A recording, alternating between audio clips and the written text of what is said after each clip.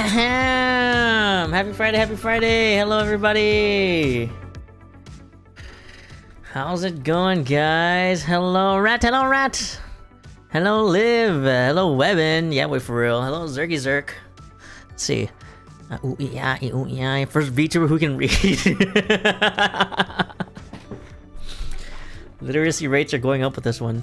You know, I am glad. I was gonna say, I like mostly listened. I mean, I did kind of mostly listen to it, but I also read along because I was gonna say I'm glad because there's nothing like my work is kind of boring right now. There's nothing to do. So I just kind of I just read Shakespeare. That's yeah. So I mean, listening to it isn't so bad, but I feel like I need to read it while also listening to it to like. Especially when we're talking about Shakespearean English or whatever. How the fuck? Fucking, I don't even know what century there is. Don't mess with me, I want Friday so bad. Today's actually my Friday, so happy Friday! Yeah. Hinakoku-san, hello! Oh my gosh! Happy to see you guys. You know, funny you say first Vtuber you can read. Funny you say that, actually. Bro fucking died. I didn't die. Hello, Henry! Hey, fuck you, Birdman. Hold on, wait. I'm working on something. I will give you keys once I... Hey, fuck you. Once I start. Okay? Hey, fuck you. Keys will happen. Just give me a hey, fuck you. What the fuck? Thank you for wasting channel point. Hello, rat. Hey, fuck you. What's your goddamn problem, guys? Come on. Hey, fuck you. What's your... Give me a sex. Just one sex. Okay? That's all I ask. Hey, fuck you. Hey, fuck you. Hey, fuck you. What was I gonna say?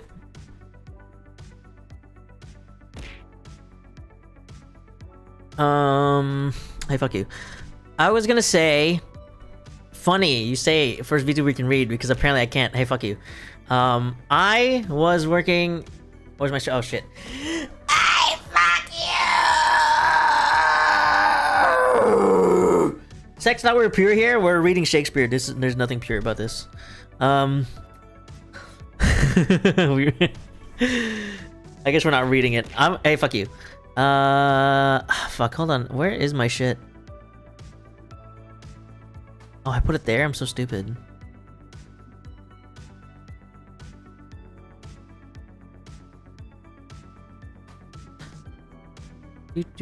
Do.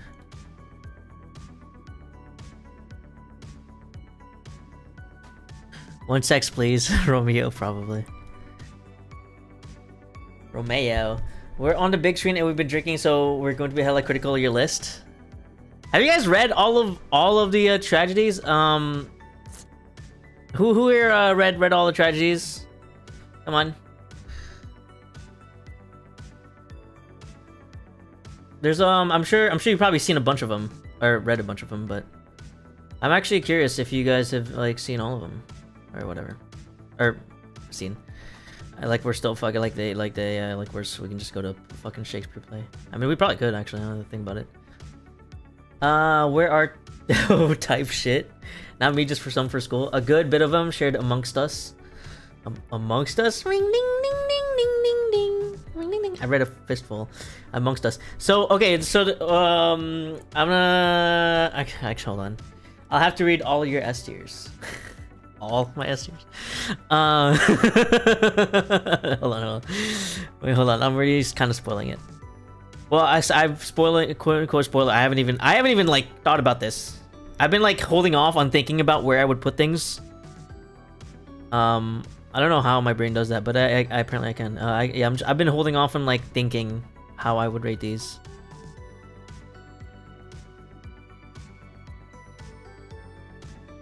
I played Benvolio in high school. Stoked for this tier list. Oh, hello, Fran! Hi, Fran. I do like handling, especially the out-damned spot. Soliloquy. Rate what? We're doing cock ratings. I baited everybody here. We're doing cock ratings. My favorite prop, the bite of 87. Is the shaky's always gone? Somebody used it. I'm working on something right now, okay? Give me 1 sec. Jesus Christ. Come on, guys. I don't know what kind of sex you guys have, but it's usually not that short, okay? And if it is, I'm sorry. Sorry. What this there it is.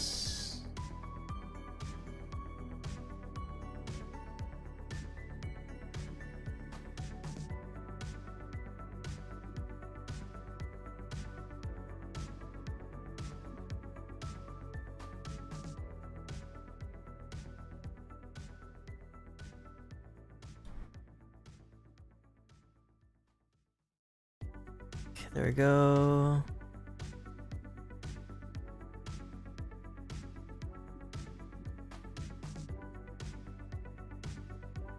If it is a troubling issue, heal tubs. One what? Sure. Yeah, basically, yeah. What the fuck is going on? Hold on, my like thing isn't showing up for some reason. Sorry, I meant to do this before. Well, so okay, so here's the thing, guys. I wanted a cool, cozy background, and I was like, okay, it probably won't take too long to find one. It was kind of a last-minute decision. So what happened was, I was like, okay, well, let me just buy this one real quick. It's like $1. I bought it. I was like, this one looks good. And then I put it on. Okay, I put it on. By the way, I got home 30 minutes ago, so I had 30 minutes to do this, and yeah. I put it on. I'm like, oh, okay, this looks okay. And then I look closer. I'm like, this looks like ass. Why does this look like ass? And then the looping isn't even like correct.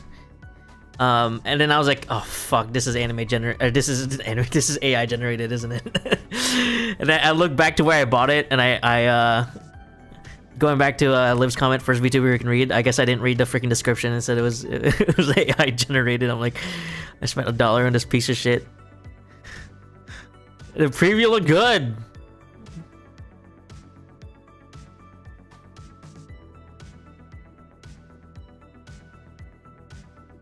Hello, Science. Somebody's next to me. I can touch him. Well, that's cool, I guess.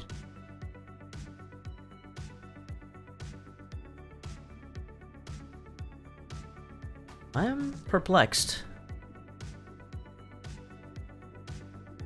Why is this bugged?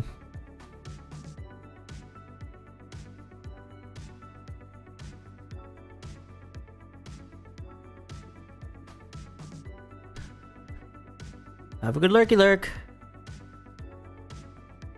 I might just have to make a new capture.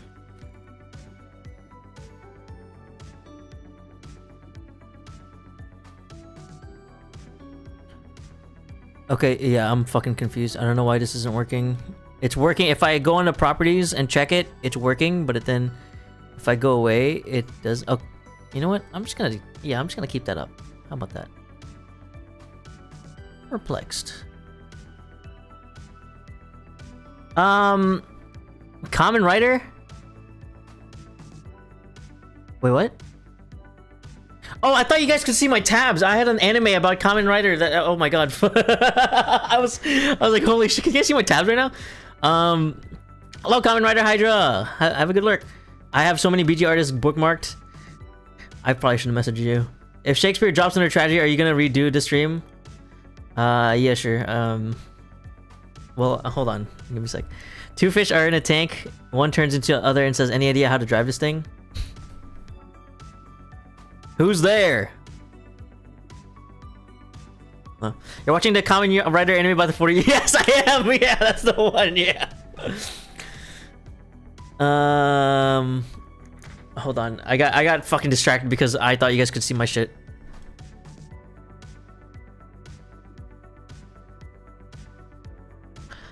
Okay. I hope this works. All right, we're gonna start with keys because Kinakukusa. That was the first thing Kinakukusa fucking did.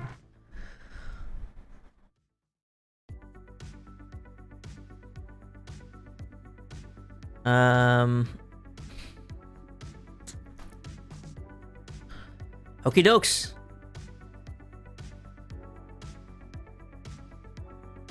Is it my preview? I think it's the preview is why. Oh my god, it was. That's why it looks so. All right, I think we are ready. I hope.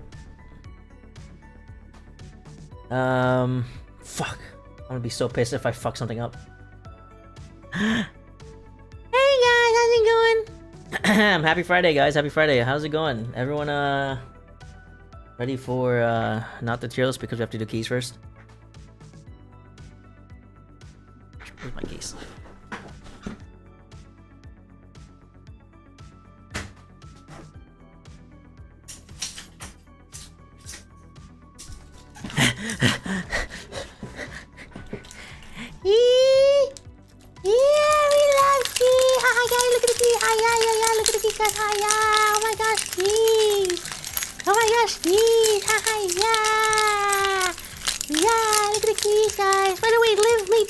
My classes for me, yay! We love Liv. Yay, baby loves skis. Can I go get some love skis? No, none of them keys! Mazel, don't none of them keys! Oh my god, Sir's going freaky with the keys! Can I go get some love skis? Yay!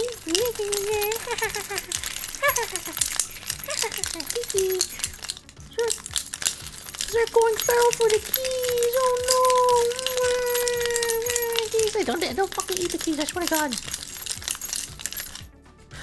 Are we good? Are we Gucci? Yay! Okay. I'm gonna... Oh, how do I do this? I just realized I totally fucked up my positioning because of... Huh. Well, anyways, without further ado, guys, why don't we get started by going to the correct scene. Let me not neglect my YouTube chat, who's gonna be very critical about what I say. All one half of them. Let's see.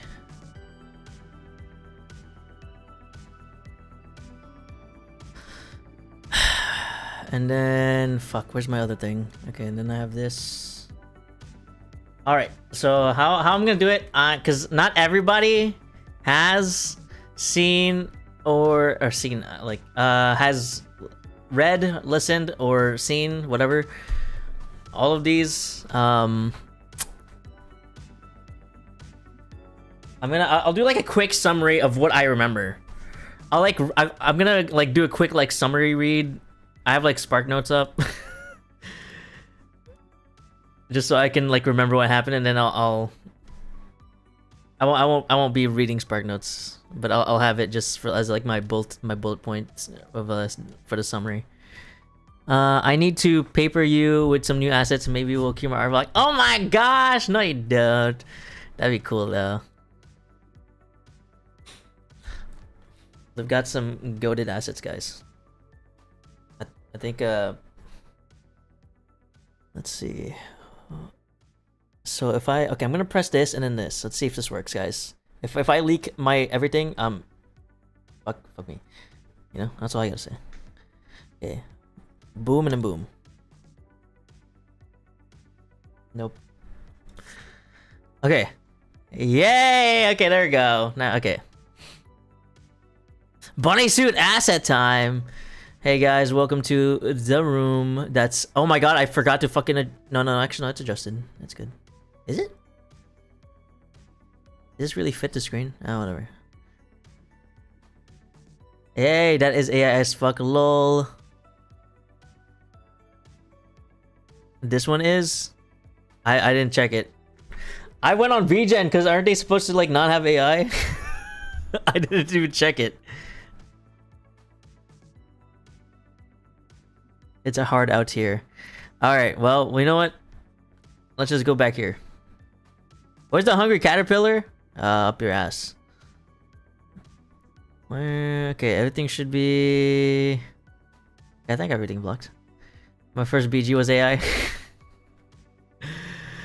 You should have seen the shitty fucking animated one. Wait! I had a back... Wait, I just remembered. Hold on. I forgot I bought another one and what... I think that one was fine. Hold on.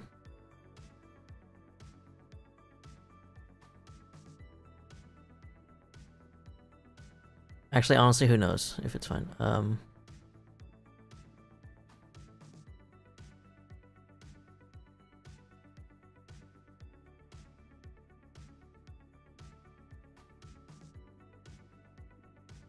I think I'm showing the fucking there.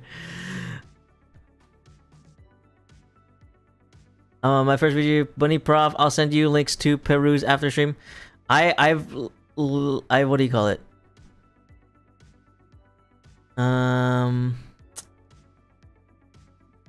I perused the links I had, and there was nothing there, unfortunately. But yes, please send me. Please send me. That's Master for Crop, no info. Yeah, I'm not actually too worried because I have everything cropped perfectly, and also everything. What do you call it? Everything in on my webpage is. I have a thing that like changes text. I forget what it's called. So anything that has my name in it is just gonna say my name, which is Professor VDW. You know. Let's see. Ponyify, I believe so. And it works. And I also have it for like my email and address and stuff.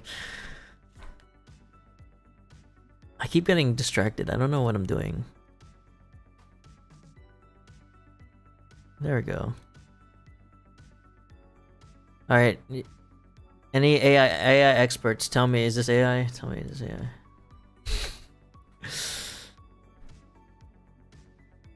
All right. There we go. We're in the library. Isn't that cool? I posted that tip to Twitter like years ago. Lol. Yeah. I remember that. That looks good, actually. Hell yes. Gay eye. Gay eye? Nay, nay, nay. The scroll wheel is fucking annoying me. Okay, there. Alright! I think we're good now. After like 50 years. It wonder increase unless I use it, apparently. Also, hello, Yummy! Oh! But the streak doesn't? I thought it should. Wait, did I miss something? Alright. Yay! So, let me preface this. Prologue. Alright. I included, alright, so I have 12 here total, I believe. Last time I counted, it was 12. I included some plays here that are... Okay, so I'll just say, I think Cymbeline, I think, is considered a tragic comedy. From what I did a little bit of research on some of them, but I didn't get too in depth with it. It's like kind of a tragedy, kind of not. So but I still included it, or kind of a tragedy, kind of a comedy. So I included that. Troilus and Cressida at the end here is also, I think it was originally a comedy, and then people, wait, was it this one? Yeah, I think it was originally a comedy, but then I don't know, fucking historians decided, you know what? No, we're actually gonna fucking classify it as a tragedy. So I was just like, whatever, I don't care. So I just added that. I just listen to it, whatever. Our 11 plays is Antony and Cleopatra, Coriolanus, Cymbeline, Julius Caesar, Hamlet, King Lear, Othello, Romeo and Juliet, Timon of Athens, Titus Andronicus, Macbeth, and Troilus and Cressida. I've been waiting for this. Folk is doing Shakespearean tragedy tier list. Yes. We're doing a tier list on Shakespearean tragedies, guys. Isn't that cool? Aren't I cool? Guys, I'm like a real professor now. Don't you think? What do you think? I had something else to say. I put this stream on my Outlook. I was so excited.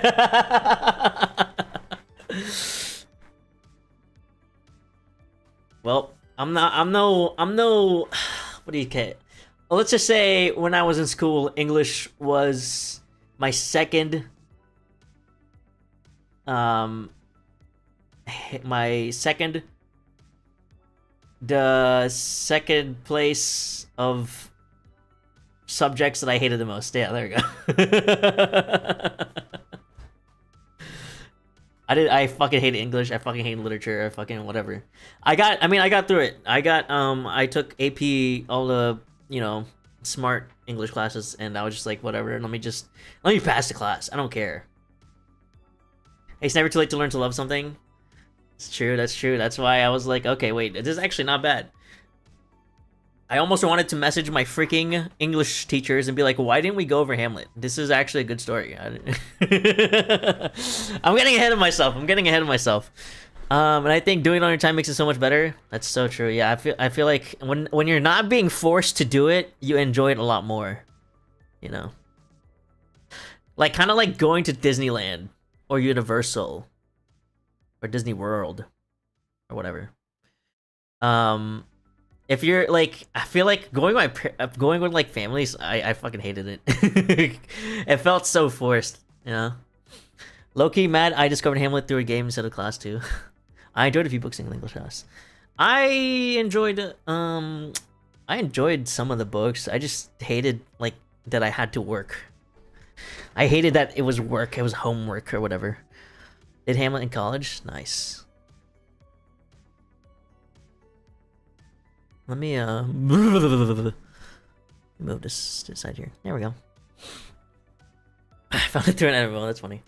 Man, I have some things to say about Hamlet, but we'll get there when we get there. What else was I gonna say? So yeah, the whole point of me saying that was I didn't pay attention in English class. I'll just say I paid attention enough to fucking pass. So if you guys are like more pretentious than I, and you know, well, actually, he was actually a foil to Antony to show that Antony. I don't know. You sure? This is actually a Billings Roman, if you think about it. Yeah, cool. I don't know. I'm probably, I probably won't understand that, but feel free, even though you sound like a bitch. Feel free to type in chat though, still, and say that, because I am actually interested in your point of view in this. Baby steps to find that shit fun. Yes. That's a joke. You don't sound like a bitch. You sound like a nerd. But this is a nerd friendly stream today. No lockers. No shoving in lockers. You are free to express your opinion, whether it's wrong or right. And let's face it, if it's against mine, it's definitely wrong. Okay. At least paragraph I typed out. No, type it out. All right. So, fuck. Like I said, I kind of binged through all this. I went through this for I think in a matter of 2 weeks. I went through 2 or 3 weeks. Like 2 or 3 weeks. Yeah, 2 or 3 weeks. I read through and also listened to every single one of these. So I don't, you know what binging does? I don't remember everything immediately. So I'll probably have to read through the summary real quick. But let's start with Antony Cleopatra, guys. Who's seen this? Let's see. I keep saying seen because I keep thinking it's a play. I mean, it is a play, but no one's fucking. I don't know. I'm sure you're more likely to fucking probably read this. Who's read through Antony and Cleopatra? I actually didn't even know that Shakespeare had a Cleopatra play. I know of it, but I haven't. So it's about. Let me say. I think people also kind of. No, this one is more tragic, actually. So, similarly to Romeo and Juliet, it is a cute little love story or something. It's about a guy named Mark Antony. Can you believe that? Did she really rock up in a rug? I don't know. Did she? It's been so long. There's some good 1920s movies of it. Okay. Oh yeah, his name is Mark Antony. He has a pretty cool first name. He was, fuck, I forgot his title. He was like, he's a, I don't know, he's a big guy in the Roman Empire or something. I don't know. He went to Egypt and met Cleopatra. By the way, this guy's married. This guy's married. The play starts. He's already fucking fawning over Cleopatra, and they're like fucking Loki fucking and shit. Some guys were like, Lolan Ford Diesel, yeah. Some guy, I think there were like two guys talking. I think one of his like servants or soldiers, or like one of his underlings, was already talking about like, yeah, he's been like fucking getting all clingy with Cleopatra over there. Fucking, I don't know. This guy, I don't know if I like this. Oh my gosh! Uni Cone Fox raid! Oh my gosh, Bonaboo raid! Oh my gosh. Happy Friday, guys. How was your stream? Were you guys playing Overwatch earlier? Hope you had a good stream. Hope you guys won a game or two, or perhaps 3. Overwatch clip! Yay! Yeah. If you have any after stream care to do, feel free to do that. But if you guys want to stick around for a Shakespearean tragedy tier list, we're here. We just started. We're going through Antony Cleopatra. I'm just doing a summary real quick. So if you don't know any of these tragedies, I will summarize them real quick in a very informal way. But I'll summarize it for you guys. Thank you again for the raid. Oh my gosh. Hope you guys had a good stream. 3 win, 3 loss. Whoa, that's like 1. That's like 3 divided by 3 is 1. 1. So yeah, let me start over. Okay, so Mark Antony is a big guy in the Roman Empire.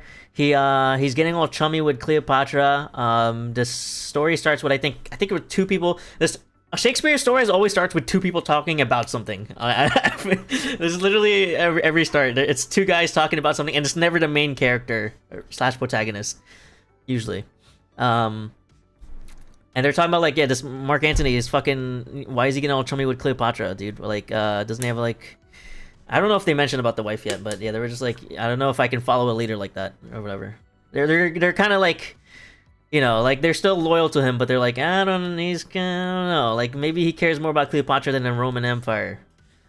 And I think that like gets even more apparent because I think a messenger comes and says to Mark Antony, was like, hey, I have a fucking message from the Roman goddamn Empire, dude. And he's like, I'm fucking Cleopatra right now, dude, not right now. And then Cleopatra was like, no, you should listen. I'm like, and he's like, no, I love you, babe. And so yeah, they're like, okay, this guy is not loyal to the Roman Empire. I don't know. I mean, you know, I think they're still siding with him for now, but you know, that's like kind of, it's showing the start of like, what do you call it? Their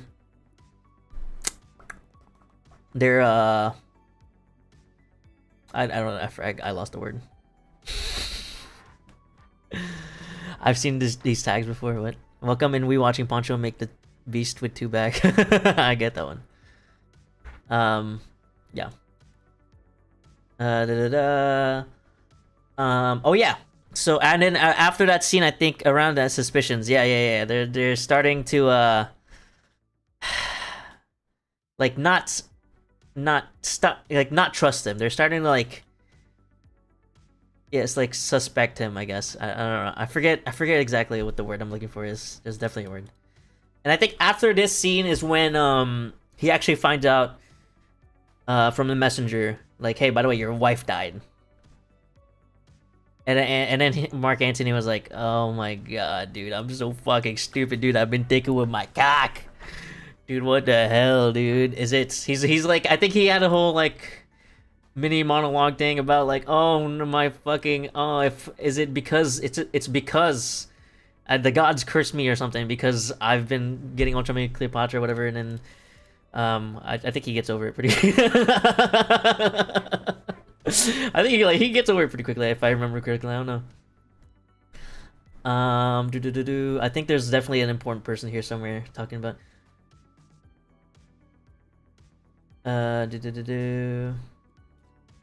Yes. Okay. So yeah, because he found out his wife died, he told Cleopatra. Oh yeah, he also like told Cleopatra by basically he's like, oh hey, by the way, I had a wife, but she's dead, so like this is okay now.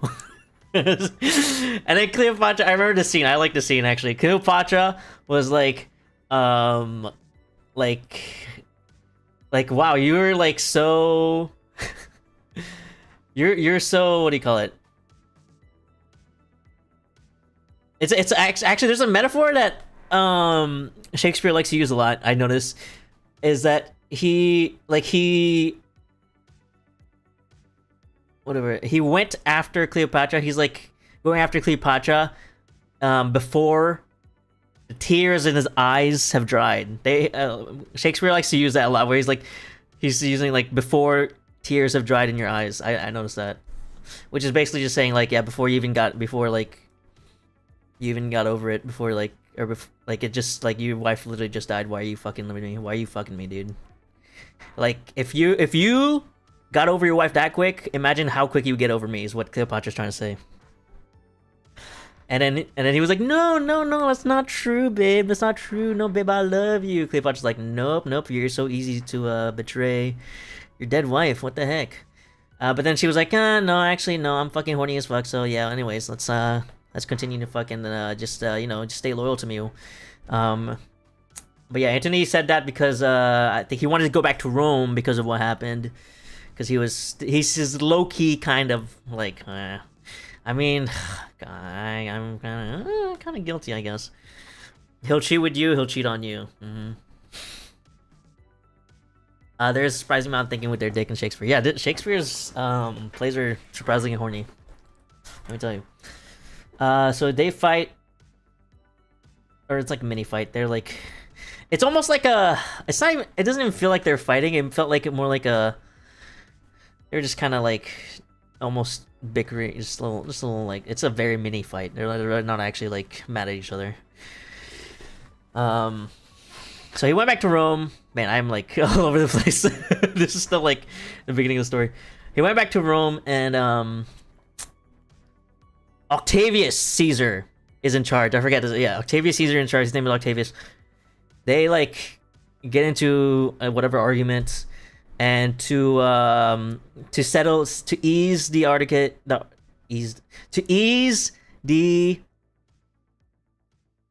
what do you call it? The tension between them.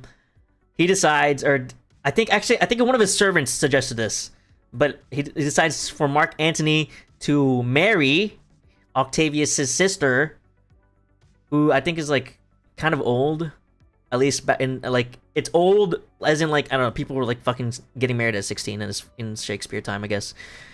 She was probably like 30 or something, 12, 20, 30, I don't fucking know. I forget.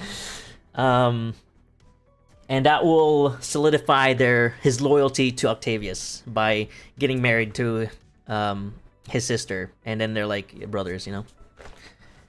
No clue what this is, but I agree. This is Antony and Cleopatra. This is the story of Antony and Cleopatra. Yes, Manabu. Oh yeah, by the way, Cleopatra sends a messenger over to Rome to see what he's up to. Is this your room? This is my library, where I also happen to have a bed that I bought on VGen real quick. I got a burp, hold on. Yeah, where else am I gonna keep my Shakespeare's plays that I read on a hard copy? Yeah, so anyways, is this fiction or history? I thought it was a Shakespeare.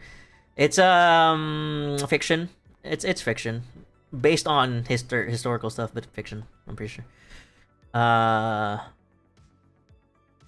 Where was I?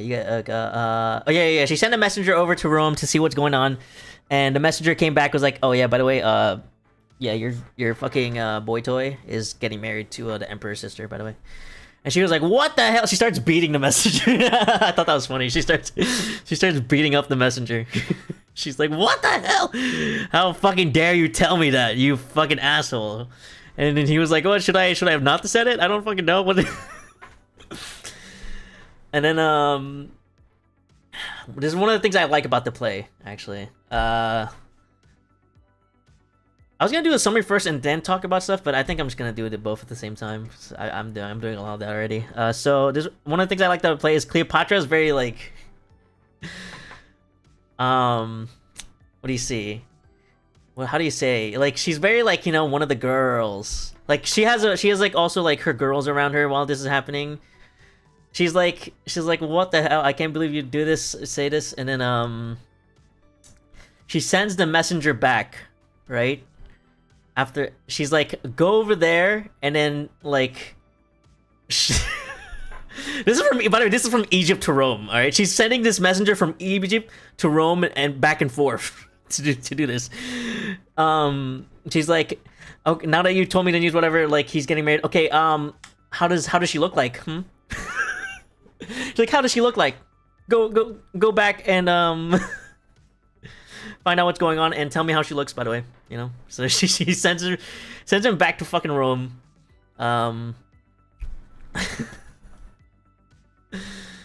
Let's see. And then some whatever, I think there's like a war going on or something. I don't fucking know, I forget. I'm just reading this, the uniform and during celebrate, blah blah blah. Truce, we're against. Yeah, okay, Octavius is, there's a war against Pompey, whatever, I don't know, who cares? I never cared about the fucking war stuff, honestly. I think that's like the most boring part of these plays, is you're talking about war and politics or whatever. Da-da-da.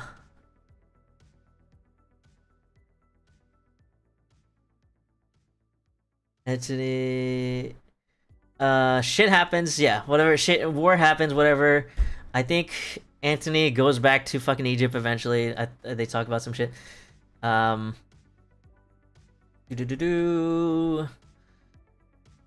think oh, it doesn't say here, but yeah, okay, so the messenger comes back. And I'm only talking about these scenes. They're not even like super important to the story, but they're like the scenes that that I really liked, that made me go, okay, this is pretty sweet.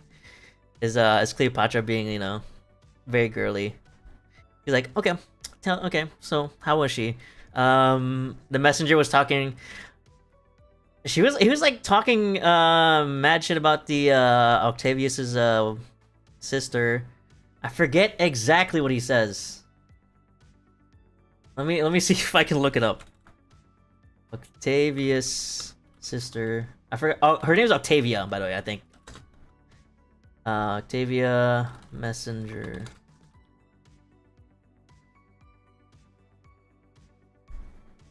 I think Cleopatra was like really like, she was like upset that they're getting married, but she was also like, I don't know, maybe Antony's doing this for a reason. Let me see why. I mean, let me find out what she's like. So she asked a bunch of questions. She asked, okay, yes, Cleopatra, one of the first thing she asks is it real? Are they getting married? And messenger was like, yes, this is real, yeah. And she was like, is she as tall as me? The messenger was like, no, she is not. And then she was like, did you hear how she spoke? Is she shrill-tongued or low? I guess she has like a sexy voice or whatever. How's her voice? How did she sound like? The messenger was like, oh no, low as in like quiet, actually, I think. And then she's like, is she shrill-tongued or low? Messenger was like, nope, I heard her talk, and she was like a quiet, like fucking loser, I don't know. And then Cleopatra's like, oh, that's not good. What a fucking loser. There's no way he's gonna like her that long. This is what she said. He's gonna get over her real quick. And then what's do? There's other stuff too. She talks about how, like, I don't know, I think she has like bad posture or something. I don't know. Something weird like that. And then messenger was like, yeah, no, dude, she's not gonna last. Oh, what? Okay, I remember this too. She was like, what's her hair color? Cleopatra was like, what's her hair color? Messenger was like, brown, madam. It was brown hair. And Cleopatra was like, yeah, no, she's not gonna last long. The messenger was like, yeah, no, she's not gonna last long either. So don't worry. Mark Antony will come back to you. Is what the messenger said. So Cleopatra feels better about this, and then the war happens, and then he's like, oh, okay, I'm gonna go back to. I think there's some betraying going on. I don't really care. I care more about Cleopatra being such a girly girl. I love it. Mark Antony and Octavius get into a scuffle or whatever, some politics. They're like, yeah, okay, and if they go against they're going against each other. So Mark Antony leaves to go back to Egypt to raise an army. He brings his soldiers over to go against them, and I think like he had a really good navy or something. I remember them saying like, yeah, if we fight in the water, Mark Antony will win. I forget how the war was going, who was winning or whatever, but at the end, basically, Mark Antony was got betrayed by his own soldiers. So own soldiers turned against him, and as I think like, I don't remember if he was acting or if he actually believed this. It's been a bit, but so Cleopatra comes out while he was getting betrayed, and he basically denounces her, being like, oh, like she's the reason why I'm fucking I'm against you guys now. She fucking bewitched me, I think is what he said. To get like, so that way he just like, you know, gets back on their good graces, I guess. I don't think it worked. I don't think it worked very well. But yeah, and then she was like, oh my god, I can't believe it. And she ran away to a tower. This is around the end. We're finally around the end. She ran away to the tower. She was like, oh my god. She talked to her girlies. She's like, I can't believe he said that. Here's what we'll do. I'm gonna go up to this tower, and you guys tell somebody, or she told somebody, I forget who. She has a messenger tell Mark Antony that she killed herself. She did not kill herself, by the way, but she's like, yeah, tell him I killed myself, and then see, oh yeah, because okay, I remember now. Okay, sorry. She's like, she was like, I can't believe he doesn't love me anymore. The messenger was like, I have an idea. I think it was the messenger's idea, actually. I have an idea. Tell him that you killed yourself, and then I'll see how he reacts and see if he still loves you. That's what happened. Okay, it's coming back to me. It's coming back to me. So he goes. He tells Mark Antony. He's like, "Hey, by the way, yeah, Cleopatra killed herself." He was like, "No, god damn it, fuck, dude, I have no reason to live. I have no reason to live. God damn it." So he goes to a soldier, his trusted soldier. I forgot his name. It doesn't say here in this summary. Fuck. He's one of his soldiers, one of his good soldiers. He a while back he told him like, hey, make sure you know you're like my trustworthy soldier. You know you have never turned on me. Make sure you do whatever I ask you, no matter how ridiculous the request is. And then back to present time.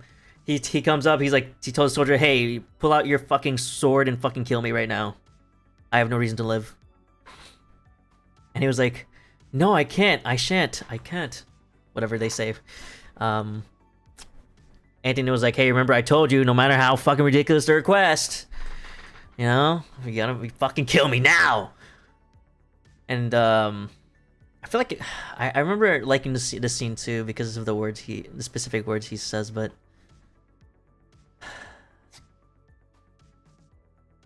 I forget. What's his name? I think his name was Proculius. No, Proculius was the messenger, I think. I'm gonna go to the end here because I don't remember if there was something about that I really liked.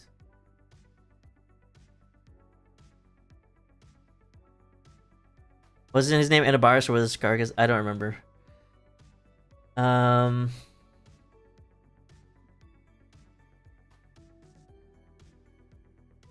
Yeah, I can't find it. Okay, but okay, basically he's like, yeah, kill me, kill me, kill me, kill me, fuck you, kill me, fuck you, kill me. He's like, no, I can't do it. He was like, I command you to kill me.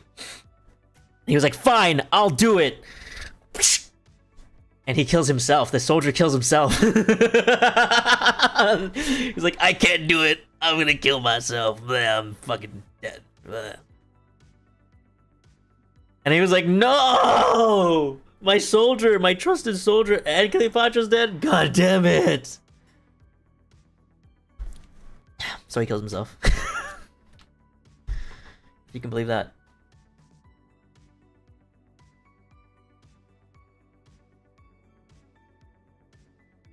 Rough day, yeah, rough day. And then, so then this happens. Octavius, I mean, he dies. The whole war was this part of this whole battle was about him. So Octavius wins, the Roman Empire wins, whatever. Yay! Octavius was like, "Fuck yes, dude." I mean, he was also like, yeah, he was like, Mark Antony was a good guy, despite everything. We're gonna give him a proper burial, proper like funeral. And then he was like, also we gotta take Cleopatra, who is, by the way, is actually alive. We're gonna take her as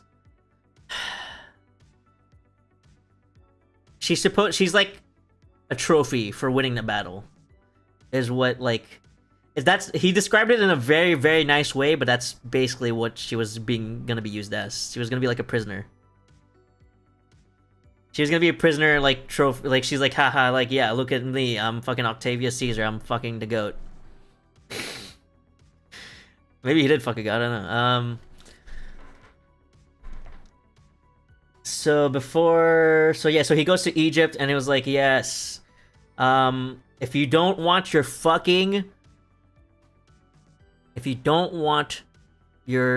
motherfucking, family to die, because I think she has children. You don't want children to die.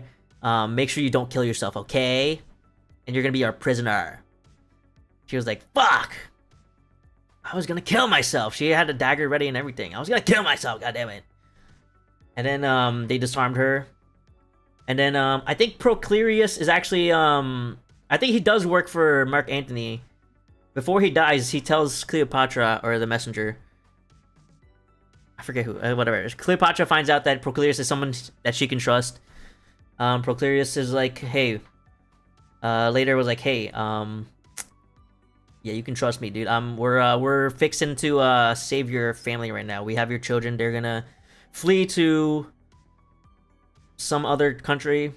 Don't worry, we got you. And also here, he gives her a basket of, like, I think fruits, like apples or something. I don't know. And he says something about, like, hey, there's a worm in there, or whatever the fuck. He's like hinting at, like, yeah, there's something in there. There's a little something in there, I can, if you wanna, there's something in there. And she was like, okay, thank you. And she gets her fruit basket or whatever with, and she was like, oh, fuck you guys, I'm killing myself. There was a fucking snake in the basket. She had the snake fucking bite her, and she got poisoned to death. And then the end! Yay! Happy ending! Classic tragedy. Everyone dies. Well, what do you guys think? You guys like my summary? That was a lot longer than I thought it'd be, but I was also kind of commenting on each scene and stuff. But yeah, I hate when someone kills me with a snake. Oh, she killed herself with the snake because she didn't want to live as a prisoner of Rome. Actually, I remember. Yeah, I like that story. That was a good story. I remember. I think right before this, I was reading another play, and it wasn't. The play didn't feel tragic, so it was nice going to this after reading that play, and then going to this and being like, "Oh wow, okay, this is actually a tragic ending." We're back to the actual tragedies. I would grab the snake and use it to stab into my neck to really give a good ending. That's exactly what happened. Well, actually, I don't know where. I think she specifically said it bit. She made it. I forgot if it said exactly where the snake bit, but yeah. I like that story. I liked how Cleopatra was very like girly girl. You know, she was very like she was a mean girl. That she was a mean girl, and she had her mean girls with her too. You know, I thought that was a good way to portray her. I thought that was cool. She was such a mean girl. I think that was the highlight of the story. I could care less about Mark Antony. I didn't really care about him. Or the whatever fucking war was going on. There was some fucking backstabbing going on in there in the fucking Roman Empire, but God knows. Like I said in the beginning, it was because like they could kind of tell that Mark Antony, was kind of liking Cleopatra more. He was devoting himself to Cleopatra more than the Roman Empire, so he's like, yeah, we can't trust this guy. So, yeah. So if I had to put it on a tier list, I thought that was a good story. I'm thinking, so I might have to like rearrange this later, because like when I'm saying like in comparison to other things, that other stories I liked. No, actually, okay, yeah. I think this one, I like Antony Cleopatra. I think it's an A tier. I think it's A tier. I know probably not everybody has read it or listened to it, so it's hard to have a good opinion exactly through my shitty summary. But yeah, proper tragic, yeah. Oh, Coriolanus, I think is the other that's next up. But yeah, well, let me hold off. Yeah, Antony Cleopatra, I think it was pretty solid. It was pretty cool. I think Cleopatra being a mean girl, and the whole messenger like scenes and stuff. I thought that made it awesome, and the fact that everyone died. This isn't like how tragic it is tier list. This is kind of just like how I like it tier list. So I forgot. I should have said that first. Yeah, this tier list is based on how much I liked it.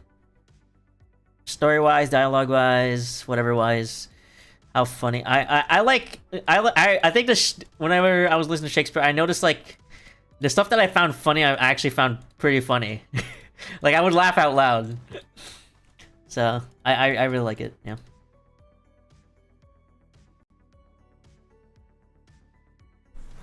So that's a good one. Proper tragic. Very cool, very cool. Very swag, very YOLO. Let's move on to our next one. Is Coriolanus. I like that name. Anus.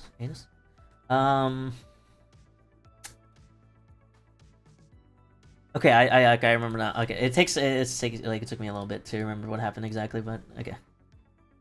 Alright, let me go through the summary. I'm trying to like remember it first before I read the summary. Isn't it more like anus? I'm gonna be not pronouncing any of these correctly, just so you guys know. Isn't it more like anus, like the Markiplier channel? Probably, yeah. Probably. I'll tell you right now. I'm gonna keep calling this Timon of Athens. It's Timon. His name is Timon, like Simon. His name is Timon. I call it Timon. I call it Timon. I might call it Timon or Timon. You'll hear me say Timon or Timon, because that's how I first read it. When I was reading it, I was like, okay, let me do Timon of Athens next. And then I heard the audiobook was like Timon of Athens. I'm like, okay, whatever. Who cares? Yeah. So Coriolanus, this guy. I think this is also one of the ones where it's like it's called Tragedy of Coriolanus. In the first folio, it was considered a tragedy, but I think some people have also been like, I mean, it's not that, and you know, it could also be a different genre. I forget which one. But yeah. So let's see here. Yeah, so I remember the scene starts. Two guys are talking, if you can believe that. Okay, they're talking about famine. There's a famine going on. Oh my god. There's an ad break. Okay, I'll just keep going until the ad break. There's a famine going on, and or I'll just do the intro real quick. There's a famine going on. People are like, "Oh my gosh, dude, fuck Curl Anus, dude." Oh no, fuck Caius Martius, because he fucking hates the lower class.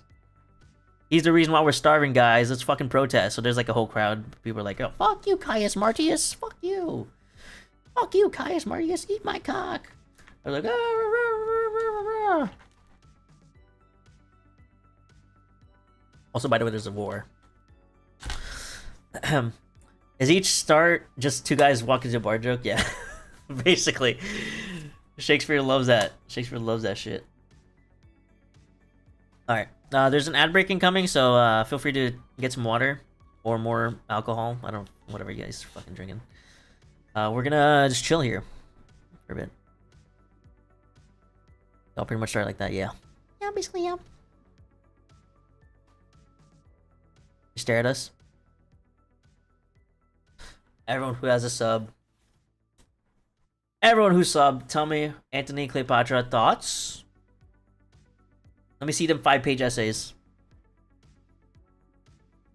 I need a 5-page essay. What do you think? I'm also gonna like read through this.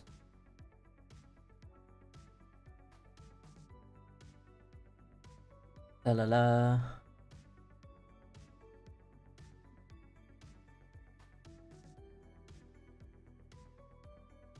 Yeah, I mean, yeah. I remember this being a pretty like. I mean, it's Coriolanus. Coriolanus is I mean, it's like 5 acts. I think all these are 5 acts stories. They're pretty quote unquote long, but the stories themselves could be boiled down pretty short or long depending on which play. I think this is one of the shorter ones. Falls into a stereotype of way too sexy woman who ruined a man instead of the man ruining himself. I see. Did she have the snake bite her in the boob? Kind of. I think yes. That was it. Yeah. It bit her in the boob. That was the whole thing. I remember it specifically saying like it bit her somewhere. I forget where. I forgot.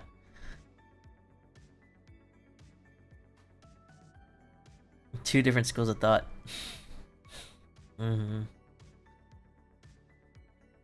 Way too sexy woman. Way too sexy woman.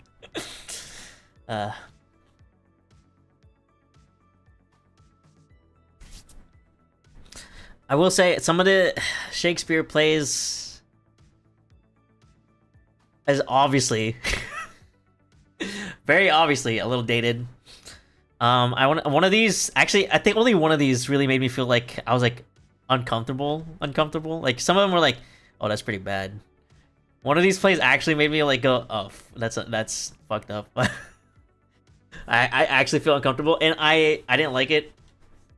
And then, but it kind of made up for it at the end. They are old. Yeah, they're old. So you know they're gonna be very dated, very obviously dated. But yeah.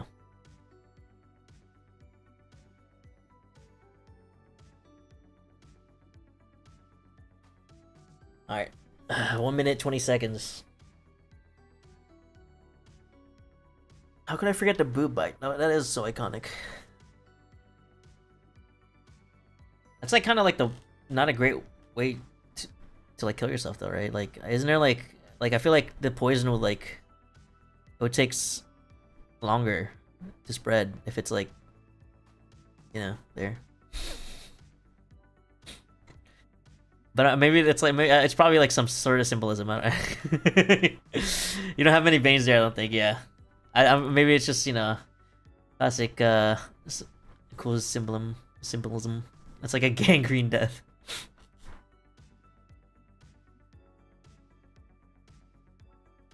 But you know, there's a lot of stuff in Shakespeare. I was thinking about this the other day. I'm like, dude, what if Shakespeare existed today and made all these plays? Like, if these didn't exist and then he made them now, I feel like people would be like, maybe people back then also did this. Maybe people would be like bitching about, oh my gosh, that's so unrealistic, dude. What the fuck? Dude, no fucking way, dude. No fucking way. No fucking way the fucking boob bite fucking killed her. That doesn't make any fucking sense. She should have bit herself. She should have bit somewhere with the veins. Right? Super fatty tissue. I wanted a diva down moment, I guess. Yeah. I was thinking about that. I was like, dude.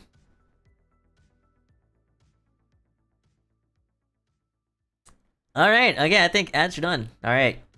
Back to Coriolanus. Hey, welcome back, guys. There's a famine going on. People are saying, Caius Martius, fucking come down here and fucking die! We fucking hate you! You hate poor people, and we're poor. Was I peeking that whole time? I hope not. And then he's like, yeah, fuck you guys. You guys are poor. I forget if he says anything, but... And also, by the way, there's a war going on, so some guy comes in and is like, hey, fucking shut up, guys. Are your audio clean, King? Thank you, yay! Thank God. There's a war going on, fuck off. We need Caius Martius for this fucking war, so you guys can fuck off kindly, thank you. So then, cause I think he's like I think he's a general. I always forget the titles. He's important in the war. I'm pretty sure he's like a general. And he's like a goddamn good general too. They get him in the war, and he takes over a place called Coriolanus. Oh no. Coriol, I think, is the name of the place. It's a city in Italy. A city in Italy called Coriolis.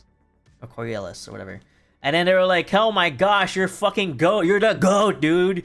You're such a goat. You need a new fucking name. His name is Caius Martius. Caius Martius, you're such a fucking goat. You need a new name. We're gonna fucking call you Coriolanus from now on. I don't know if that's like a normal practice back then. But yeah, so that's what happened. That's why he's called Coriolanus. Caius Martius, more like Coriolanus. Exactly, title drop. So he returns home. He's like a fucking hero, right? The people in the Senate in Rome are like, dude, you're so fucking cool, Coriolanus. We need you in our ranks, brother. I think it's called like a consul. CONSUL. I never actually looked up what that is. It's like a person in power in office somewhere. I don't know. He's like, dude, become a fucking consul, dude. And they're like, yeah, everyone's like, yes, except for two bitter assholes. Or, maybe they're not bitter assholes. Maybe they had a point. But, let's see, what did it do? What's his name? Brutus. I don't think it's the same Brutus in... I actually don't know. Actually, what's his name, Brutus? I think it was Brut... Yeah, his name was Brutus. Brutus and Sicinius. Yeah, Brutus and Sicinius were like, actually, no. Actually, we hate Coriolanus. We actually hate him. Because he's an enemy of the people. Which is kind of true. He hates poor people, so, maybe they're a little bit justified. But, so they're like... First of all, Coriolanus was like, didn't want to be a consul. Holy shit, I just remembered. Okay, Coriolanus did not want to be consul. But I think he gives in, because they kept asking him. And then these guys, Brutus and Sicinius, were like, yeah, fuck you. You have to get, like, the people's vote first. The common people need to agree. Or whatever, So they do that. They go to the market square. The central market square, whatever the fuck. And they're like, hey guys, what do you guys think? Coriolanus as consul, question mark? And the consuls, the other people in the Senate were like, you should say yes. He's pretty good. He's a hero. The hero, he won us this war, basically. Oh, by the way, it's the other, the people they're going to war with, the main guy, like the leader of that other place is called Tullus Aufidius. But yeah, anyways, go back. Yeah, he won the war against Tullus Aufidius. What do you think? Guy attending Shakespeare play in 1606. Is this the same Brutus? Who knows? Maybe. And then they were like, the Senate says, yeah, I guess, whatever. So then they were like, yay! Coriolanus, you're finally part of the consul, yay! They were 1 year apart now, I know. Oh,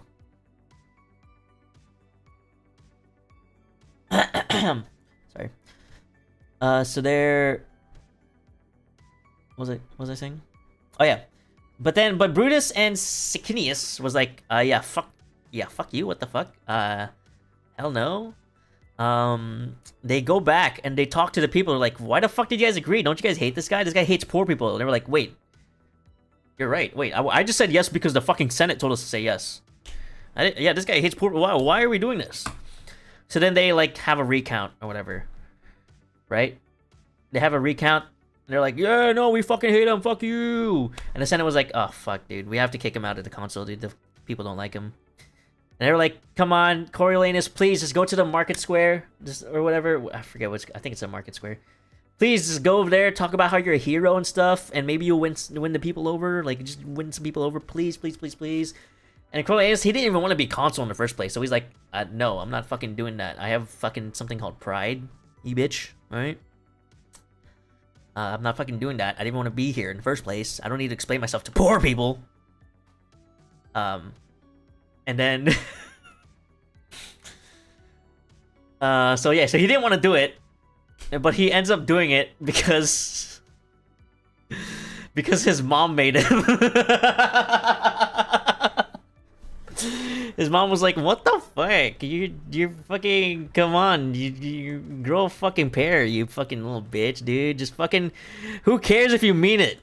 She was like, who cares, even if you don't mean it, just fucking act like you do. Just act like you do. He was like, ah, fine, mom. God.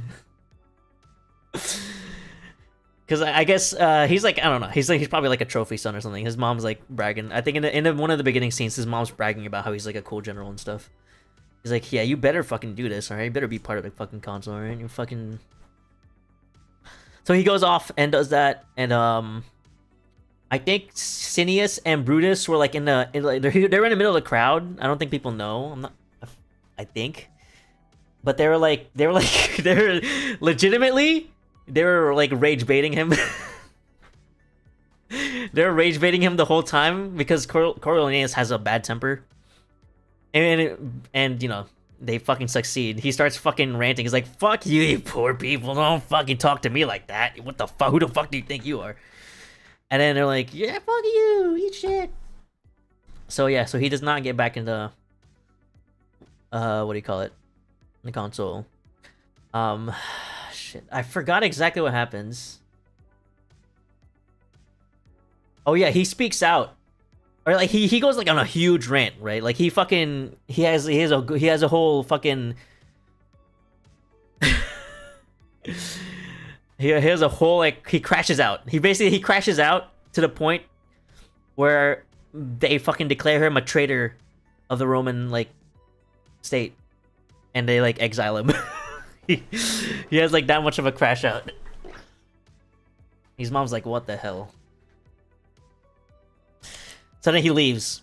He gets exiled for having a crash out at the fucking the comedy club or whatever. And then so he's pissed off. He's like, fuck these fucking peasants. I can't believe they got me exiled. Fucking motherfuckers. I'm gonna go to the fucking Ophidius's place, which is I think Volskia or something like that. Guy leaning over again. They're in Rome. Are you sure it's not the same person?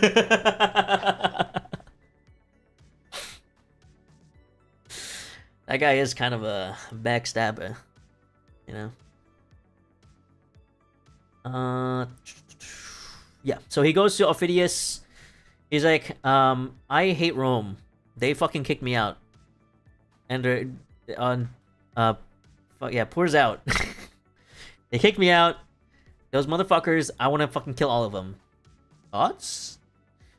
Ophidius was like, holy shit, this guy's the reason we lost last time. Fucking yeah, dude. Let's fucking kill him, dude. But then they had a peace treaty. So they're not supposed to do this, but yeah, they're like, yeah, fuck yeah, let's they raise an army, they fucking march over to Rome. This was back then, so they like instead of just going like starting the war, they like have like they talk it out first. like the leaders or whatever. I think no, actually not the leaders, but like Coriolanus is like outside of like the city gates. He's just like talking to. He's like, hey, I'm about to fucking kill everyone. And they're like, can you not? Can you not? And Aufidius is in the back. He's just kind of watching from like all the way like fucking miles away. I don't fucking know. He has like a messenger telling him what's happening. They're like, what if you didn't? What if you didn't? And he was like, no, I'm gonna kill you guys. And they're like, guys, get Coriolanus's mom and wife here and sons. Talk him out of this, please. Yeah, so his mom and his fucking wife and like, I think he had like a couple sons, a couple children. They all come out. They're like, can you like not like this is where we live. This is where we were born. This is, you know, like, don't turn on us, please. Coriolanus was like, God damn it, dude. You are my fucking wife and you are my fucking mom. Fine. Yeah. These poor messengers, I know, right? The whole time I was just thinking, I'm like, damn, they don't have phones and shit, dude. They're just having this messages go back and forth. Holy shit. So yeah. So then he was like, fine. Soldiers out. Fucking, he marches back over. By the way, this whole time, Aufidius was kind of like, by the way, after he's kind of like plotting. He's like, after we take over Rome, I need to kill him because he's kind of a strong general. People might want him to be the leader instead of me. And then, he was like, oh, well, he fucking failed. He just fucking ran. What the fuck? What a loser. Well, now I have reason to kill him. So, yeah. So then he goes back. And, he goes back. Or what I got? Well, whatever. He goes back, he fails. He shows up in, Aufidius's place or whatever. Aufidius was like, hey, yeah, what the fuck was that? Why didn't you like take over? I thought you were like cool and stuff. He's like, yeah, I don't know. He's like, yeah, I saw. Like, dude, you really fucking, you let women fucking like persuade you from fucking taking over or whatever. I was like, yeah, I guess, you know, fucking whatever. And he starts like, they start like ridiculing him, and he, you know, he has a bad temper. He's like, you know what? Fuck you, dude. Fuck you. You're a piece of shit. And fuck you, and yeah. Also, fuck poor people. So he's getting like, you know, he's getting. Oh, they're not really rage baiting him. They're literally fucking throwing insults at him. He's like, fuck you, dude. I'm the fucking goat. Don't fucking talk to me like that, alright? I fucking beated you, bitch. And he was like, yeah, basically, fuck you. And then he fucking gets killed by. He gets killed by the fucking Aufidius. So, yeah. At the end. I'm always surprised how expressive your model is, your fucking wide-eyed sigh. Did I do that? Can you imagine important people sending messages on these long journeys and the message is just a meme? I feel like that probably happened in one of these, I forget. What?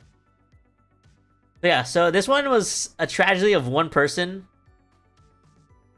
Which I was like kind of meh at first. But like I did kind of like, the story was okay. You know, what are you guys' thoughts? You guys' thoughts? This guy hates poor people, gets kicked out. He gets kicked out of Rome, finds a place. He's like, okay, I don't belong here. Let me go here and like get revenge. And then the place where he goes to ends up killing him. And I guess that's pretty tragic, yeah. Nobody loves him. He's too, you know, short-tempered. 10 out of 10, I hate the poor again. There's a story of a guy, like, Liv was saying earlier, there's a story of the too sexy woman. Way too sexy woman who ruined a man instead of a man ruining him. This is the man ruining himself. I mean, he was a great, like, he was a fucking goated-ass general. People fucking loved him. He was a hero. All he had to do was not hate the poor. All he had to do was not get rage bait on Twitter. And he could have been, like, a very powerful guy. but he hated the poor so much, I guess, that he was just like, he got exiled. He had his fucking Kramer crash out. Don't be a class traitor, yeah. So, yeah. Tragedy of Coriolanus. It's not enough being such a war hero, you know? This one's hard to say. I mean, it was a fine story. I want to put it in B, but also it wasn't like that great. I don't know. See, I feel like if I had something in B to compare it to, I would know more. I think I might put it in C for Coriolanus. No, I'll put it in B. I'll put it in B for now. I feel like it's not that. Yeah, it's not that tragic. This is one of the ones that are like, it's a tragedy, but it's not. Not really. So people, I think whatever whatever literature historians were like, yeah, I mean it's pretty it's not like a tragedy, so we might re-genreize it. I don't know what the name for that. What are you change? They're good. They sometimes like change around the genres of these, even though like it was said it was supposed to be something else. And I think this is one of the ones where like, I think they said like it might be closer to a comedy than a tragedy. I don't know. But yeah. Hello, Hanachu.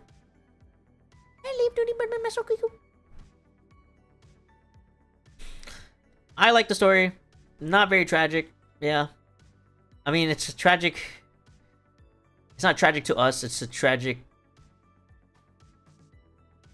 I don't know. It's tragic to someone. Fucking.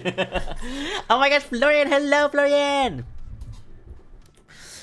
Any other thoughts before I move on? No epic messenger takedowns. Yeah. Not much distance other than the two cities, the two people having wars. I guess not much messaging. Hello, I'm barely conscious, but I am in your pocket now. Okay.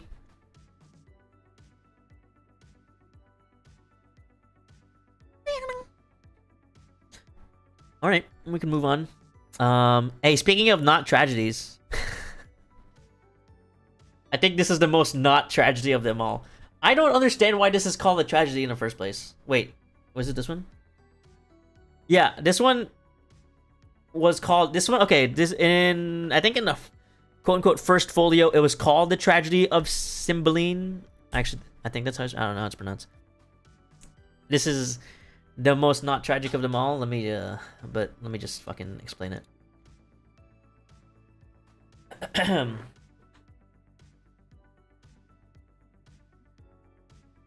Oh yeah, sorry, I forgot to ask before. Who I'm guessing not many people here probably knew about the Coriolanus thing. How about the Cymbeline? Anybody know about them Cymbelines? Anybody know about them Cymbelines?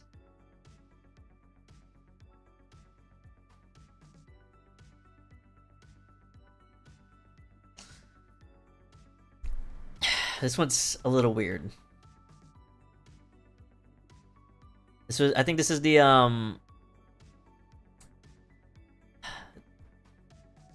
what do I say? How do I say this? This is one of the most recent ones that I just read, kind of. No, I'm uncultured. I am finding out. Okay.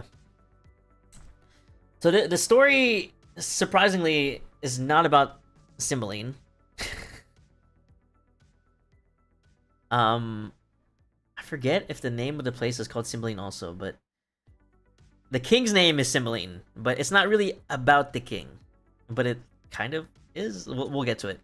So the story is about Imogen. I forget. I think it was Imogen. I'm gonna say Imogen. The daughter of the king Cymbeline, named Imogen. Isn't that the thing that some people ride to get off?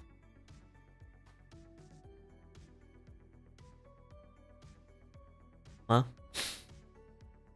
Fresh off the dome. Imogen? Should be right. Imogen, okay. right. Okay. Cymbeline wanted Imogen to. They were arranging a marriage, or you know, they're like, hey, you should marry this guy. There was a new queen. Cymbeline got married, and there's a new queen. And the queen has a son named from the previous marriage, obviously. What's his name? Cloten, son of Cymbeline's new queen. There's a and the queen's son, Cloten, was supposed to marry Imogen, the king's daughter.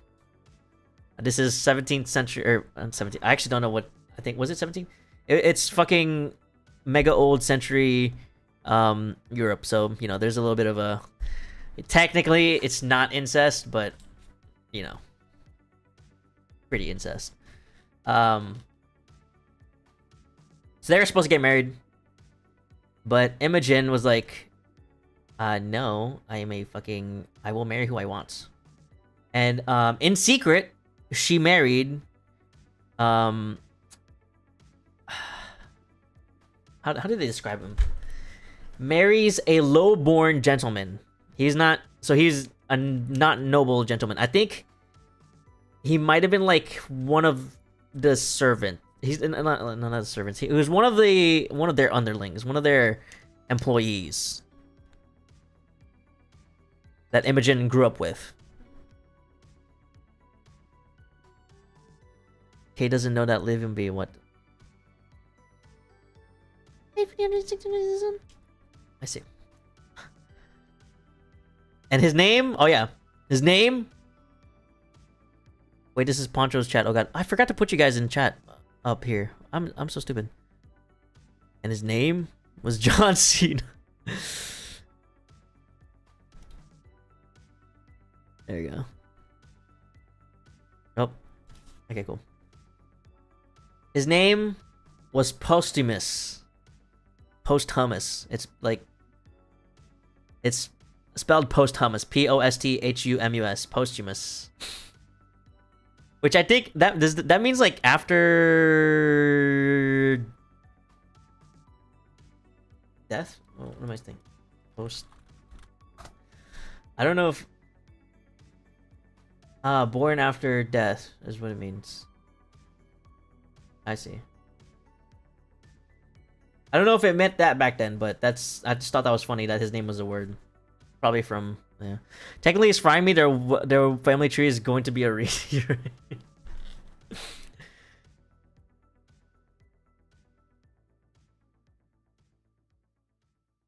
Okay, posthumous. Yeah, okay, there. Yeah, so she got married. Imogen got married to Posthumous. Cymbeline's like, what the fuck, you fucking idiot? You're supposed to marry your fucking brother. You're supposed to marry your stepbrother. All right. So then they exile Posthumous because he's like, oh, how dare you fucking marry my daughter, dude? Fuck you. Sometimes Shakespeare made up words and they became real. Yes, yeah. I did hear about that, so I do want to. Where am I? And I think they were gonna not imprison Imogen, but like, you know, be like, hey, you can't go out. They're gonna ground her. Something like that. I forget exactly. The queen, however, was like, oh, before the exile, like she snuck them together before like Posthumous was exiled, so that they could like hang out one more time in like the garden or something. He was not supposed to be there. He was supposed to be exiled, but she was like, okay, you guys hang out for a bit. Aren't I so nice? You know, I'm rooting for you guys, even though it was my stepson you're supposed to marry. Or my son you're supposed to marry. I'm rooting for you guys. You know, you guys are. I will talk to the king and try to get you guys back together, is what she said. So Posthumous and Imogen talk, and Posthumous was like, yeah, I don't fucking trust that. I don't fucking trust this bitch, dude. She's onto some shit. And then they have their talk, and then he leaves when the king starts arriving. He goes somewhere. They're like, oh yeah, Shakespeare also loves to do this. They make every time like they're about to like leave each other, like to go to 2 different places. They're like, promise me you'll be loyal or something. Like they specifically say that. Or something. Promise me you'll be loyal to me. Which, you know, I mean, they're about to like leave each other. Right? I guess it makes sense that they would say that, something like that. So yeah, but I think it's important in this story because it's like, promise me you'll be loyal, blah blah blah. So then Posthumus leaves. I think Cloten's like, hey, what up, Imogen? Like, by the way, Cloten is like a fucking idiot. I don't know how to like show it. He's a spoiled brat. That like he thinks he's he's a spoiled brat and he thinks he's hot shit, but he is actually like nothing. he's an absolute loser. He's an oaf. I think they describe him as an oaf. I think he's like, yeah. He's always like, oh man, if I had seen Posthumus, I would have beat the shit out of him. Everyone was like, no, he would not have. He would not have. Yeah, so he's like trying to like talk to Imogen. Whatever. He's like, hey, so yeah, you wanna like, you know, we're like supposed to be married. She's like, ew, no. He's cold piss. Cold piss. She's like, yeah, fuck you. Posthumus is way cooler. So then we go to a different scene. Posthumus is... Where is he? Where the fuck is he? Okay, so I think they're in Britain right now. Yeah, he's the British king. They're in Britain. He went to Italy. Okay, Posthumus went to Italy. He has a friend named Iachimo. They were like, he was talking to some guy, whatever. Oh, I forgot to say, by the way, this story starts with 2 guys talking. By the way, this story starts with them talking about what happened, not about the whole like Imogen getting married and stuff. That stuff didn't happen in the actual story. It's about 2 guys talking about that happening. By the way, okay. Let me go back. Anyways, they're in Italy. These Posthumus and some people are talking. His friend Iachimo returns to Italy. He's like, hey, what's up, dude? They're talking whatever. Before Posthumus left, actually, Posthumus gave Imogen a necklace, and Imogen gave Posthumus a ring to like show their love and stuff. Forgot to mention that, but yeah, they're talking about that. I think Posthumus mentioned like, "Hi, yeah, look at my ring. Yeah, this is from my QGF that I'm not allowed to see because she's like, yeah, because I got exiled and shit." And Iachimo, and he was talking about how like, yeah, she's gonna be loyal to me. She's loyal. She's like very loyal. I'm very gonna be loyal to her. She's gonna be loyal to me. Iachimo was like, he was like, you know, Barney Stinson looks like an challenge accepted. What the fuck, dude? I think he specifically says there is no woman alive that cannot be seduced. I think he says something like that as like a challenge. He's like, yeah, he's like, she's not gonna be loyal, dude. There's no such thing as a woman that can't be seduced, is what Iachimo says. She goes to another school. She's totally real, guys. She's real. She's loyalty too. Yeah. Or she's like royalty. Yeah. Yeah. She's like a princess and stuff. I don't mean brag. It's like a different country now. But yeah, this guy's an asshole. Iachimo is like, so Iachimo places a bet. He's like, okay, I'm gonna go meet your GF, your totally real GF in Britain, and if I seduce her, you give me that ring. And then Posthumus was like, yeah, that's not gonna happen. She's fucking loyal to me 1,000,000%, dude. You're gonna fucking lose. In fact, if I win, you have to give me $1 million or something. I don't know. It was like money. Yeah, you have to give me a large amount of money. And he was like, huh, okay, I'll take that bet. He's like, yeah, this fucking idiot. So then Yakimo goes to Britain to meet Imogen. And then he tells Imogen, he was like, hey, I'm a friend of, Posthumous? I'm a friend. We're like friends and stuff.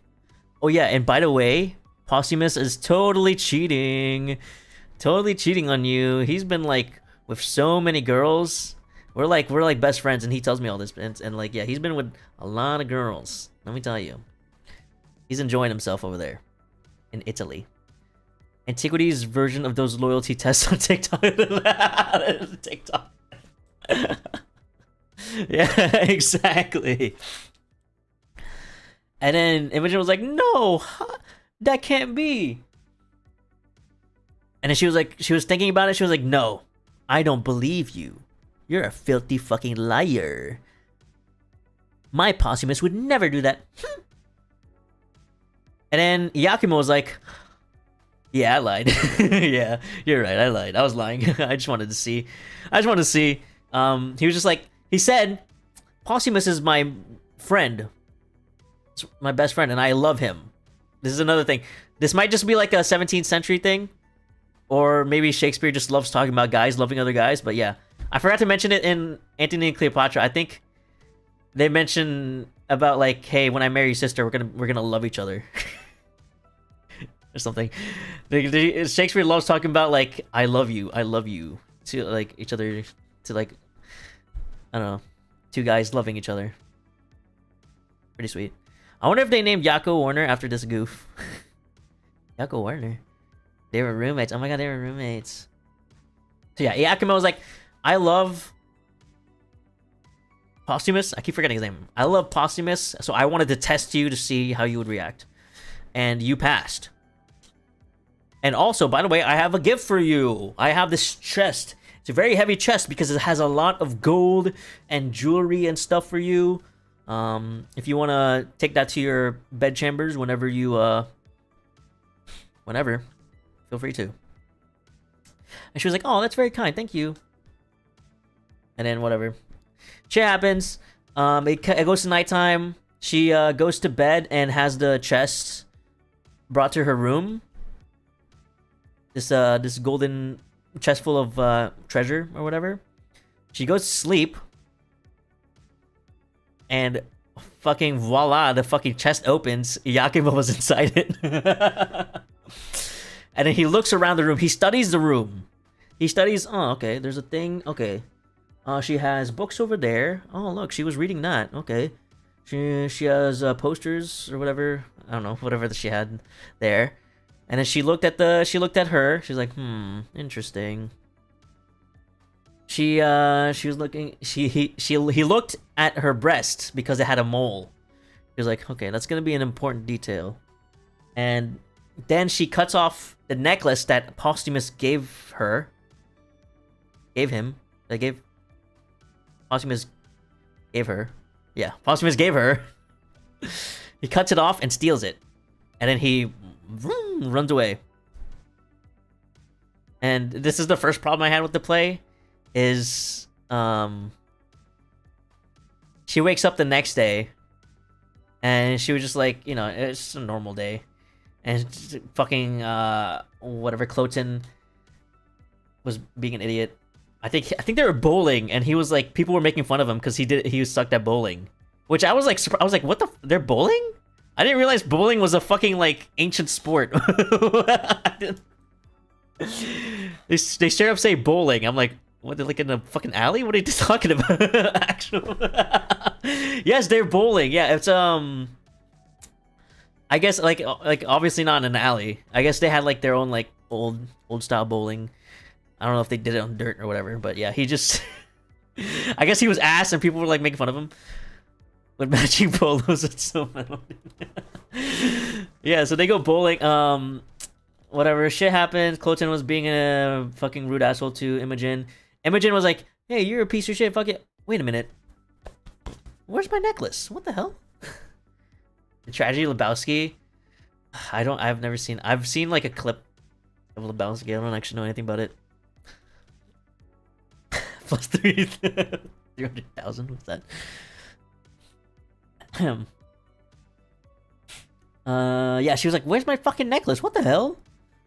She sent her servants, her maids, to like look for the fucking necklaces. And my first problem was, how did she not notice the fucking chest was like empty? I guess whatever. Maybe she just looked past it and didn't think about it because she didn't really care about the treasure. But you know, I mean, that could happen. I guess it's not too out of reach. So it wasn't a huge problem, but it was, you know, whatever.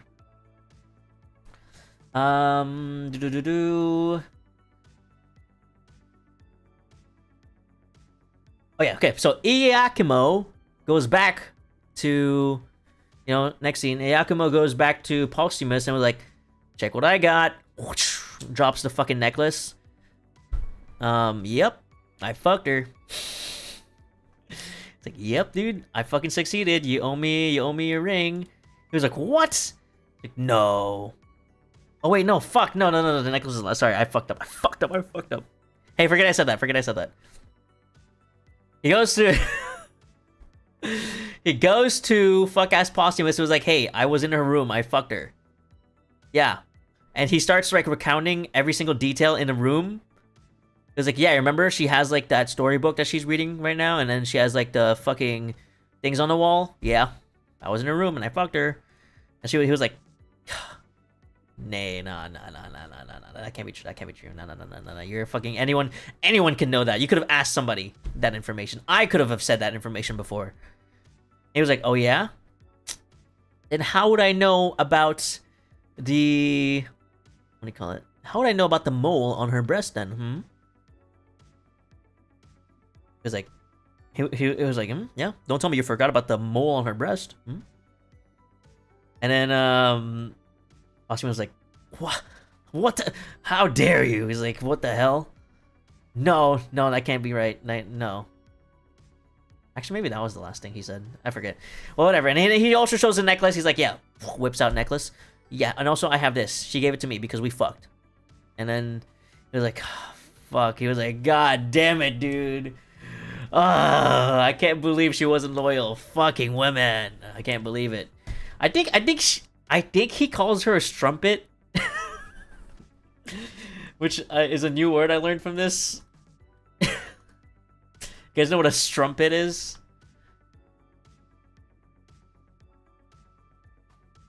It's a hoe. A strumpet, yeah. Trumpet with an S in the beginning. It's a hoe. Someone, I guess a woman who fucks around or whatever. I think they also refer to prostitutes as strumpets. Sexy crumpet. He calls her a strumpet, which I've heard it used in a couple plays, which is how I was like, okay, let me look this up. Yeah. It's like, I can't believe she did that. And he was like, yeah, I don't give a fuck, dude. Just give me your ring. He's like, fine. He fucking throws a ring at him. He's like, she wasn't loyal to me anyways. So then he throws a ring at him. He's like pissed. He's like pissed at the world. He gets mad. He's like, I'm gonna have revenge on fucking Britain or something, I think. Fuck.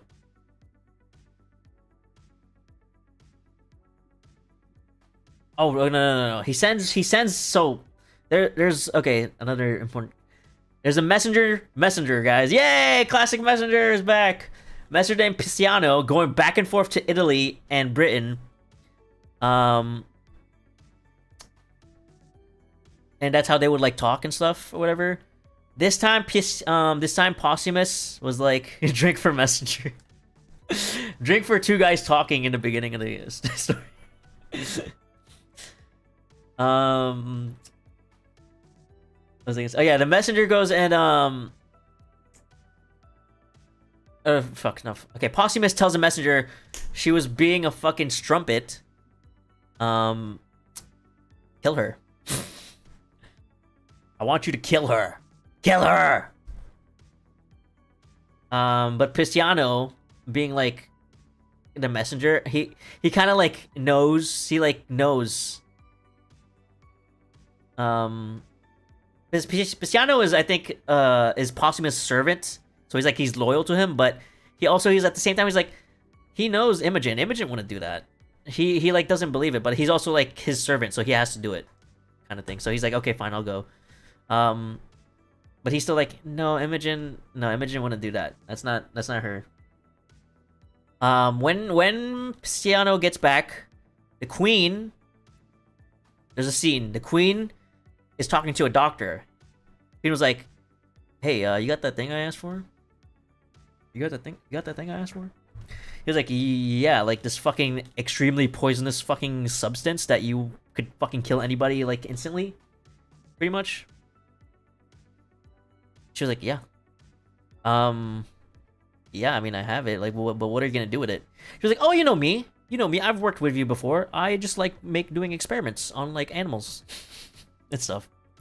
He was like, "Not for like humans, right?" He's like, No, not for humans, on animals." Which is, better, I guess. Whatever. He was like, "Okay, whatever. Here you are." And then the doctor has a little like looks at camera. He talks. That little potion I gave her isn't even it's not even a poison. It's actually a it's actually just a sleeping potion. Don't worry, guys. I didn't give her a fucking deadly poison. It was a sleeping potion, guys. I guess we have keys. Oh, sorry for anybody who's enjoying that story. We have to go keys. EP potion. Yeah, it was a sleeping potion. Let me just finish this scene, I guess. Blah, blah, blah. Oh, yeah, okay. And then the queen hands it to Pisciano because she wants Pisciano to die. Because I don't know. I think Pisciano dying she said it was going to make it easier for her son to become king if, like, the messenger is dead. But yeah. Anyways, that's the scene. Just nap until you don't want suicide.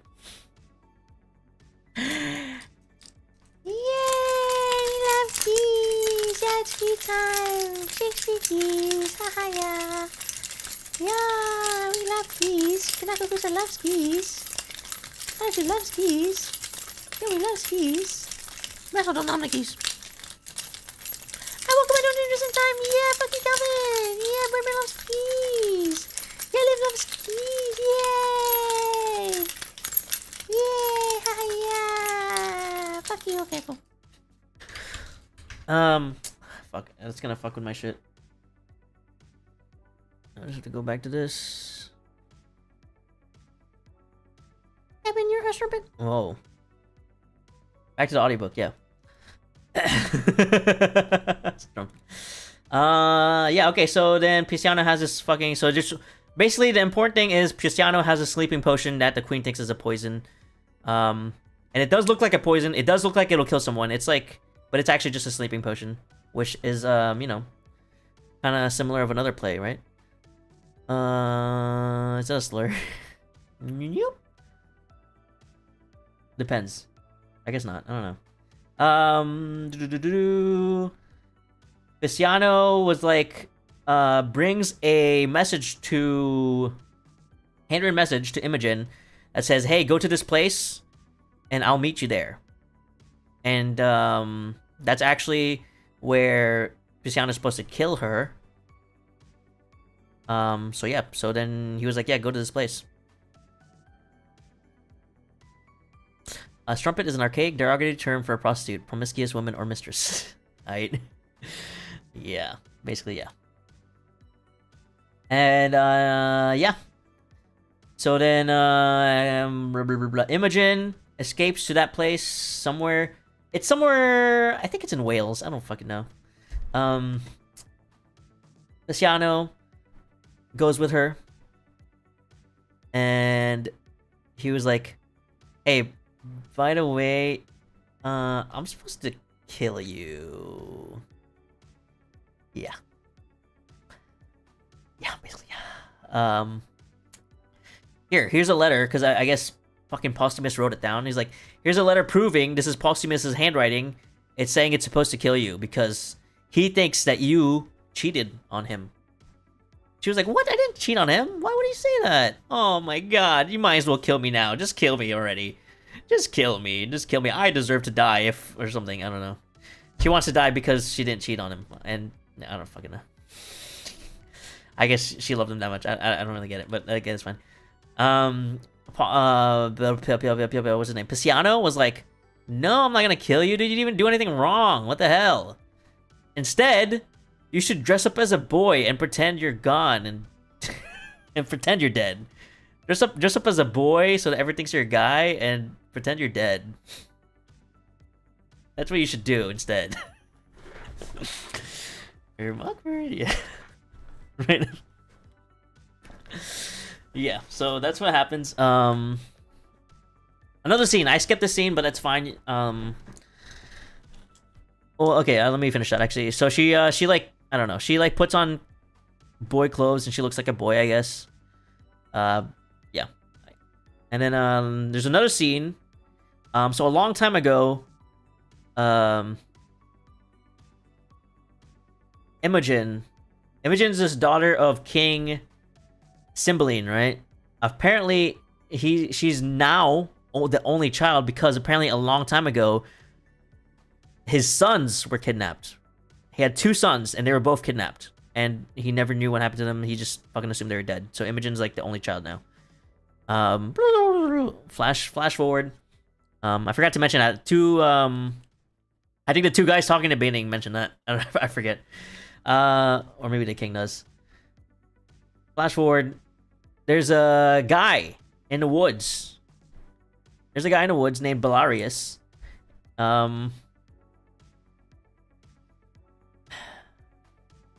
Da-da-da.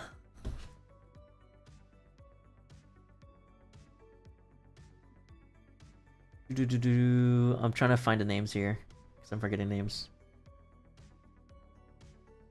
Okay, I don't have the names. Oh, no, I do have them. Okay. There's a guy in the woods named Belarius who lives with 2 sons. He lives with his 2 sons, Gydrius and Arviragus. I'm just gonna call them the sons. I don't yeah, Belarius' sons or whatever. Or whatever. I don't know. We'll see.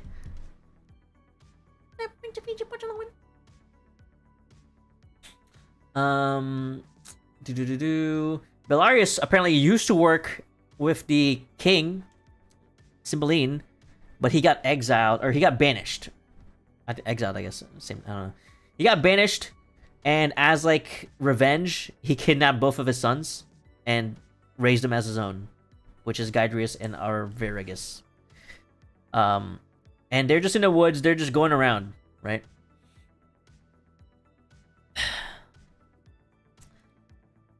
They're just hanging out. Okay, next scene. I think that was literally. I think that was like a whole scene. I think basically it was just showing that they exist. Next scene. Blah blah blah. Piscius. What's his name? Pisciano goes back to Britain.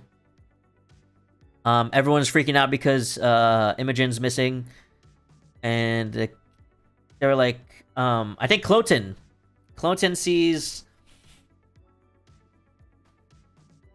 Pisciano and was like, where is she? Where the fuck is she? And because she was like so far away, he basically told him where she was because he doesn't think he'll catch up to her. Anyways, it was like, yeah, because you know, I don't know, he was threatening his life, so he was like, yeah, fine, I'll tell you. Right? He went there. She went that way. He's like, okay. He was fucking angry because Imogen fucking left, and because they were supposed to get married. He was like, how dare you? I'm gonna dress up. That's pretty bad. He decides he's gonna go get revenge. This is a nice way to say, by dressing up as Posthumus and, like, you know, getting revenge on Imogen. I guess that's we're all adults. We can, you know, just fill in the blanks. Yeah. And by so he dresses up as Posthumus and, like, was like, yeah, I'm gonna get revenge dressed as him to make it, like, even worse. He wasn't trying to disguise himself as Posthumous. He was just like, actually, I don't know. It's kind of hard to tell, but I don't think he was trying to disguise himself. I think he was just trying to be like, hey, look, I'm gonna fucking kill you in your fucking own guy's clothes. Fuck you. Because I guess Posthumous left his clothes there. Some of his clothes. Yeah. But yeah, Imogen is going around dressed as a boy. Imogen's like a boy now. I think she gives himself like a new name. And he meets up with Belarius and his sons. And they were like, "Oh, hey, how's it going? Oh my gosh, what are you doing here? Are you okay?" Belarius is like, "Come here, come. You know, rest." Because I guess she was looking kind of pale or whatever. He's like, "Hey, are you okay, boy? Like, are you like, you know, like don't worry, I'll bring you in as and take you as my own. Like, basically take care of her." And she was like, "Oh, that's so nice, thank you." And so she like rests. She was like, "Well, we have stuff to do, but you can rest in our house." So she rests in her house. Oh fuck, I forgot. And Pisciano, she said Pisciano gave her the potion that the queen gave him that's supposed to be poison, but it's actually a sleeping potion. Because the queen said, "Oh yeah, this is like a medicine. This is medicine. If you feel bad, take this." And Pisciano gave it to her. She was like, "Oh well, I feel bad. Let me take this." And she fucking takes the fucking poison, and she was like, "Ah." She goes into a deep sleep that looks like death. Luckily, it wasn't poison. The doctor was like, "I'm not giving that bitch poison. I don't trust her." It was a sleeping potion, so she's asleep, but it looks like she's dead. The guys come back. Belarius and the two guys come back. They're like, "Oh my gosh, he's dead." Oh no. They grab his body and like put it like somewhere. They don't bury her. I'm not sure why. They don't bury her, but yeah, there was like, "Oh, this is so sad. We just met this guy and he died." So then they leave, and because they hear something. They hear something in the woods. Like, what the hell? Who else is here? What the hell is someone doing here? It's fucking Cloten wearing fuck-ass posthumous clothes. And Belarius fucking recognizes him. He's like, "Holy shit, that's the prince. That's the fucking prince. We gotta like, you know, we can't be found out. We can't be found out, oh no." And Cloten being Cloten, he was just like, Who are you, fucking peasant? Like, fuck you. Who do you think you are? And whatever. They're like, "Hey, no, we mean no harm." We're like, fucking, you know, it's like, "What are you doing here?" It's like, fuck you, peasant. I'm a fucking prince, dude. Fuck you. I'm gonna fucking kill you." And then one of the brothers, I forget which one, if it was Guidrius or Arvirius or whatever, one of them was like, "No, actually, fuck you." And they fight with swords. I think maybe he had an axe. I don't know. They fight, and he was like, "Oh, fuck you, dude. I'm gonna fucking beat the shit out of you." And they fight. I think they fight off screen, and Belarius was like, "Oh shit. Oh no, this is so bad. Like, we can't. No, this is bad. Like, we can't be found. If I get found out, I'm gonna be fucking like, I'm gonna die. They're gonna fucking kill me." And then the brother come back. He's like, "Hey." He was like, "What is that?" He's like, "What is that guy's head?" He fucking beheaded him. He fucking beheaded Cloten. It's like, I got him. Killed him. He's fucking, so basically I won. Anyways, he fucking tosses the head somewhere, I think, like in the water or something. He was like, well, I guess we should probably bury this guy. So we killed him. Whatever. And then they bring the headless body to Imogen. They bring the headless body to Imogen, and Imogen's like dead or whatever, and they're like, "Oh man, I can't believe they're dead." Anyways, I hear there's a war going on between Britain and I forget the other place. We should like help Britain out or whatever. Belarus was like, no, no, no, no, no. But they were like, no, we insist. The sons really wanted to go into war, so they're going to war. They join the army. They all leave. Blah blah blah.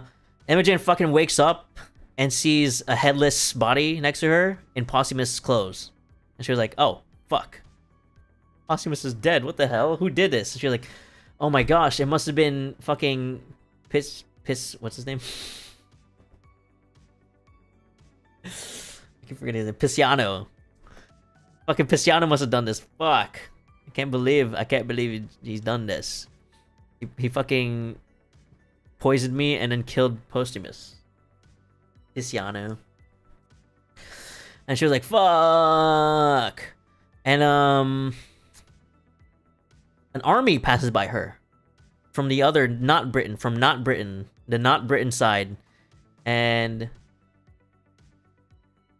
she was like, I think Pisciano actually told her something about how he can trust the general. Might have been Italy or something, I don't know. But yeah, she talks to the general or whatever, whoever the leader is. And she was like, please take me in, I will work for you. And he was like, what is this boy doing here in the woods? Oh man, well, I mean, yeah, sure, we'll take you in. Everyone's just nice to this guy for some reason. But yeah, we'll take you in, you can fight with us. And he was like, yay! And then there's a war. Basically war. Blah blah blah, they fight each other. I think Britain ends up winning. Oh, Posthumus was also there. Posthumus was also in the war. I forget on which. He switches sides. He like switches back and forth. I think he helps Britain the most. Oh yeah, he was also disguised. I forgot. Posthumus went disguised. So I think he first helps the other team and then he switches to Britain for some reason. I forget why. And he like helps him out and then they're like, yay, we win. And everything and then everyone like is like at the after war party because I guess they have those or something. Even some people from the other side. The king was like, yes, thank you for helping me. Specifically Posthumus, who is disguised. I forget which side he's on at this point, but yeah. And also the two sons. The two sons were like, yeah, they also did really well in the war, so the king was like, yes, thank you.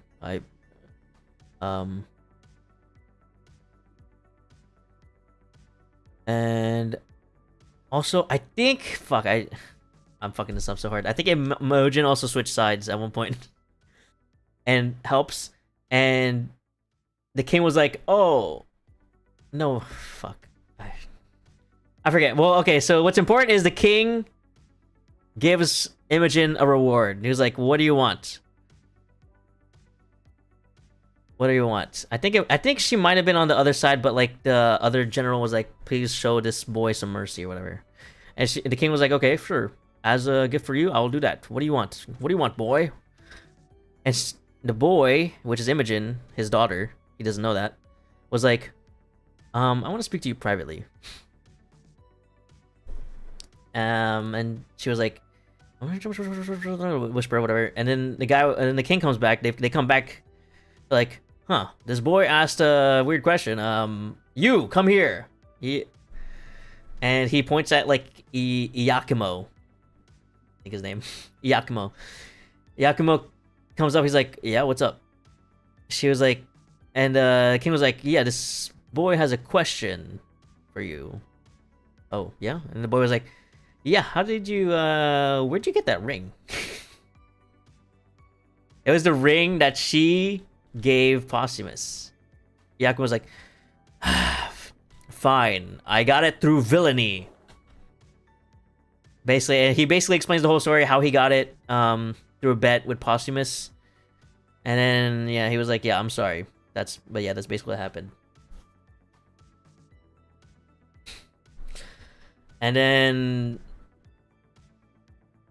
fucking I forget the chronology is, but this is one of my other problems with this play.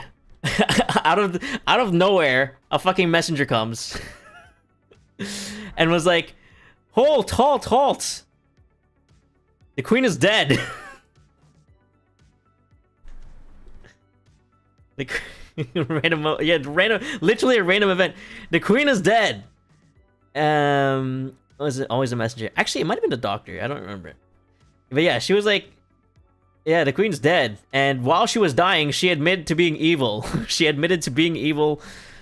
She said she was only using you to get power and stuff. And also she was trying to poison the king. She admitted to it. And also that, like, there was poison or whatever. Yeah. I don't know why that happened. I guess that happens. And the king was like, "God damn, she fucking fooled me." Oh. And then blah blah blah, shit happens, blah blah blah. I think Posthumus reveals himself like, it is I, Posthumus, yes. That's fucking Iyakumo's a bitch, and he fucking stole that shit from me. Are you telling me that Imogen fucking died? Are you telling me that I fucking got Imogen killed? Over nothing? Iyakumo didn't even fuck her? God damn it. Can't believe I had Pisciano kill her. And he was like sad. And then she was like, but not really. Ding! Takes off fucking hat, reveals beautiful hair, or whatever. I don't know what happens. Something like that. She's like, "I'm actually alive," and stuff. And they're like, "Oh my gosh, yay!" And she's like, "Oh, my daughter," and stuff. And then the king was like, oh, and then someone was like, "Okay, by the way, where's Cloten?" where the fuck is Cloten? And then one of the sons was like, "Oh yeah, I killed him. I beheaded him. It was me."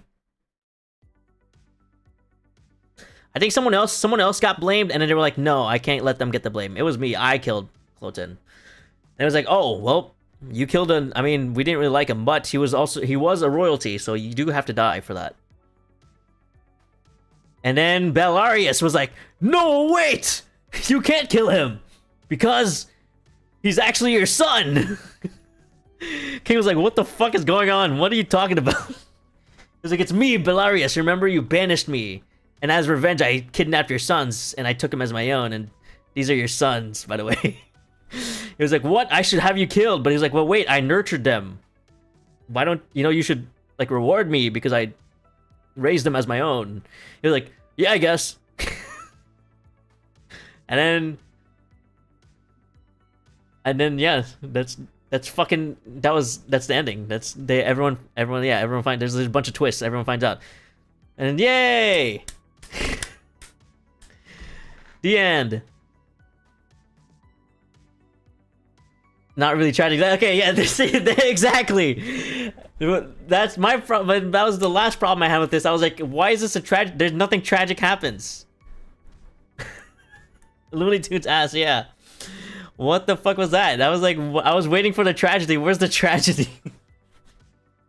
I like it. I like that everything was like so convoluted, and then like everything ties together at the end. I like that. I think it's fun. It's not a fucking tragedy. It was like almost a tragedy, right? It's almost a tragedy to Cymbeline, the king, because her daughter went missing. His sons were kidnapped, but like it all gets resolved. The queen was trying to murder him this whole time. The queen never loved him. It's like, it's pretty tragic at first, and then it's like everything gets resolved. Literally everything gets resolved. Even Cloten fucking dies. Like, that's, thank God. But not tragic. I don't know why it's called the tragedy of Cymbeline. I think the literary historians were like, yeah, that shit's not a tragedy. We're gonna like change the genre to comedy or something. I think they made it a comedy. Because I think by definition it is more comedy. But I like the story. I did like it. It was a fun story.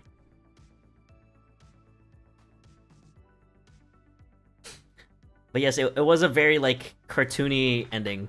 That was not funny. I don't know, I thought that was funny. It's like, yeah, you have to die for killing a prince, dude. But wait, he's your son. But yeah, hey, thoughts? Thoughts? We're going on an ad break, so feel free to get your drinks. We're like 3 out of fucking 1, 2, 3, 4, 5, 6, 7, 8, 9, 10 here. I'll probably shorten up the summaries a bit since we're going well. Sounds like it would be a good play. Yeah, it was a pretty good play. I liked it. Always moving, yeah.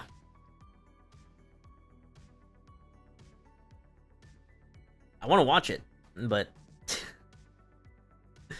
I also like that, like, it's like there's a bunch of twists at the end, but it's like not twists, like you already know. But it's nice that like everyone knows. Now the characters know, kind of thing, you know? It's like it has a resolution. Yeah? Infinite Scooby-Doo villain mask pulls. Yeah, exactly. I've never seen it put on anywhere for sure. I feel like it's a book I'd rather watch than read. I'm like all over the place with the summaries because I don't remember the exact chronology, and I miss a bunch of details that I forget is actually important. But yeah, I liked it. I'm gonna put it on B, even though it's not a tragedy. It kind of like baited me. I do wonder. I remember when I was reading this, I was like, I think this is the last tragedy that he wrote. Or that was not that he wrote. The last tragedy that it was in the first folio. I think this was the one that was last made, and it was called a tragedy. I'm wondering if that was supposed to be bait. It might be bait. He was probably baiting people by calling it. I think he called it the tragedy of Cymbeline. If it's bait, that's 10 out of 10. I that's my theory. I didn't look into it. I wonder if there's like some obscure forum post or whatever Reddit post about Shakespeare doing that. I don't know. That's like just like my theory.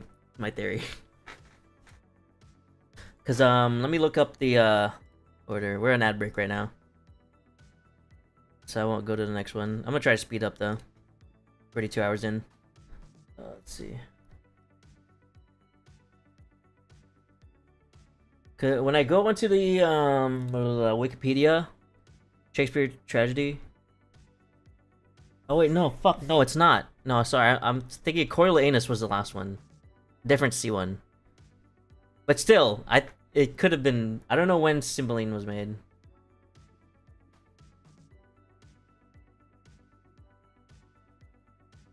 It's not Friday for me. I do have to sleep. Ah, no problem. I'm glad you joined. Thank you, Liv. Thank you. At least I went over most of the stuff I went over. I think the first 3 is what do you call it? It's stuff that I didn't actually do it on purpose, but I think those 3 are like stuff that people probably haven't heard of or probably haven't read. So I'm glad I at least got through that. Cymbeline, when did it come out? Oh, okay. Apparently it's around 1610 was when it, so it did come out after Coriolanus. So yeah, it still could have been bait. My theory could still be correct. Do one more epic summary, hell yes. Hey guys, Epic the Musical, have you guys seen that? Or I guess listened.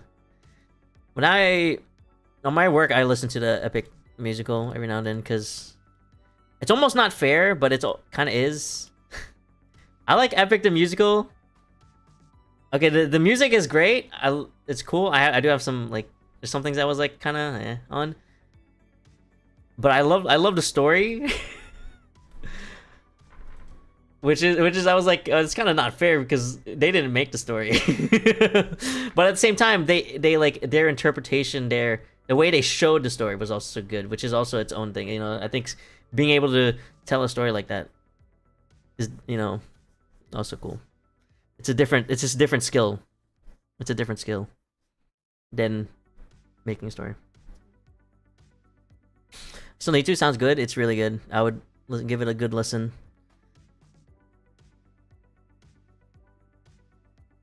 Cat is obsessed. I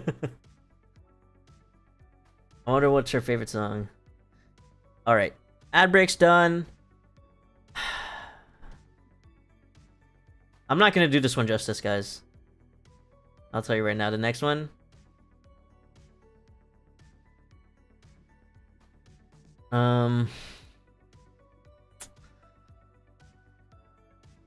Maybe I'm gonna be a little bit biased probably with this summary because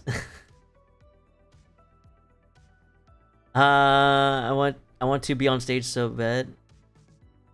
Epic that is. You know something tragic? What? You have a favorite song? It's hard to say. I think usually I'm between Dangerous and Legendary. Yeah. What is tragic?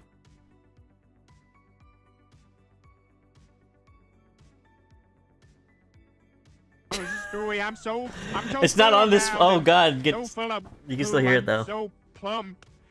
Why is it not here actually? It should be. Poo. Stewie, I need to release my bowels, Stewie, so I can poo everywhere. Oh, because I have this covering it probably. Right? I want you to cover me in the poo, Stewie. Yeah, there it is. There he is. Please, Stewie. I've been terrified of redeem for weeks now. Begging you to cover me in the poo. Like there he is. Feces just everywhere. I'm so plump and I'm so round. plump and round. I'm so plump and round, Stewie, full of feces. Thank you, Fran. That is tragedy of the poop eater. Oh. All right. I'm just gonna say this. This is probably gonna be a fast one because I didn't really like Julius Caesar. I didn't like fucking Julius Caesar. They teach that in 500 level courses. I wasn't a big fan of Julius Caesar. I thought it was kind of boring. I'm not gonna lie. After whatever the shit happens, I'm just like, I don't really care. It's also, I feel like it's too. I like how some of Shakespeare's plays have been, a lot of them are like kind of unrealistic at times. There's also sometimes also unrealistic in a unrealistic, not realistic sense, but also unrealistic in that like there's some mystical shit going on sense, and I like that. I feel like Julius Caesar was not that, except for one scene where there was a ghost, and I think it made it kind of boring. So I'll just go through this. Believe it or not, the play starts with two guys talking. Flavius and Morellus, I think, are watching Julius Caesar get fucking praised by a huge crowd. Because I think he defeated something. I don't know. Pompey, I think it says. I don't know. Blah blah blah. They were like, yeah. Everyone fucking loves that guy. That's crazy. People come in. It's Brutus, Cassius, and Antony. Is it the same Antony? Mark Antony? I don't know. Might be. No, it's not. Oh wait, no, it could be. Is it Mark Antony? Maybe it's like a very young Mark Antony. Anyways, Brutus, Cassius, and Antony are like hanging out. They're like, hey, what's up? Yo, what up? What up, gang? They're talking to Caesar, like, hey, what's up? Caesar's like, yeah, basically, yeah. I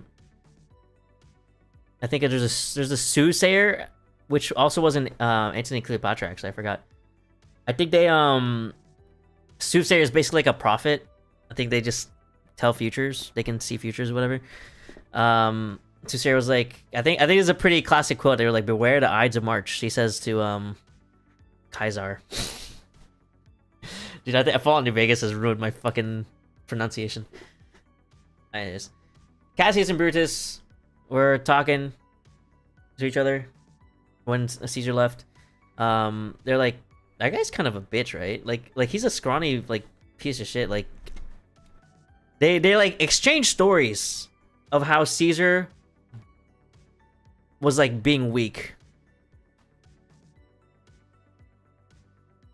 You know? No Way to Store is inspired by Fallout New Vegas. Exactly. I think like one of them was like Caesar dares this guy, I forget it was Cassius or Brutus, dares him to go swim across the river. And so he does. The guy does, and also Caesar also follows along. He's like, yeah, we're you got fucking auto-modded. Caesar's a punk ass bitch, yeah. It's like, oh yeah, they start swimming across the river or fucking whatever did thing. And Caesar starts drowning. He's like, help me, I'm drowning. And the guy was like, what the fuck? He dared me to do this, and he's fucking drowning. Okay, I guess I'll save him. But yeah, and so basically this is where it starts planting the seeds of doubt. They start planting doubting. That's the word I was looking for Antony. They started doubting him because of his thing to Cleopatra. Okay, anyways, he starts. So Cassius starts planting the seeds of doubt to Brutus, who was like, yeah, he's not really fit to be a leader. Like, leaders cannot be weak like that. Leaders can be fucking punk little bitches. They gotta be strong people like you, Brutus. You know, people love you, and you're also strong. You got nice muscles, man. Yeah, I like the way, yeah, flex for me, yeah. Turn around. Let me twirl. That's basically what Cassius did. And, he starts, like, conniving, I guess, to, put Caesar out of power and Brutus in. He tells, like, what? He starts, there's, like, a whole group. I think it's, like, I forget, was it 12 people? I think that's like the class name was like 12 people or whatever. Was like, yeah, Caesar is not fit to be a leader. We're gonna put Brutus as a leader. So they start manipulating Brutus. They gave him like fake letters saying that like the people wanted him to be leader and stuff, so that he's like more confident in himself. Because Brutus is kind of, he was like, I mean, I don't think Caesar's great, but I'm loyal to him, or whatever, you know? For now. But then they start, like, manipulating him to not... And they were like, yeah, you know what? Yeah, let's fucking kill him. Caesar, not knowing this, was like, And this is interesting, actually. This is another common thing that happens in the Shakespeare plays. I don't know if it's a 17th century thing also. But Caesar was talking to his wife, because Caesar just like won and stuff.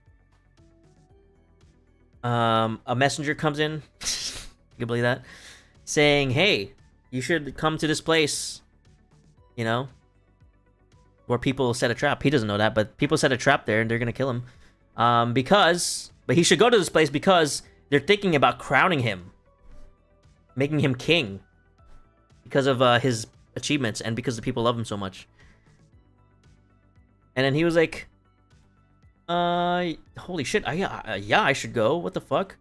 But his wife was like, no, I had a dream that you would, like, you were made out of stone and you were bleeding and people were like under you, and then, like, I think you might be dying. I think you might die. If you leave, you might die. She has like they have like, for some reason, people's wives have like prophetic dreams. I'm not sure if it's specifically wives or like women have, in a lot of these plays, they have like prophetic dreams of like, hey, you're gonna die if you do this. According to my dream, you're gonna die if you do this. And the guy's always like, I mean, maybe, I don't know. But yeah, Caesar was like, I mean, I should listen to my wife. You know, I should really listen to my wife. Yeah, I mean, I don't want to die. I mean, my wife says I shouldn't go. Probably shouldn't go. The guy was like, okay, but you're gonna be king. You're telling me like they might change if you don't go now, they might change their mind. He was like, you know what? I don't know. And then the guy was like, you know what? Like that dream that she had, where blood was spilling out of you as a stone. That's actually, it doesn't mean you're gonna die. It means you're gonna be more alive because blood represents life. He said something like that. He was like, you know what? Yeah, I mean, yeah, that seems. Nah, you know, it seems silly that I would turn down being a king over some dumb prophetic dream, you know? This represents that women are cool and magic and smart and pretty. That's so true, that's so true. If you guys have any prophetic dreams, haha, prophetic, I get it. If you guys have any prophetic dreams, haha, let me know. I wanna know what happens. I wanna know if I die. And then I'm gonna ignore you and die anyways. That makes sense. I mean, what's the worst that could happen? Guess stab 828. Yeah, something like that? I don't know. So yeah, so he's like, okay, I'll go. Ding! I am not a prophetic dreams. Do I fucking die? Am I gonna die? Somebody knows about him getting assassinated, and they try to get to him. They try to get to Caesar. Before they try to give him a letter explaining everything.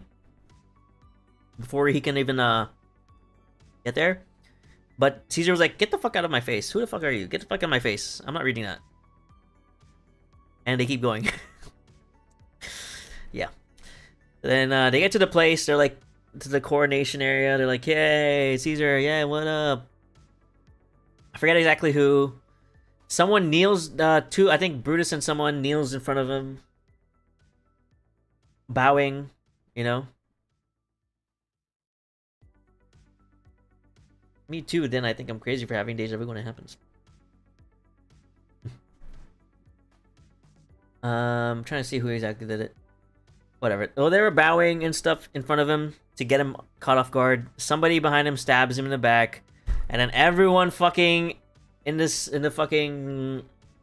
group or whatever, the circle jerk, take turns stabbing him. And then when it gets to Brutus's turn, Julius Caesar says the iconic line, Et tu Brutus? Et tu Brutus? What the hell? And then he's like, yeah. Pumpkin stabs you. And Julius Caesar dies. And, you know, I wish it ended there. But it did not. So, there was like one scene I liked. This like basically starts like a war because what's his name? One of the people that love Caesar, I think he was like probably one of his servants or whatever, was like, can I at least hold a funeral for him? To Brutus, he was like, I'll be kind, yes, I will let you. As long as you serve us. And he was like, yes, I'll serve you, whatever. And it was like, let's hold a funeral. And then Brutus was like, yeah, anyways.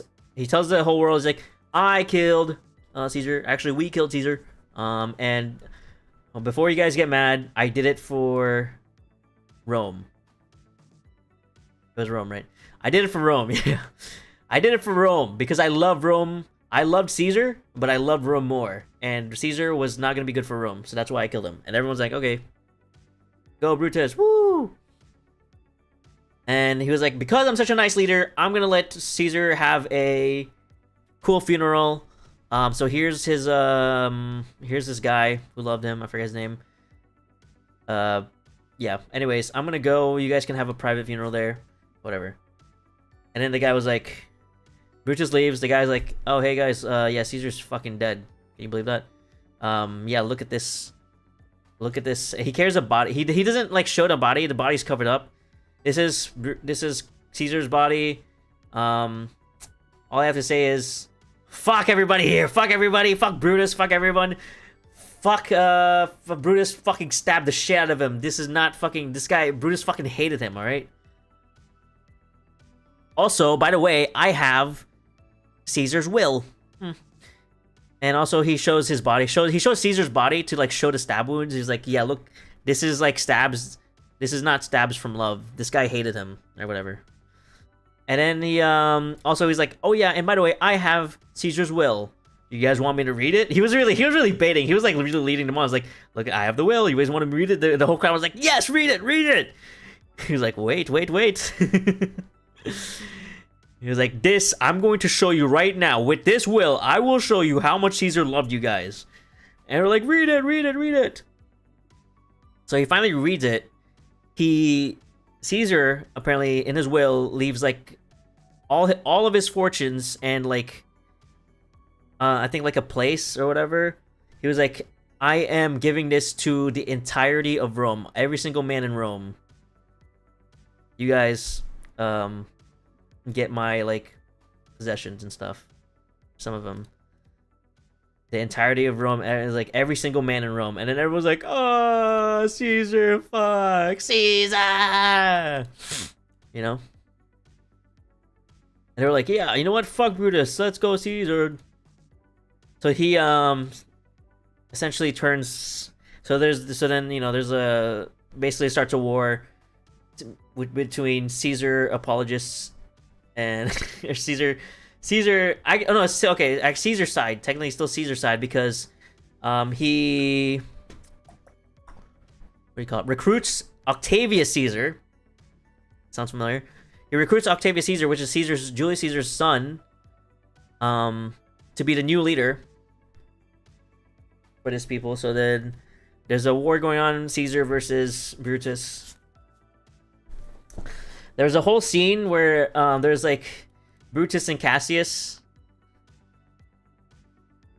I think Brutus sees like Julius Caesar's ghost, and he like I don't know, he gets kind of like, oh fuck, I can't believe I did that, and he starts kind of like, you know, showing a little bit of weakness, and then Cassius was like, no, what the hell, why are you showing weakness?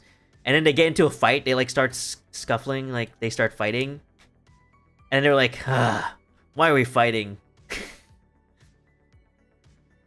They're like, yeah, you're right. We shouldn't be fighting. Let's fucking hug it out. Yeah, okay, yeah, we love each other now.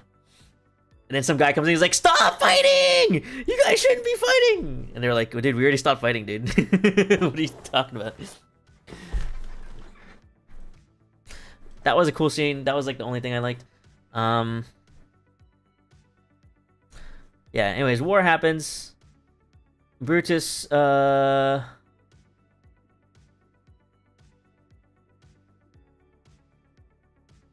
basically, and Cassius, let's see. Was in generals, Cassius, oh yeah, Cassius. So Brutus and Cassius start losing the war, basically, and Cassius even like sees his men like running away because like they're losing and stuff. He sends one of his like close men to like go check out what's happening.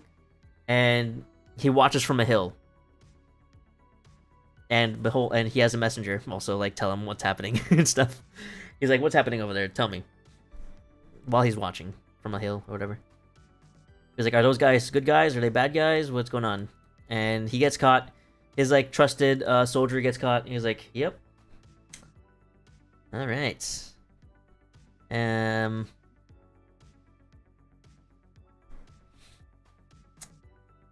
It's over. We're gonna lose. So then Cassius tells his soldier to kill him. The soldier does kill him, I'm pretty sure, I think.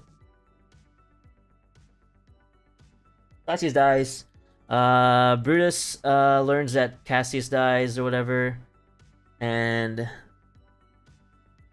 asks one of his soldiers for his sword, and he puts it in front of him and fucking stabs himself. And yeah, and basically Caesar wins. Octavius Caesar wins. He becomes the new leader. And that's the end. Yay, Julius Caesar. So yeah, the first half about Julius Caesar, that was fine. Second half was honestly boring. I think it was too real for me. I mean, the whole Julius Caesar dying thing is iconic. Getting stabbed, getting backstabbed, getting betrayed.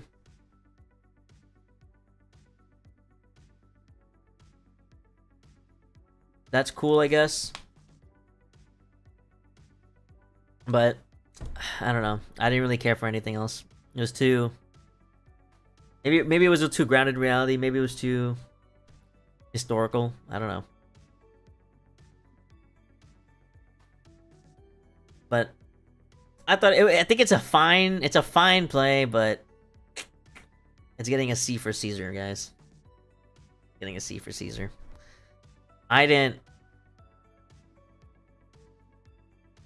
kind of wanted to get it over with. I'll just say. I think when I was reading that second half, I was like, I was kind of reading to get it over.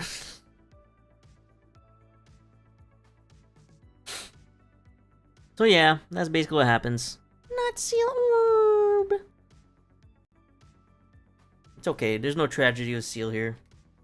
That's actually a good thing. You know, it was, I mean, because it also doesn't make sense, because, like, Brutus... tragedy of Julius Caesar. Yeah, Julius Caesar fucking died. That's a tragedy.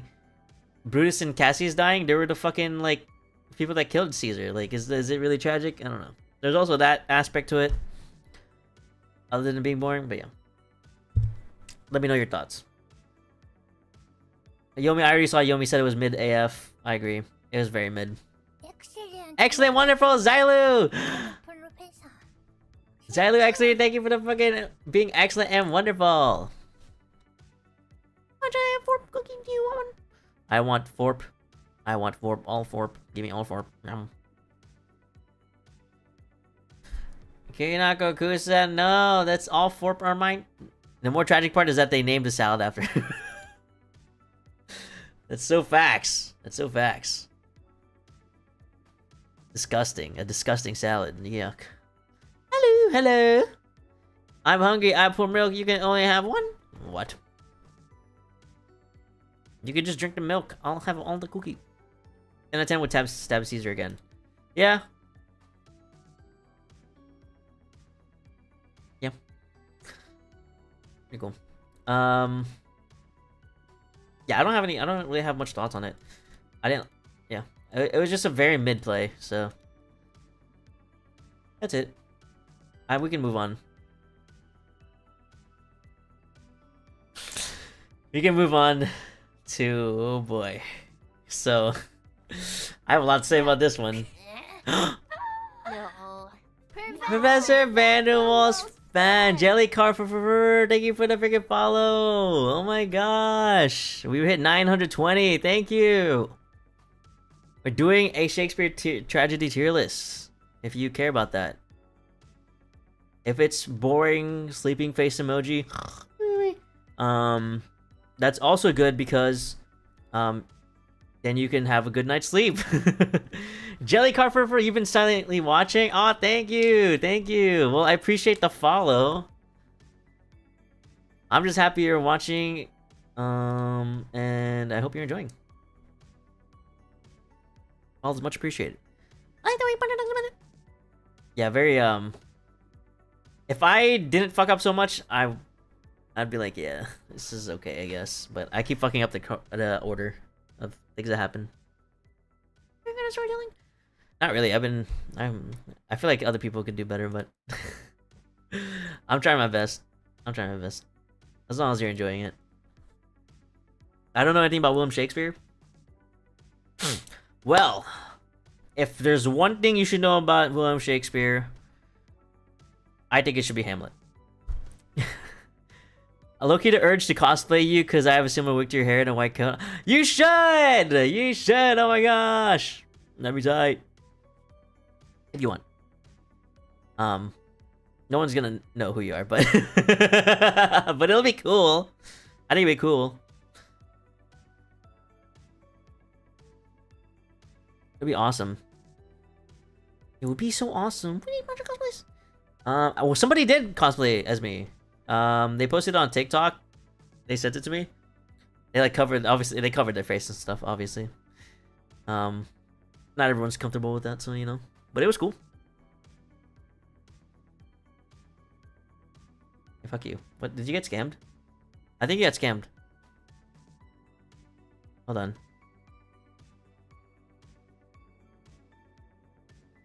If for some reason this app stops working after some time, sorry you got scammed. I'll get it back to you, don't worry. I'll let you know if I do it. Hell yeah.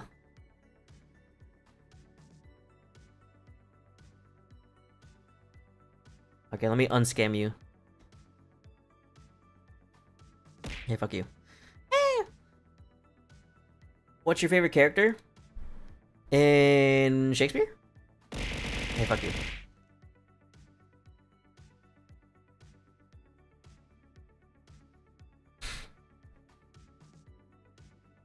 Favorite character in what? Or in general? No, in general? You know, I feel like that would normally be a hard question, but it's definitely Dante. I think it's Dante. I think it's Dante from Devil May Cry. I have to guess. That's the first thing that comes to mind, I'll say. Yeah, Dante. I think Dante from Devil May Cry. Solos everyone, including Goku. Alright, let's move on to Hamlet. I have a lot to say about this. This was my favorite, I'll say right now, this is my favorite play. You probably know where it's gonna go. This is the... I don't know, it's the best thing ever. I don't know. The best play I've ever read and listened to. So much that I listened to it twice. Or I read it and listened to it twice. I'm afraid this will turn into an hour summary here because of how much I love this.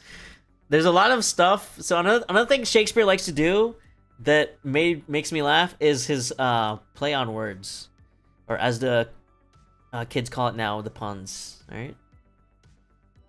People love puns. I was kind of like with puns. I was like, they usually don't hit. If they do hit, it's pretty good, but fucking puns.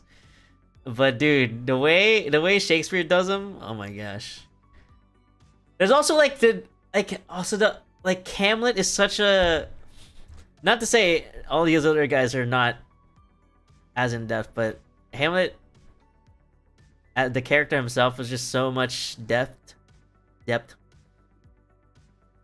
was super like enjoyable seeing like his story, I guess. So for those who don't know Hamlet, you have a Discord? Yeah, !Dick Sword is my Dick Sword, or my Discord.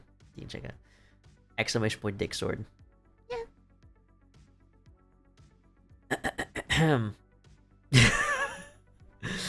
Welcome in.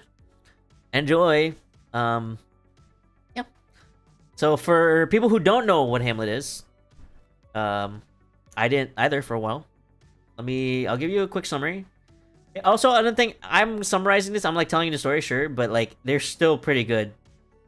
Like if you know, like the thing with Shakespeare plays is there's no real twists outside of, I think Cymbeline is the only one that had like kind of twist because it was called a tragedy, but no one really died. But everything else here is their tragedies. You know they're tragedies, so you know what's gonna happen at the end. You know, so it's not like there's no like, it's not really spoilers.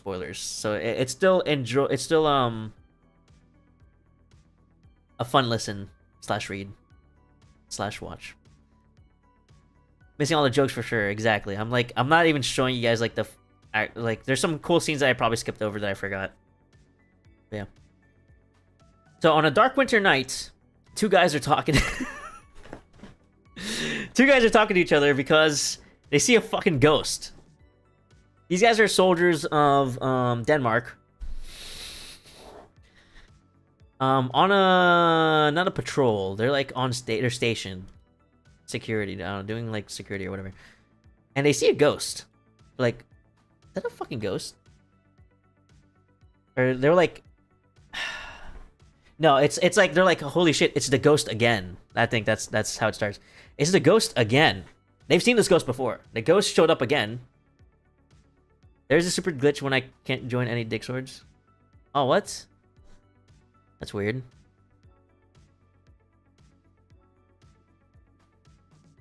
It should work. Unfortunately, I don't know how to fix that. I'm sorry. Yeah, they see a ghost again. It looks like this time they grabbed their friend. I think their friend Horatio over though. I don't know if it's their leader or what, or somebody. Horatio, this guy named Horatio, they brought him over to see the ghost just to make sure that they're not going crazy. They're like, you see this ghost, right? Horatio, you see this ghost? And Horatio was like, oh my god, that's the fucking king. That's King Hamlet. Do Twitch chat. If it's in the bio, it works for some reason. Can you put Discord? Can you like copy paste it? I don't know. I don't know how to put that on my bio. King of Ham? Yeah, King of Ham.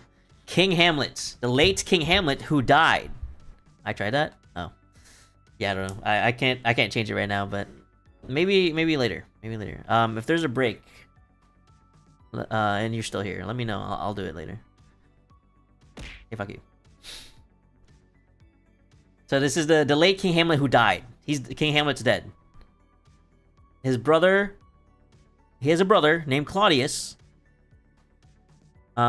which is, and queen, hey fuck you, named Gertrude.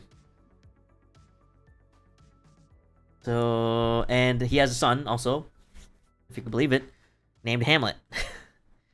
Young boy named Hamlet. Horatio and Hamlet are they're like friends. They're like good friends. I think it's insinuated that Horatio is like supposed to be somewhere right now. I think he's supposed to be at school. At a different like country / city or something. So they probably haven't seen each other in a little bit. Fuck school. Yeah, fuck school. Unless it's pizza day. So what happened, it looks like, is that Claudius took over the throne. Claudius, brother of King Hamlet, married the queen. Hello, Jelly. Married the Queen Gertrude. So now Hamlet is fucking mad. He's like, what the fuck? Hamlet is like pissed off. Hamlet's really pissed off at this. Prince Hamlet. He's like, why is stealing your bro's wife is nasty? Yeah, exactly. Why is my uncle sitting in my dad's throne? Why is my uncle getting married to my mom? And right after my fucking dad just died. Like, his dad literally just died. I think they said 2 months ago. 2 or 3 months ago. And it was like and he says it again, the thing like Shakespeare likes to use. He says like she married his mom married Claudius before his before her tears even dried on her eyes. He loves using that, like, what do you call it? That metaphor. I don't know. So yeah, so he's like talking about how this is stupid. He also makes a pun out of it. I forget what it was. Something about kin, not so kind. I don't know. I didn't even know it was So Hamlet's, out of all these stories, I'll just say right now, Hamlet is the one that I looked into. Like I did a deep dive in the most. Not very deep dive, but I dived into it and like learned stuff that I didn't understand because I just love that so much. Yeah, I would have came out from the dead to beat the shit out of him. Well, funny you say that, but not really. Anyways, while Hamlet was like fucking being pissy and shit, Horatio comes and he kind of like teases him like, "What are you doing? Who are you?" Yeah, I think he asked him like, "Who are you?" I think it's supposed to be a joke. Like, who are you? What are you doing here? He's like, "It's me, Horatio," or whatever. He was like, "Aren't you supposed?" He's like, "Hello, Horatio," whatever. Aren't you supposed to be in school? He's like, I'm skipping. Say fuck you. He said he's skipping school. Hamlet was like, "That's not true. You would never skip school. The Horatio I know would not skip school. You're here for something else. Why are you here?" Horatio was like, "Fine, you caught me. I'm here for your dad's funeral." Hamlet was like, "You mean my mom and my uncle's marriage?" He was like, I mean, it's like happening. It's just unfortunate it's happening at the same time." So yeah. Anyways, Horatio tells him, he's like, "So, anyways, actually, I want to talk to you about something. So, like, I kind of saw your dad. I like picturing him with an emo bang sometimes so he can flip it moodily." I do kind of... imagine him with a little bit of bangs. Not so much emo bangs, but I do imagine him with a little bit of bangs. He was like, yeah, I saw your dad when he was alive. It's pretty okay. They have an interesting dialogue here where he mentions that, yeah, I've seen the King Hamlet once when he was alive. He was really cool. And then later he mentions, oh yeah, by the way, also I saw the king. By the way, and he was like, what? You saw it? Like, yeah, no, he was like, but this time I didn't see him back then. No, I saw him last night. And was like, what the fuck are you talking about? Like Horatio was like, yeah, no, he appeared as a ghost. He was in armor, so the ghost was in like his battle uniform, King Hamlet in his battle uniform, like that he would wear. He had like armor and stuff. Ghost King, yeah, exactly. And he was like, what? What was he like? And then the other two guys that were talking and debating were also there, and they're like, yeah, no, we saw it too. This is real. Like he's not making it up. And I was like, interesting. He was like, what is going on? Like, was he was like covered in armor? How did you see his face? It was like the visor's up. That's like unnecessary detail I just put in. I don't know. I just remember that. Prince Hamlet was like, okay, well, interesting. You think he's gonna come back tonight? Like, I'll like come with you guys if he is. Like, yeah, he most definitely will. He always comes. And he's like, okay, well, I'll be there. So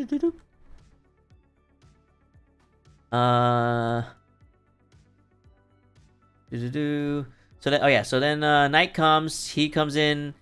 Hamlet comes in, and then ooh, spooky ghost comes in. Oh my gosh, King Hamlet. They all watch the ghost. Are like, oh my gosh, it's real. That's my dad. He's real. What the fuck? It's like, I think someone was talking about like, yeah, it's him, but like you got to be careful. We don't know. That could be a devil for all we know. And the fucking ghost who hasn't said anything. The ghost has not said anything this whole time. We're gonna explore Gooding Mine. He hasn't said anything this whole time until tonight. He sees Hamlet. He's like, come, or something. He like wants him to like, he wants to speak privately with him somewhere else. He like points somewhere. He's like, go over there. And then Hamlet's like, I mean, yeah, that's my fucking father. Yeah, I should. Oh, by the way, at this point, Hamlet's kind of like depressed and like kind of suicidal because the whole situation, how like his mother got married to his uncle, and he really looked up to his dad. Hamlet really looked up to his dad, so he's like really sad about this. And he's like, he had a whole thing about like Claudius is not like, yeah, the king. His dad's way better than Claudius. Claudius is a bitch.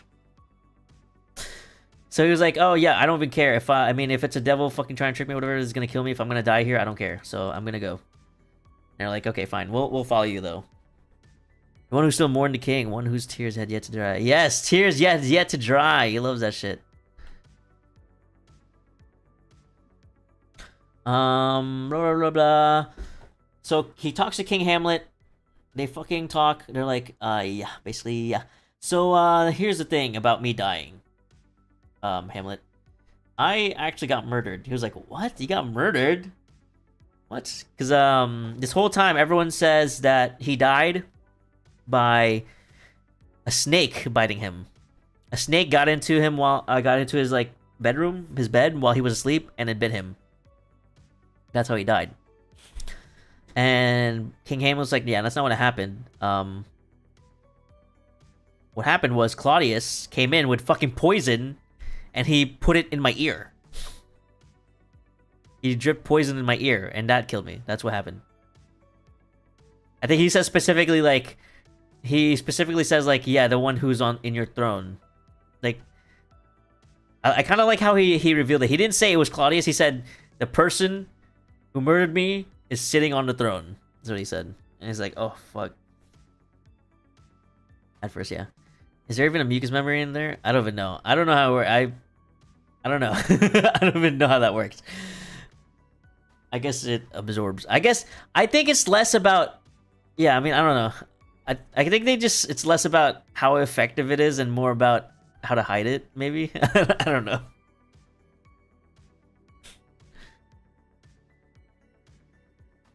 I don't know if if it actually does work though. That's the thing. So, but you know, yeah.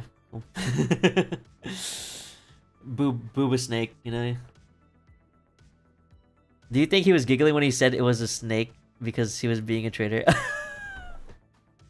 You know what? I for some reason didn't even think about that.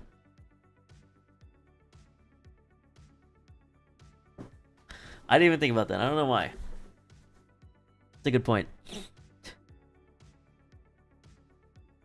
Oh yeah. So yeah, so Hamlet finds this out. He's like, and the king specifically says, he says, okay, yeah, get revenge for me. Fucking revenge me. Kill Claudius. All right. But don't kill my wife. Don't kill the queen. Because I still loved her, even though she kind of like got over me really fast for some reason. Another dang pun. Wings as swift as thought, I shall rush to avenge you. Yes, I remember that.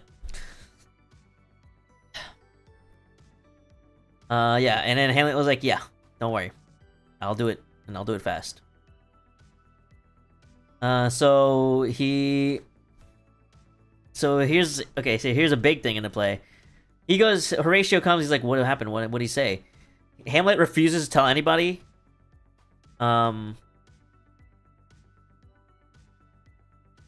He tells Horatio at one point. I forget when, but I forget if it was here or later, but yeah, he didn't want anybody to know what he's trying to do. But he tells Horatio, was like, okay, first, don't tell anybody this ever happened. Nobody fucking say anything that happened here. Okay?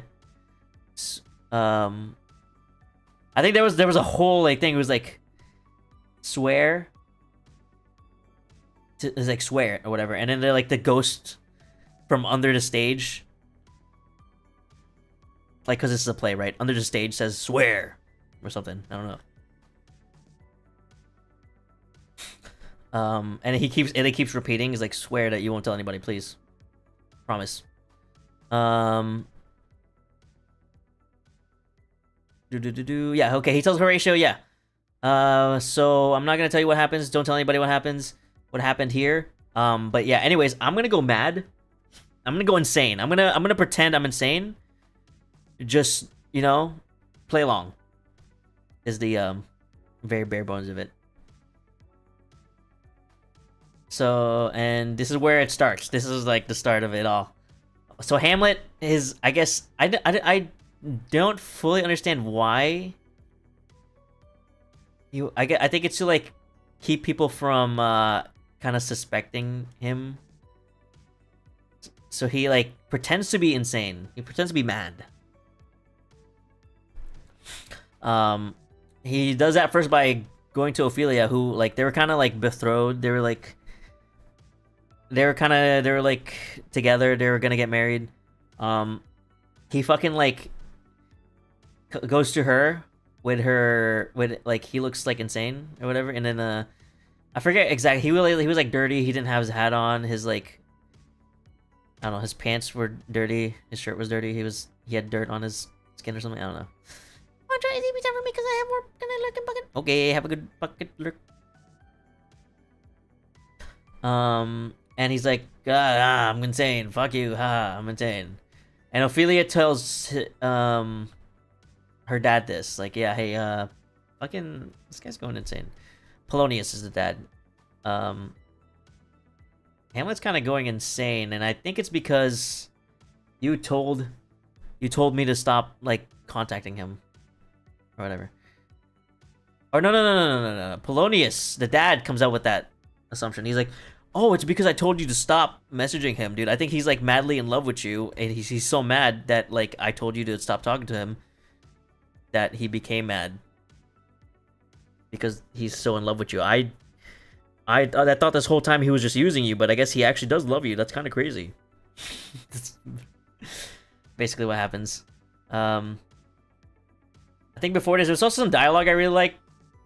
That kind of is pretty funny. It's very realistic. It's like fucking Smiling French realistic dialogue moment with Polonius and the messenger. You can believe that, or like another, like he's like a servant. Polonius was trying to get information of how his son's doing in a different country or city or whatever. But he tells the servant to do it in a very nonchalant way. Basically, he's like, no. Do you understand what I mean? Like do it like this. He's like, yeah, like kind of like this, but not too much. He's like, oh, so you want me to do it? Like, no, not like It was a fun little dialogue that I like, but yeah, just read it. It was fun. So he finds out Hamlet's going mad. Everyone finds out Hamlet's going mad. The queen and the king are like, why is he going mad? Queen was like, oh, you know what? It's because his dad just died, and we just got married. I think that's why he's mad. Polonius comes in. He's like, actually, I know why he's mad. Actually, yeah, actually, I know why he's mad. It's because he's in love with my daughter. And he was like, yeah, and I'll prove it too, or whatever. I'll have them meet up here, and then I'll show you. And what else? Oh yeah, and then so also as like a way to kind of watch him to like spy on Hamlet to see like what's going on and why he's going mad, and also because kind of I think Claudius was also kind of suspecting like, oh fuck, Hamlet might have found out, but I'm not sure. So let me send. He sends over his Hamlet's two childhood friends to like greet him, basically. And so, what was his name? Rosencrantz and Guildenstern. There it is. Employs them to watch Hamlet, and then Hamlet meets them, and he was like, well, he meets Polonius first, and he like mistakes him for a fisher or something. I forget. Hamlet is this. I don't give it justice, but Hamlet fucking is like really good at being insane. And it's kind of hilarious. And he shows that to Polonius. Polonius is like, this guy's a piece of work. This guy's something else, dude. This guy is mega insane. Anyways, whatever, I'm out of here. Rosencrantz and Guildenstern come in. Hamlet's like, hey guys, what are you doing here? And then they're like, oh yeah, we're just here to, I forget what they say. I think they say like, yeah, we're here to just say hi, like, we're just hanging out. And they were like, nah, I don't believe you. They sent my what is it? The king and the queen, they sent you, didn't they? And then there's like a whole, can you give us a reenactment? Nah, I can't do that. I don't wanna make this longer than it needs to be. There's like a whole situation where they're like, he's like, yeah, just tell me, they sent you, didn't they? And they were like, I don't know how to answer that. And he was like, I don't care, say whatever you want as long as it answers the question. And he goes on like kind of being like that, like kind of giving like vague answers, like clever answers to whatever they say. And they finally are like, yeah, but we just want to check on you or stuff or whatever.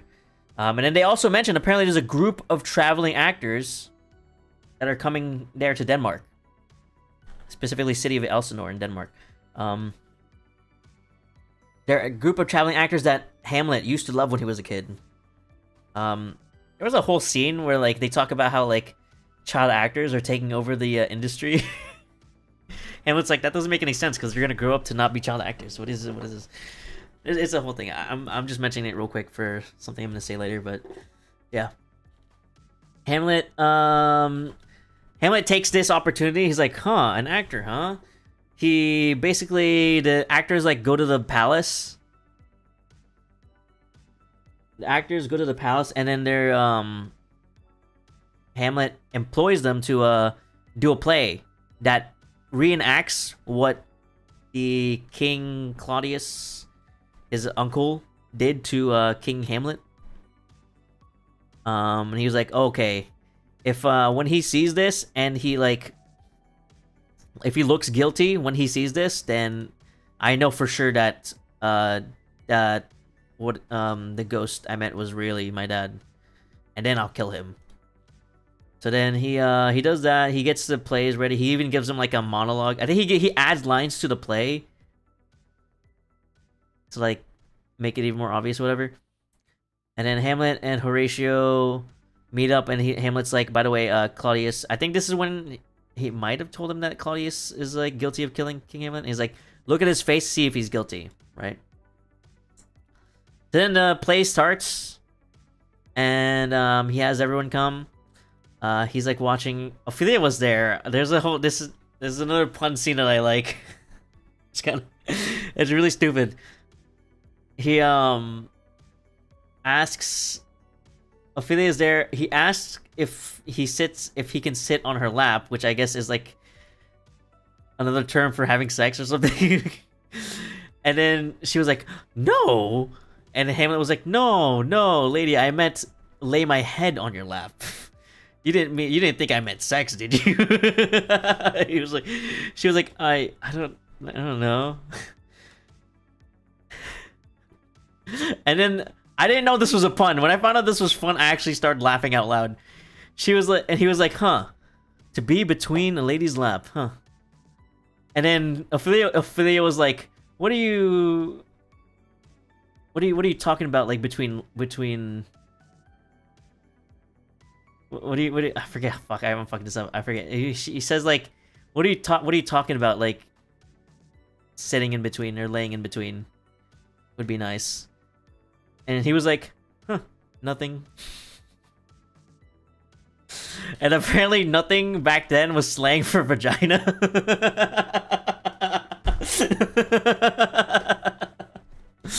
When I found that out, I was like, holy shit, that's hilarious.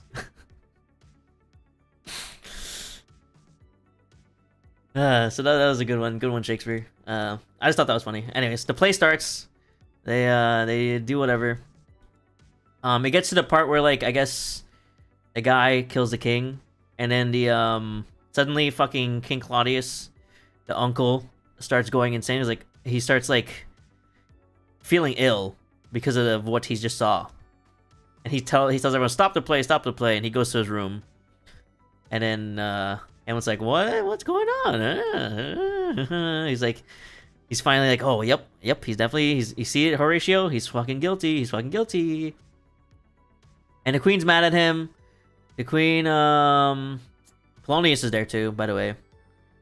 Polonius says, hey, the queen wants to meet you, because you're a bad boy or whatever. Polonius goes to the queen, talks to the queen, and he's like, I'm gonna hide behind this curtain to, just see what happens and make sure everything's okay. And then Hamlet comes in and is like, hey, what's up, ma? Queen was like, how dare you? You made the king, like, ill. He was like, what do you mean? Like, yeah, he's fucking a piece of shit. How dare you? He goes on a whole monologue. There's also a scene before this that I forgot to mention, but is why I fucking love Hamlet.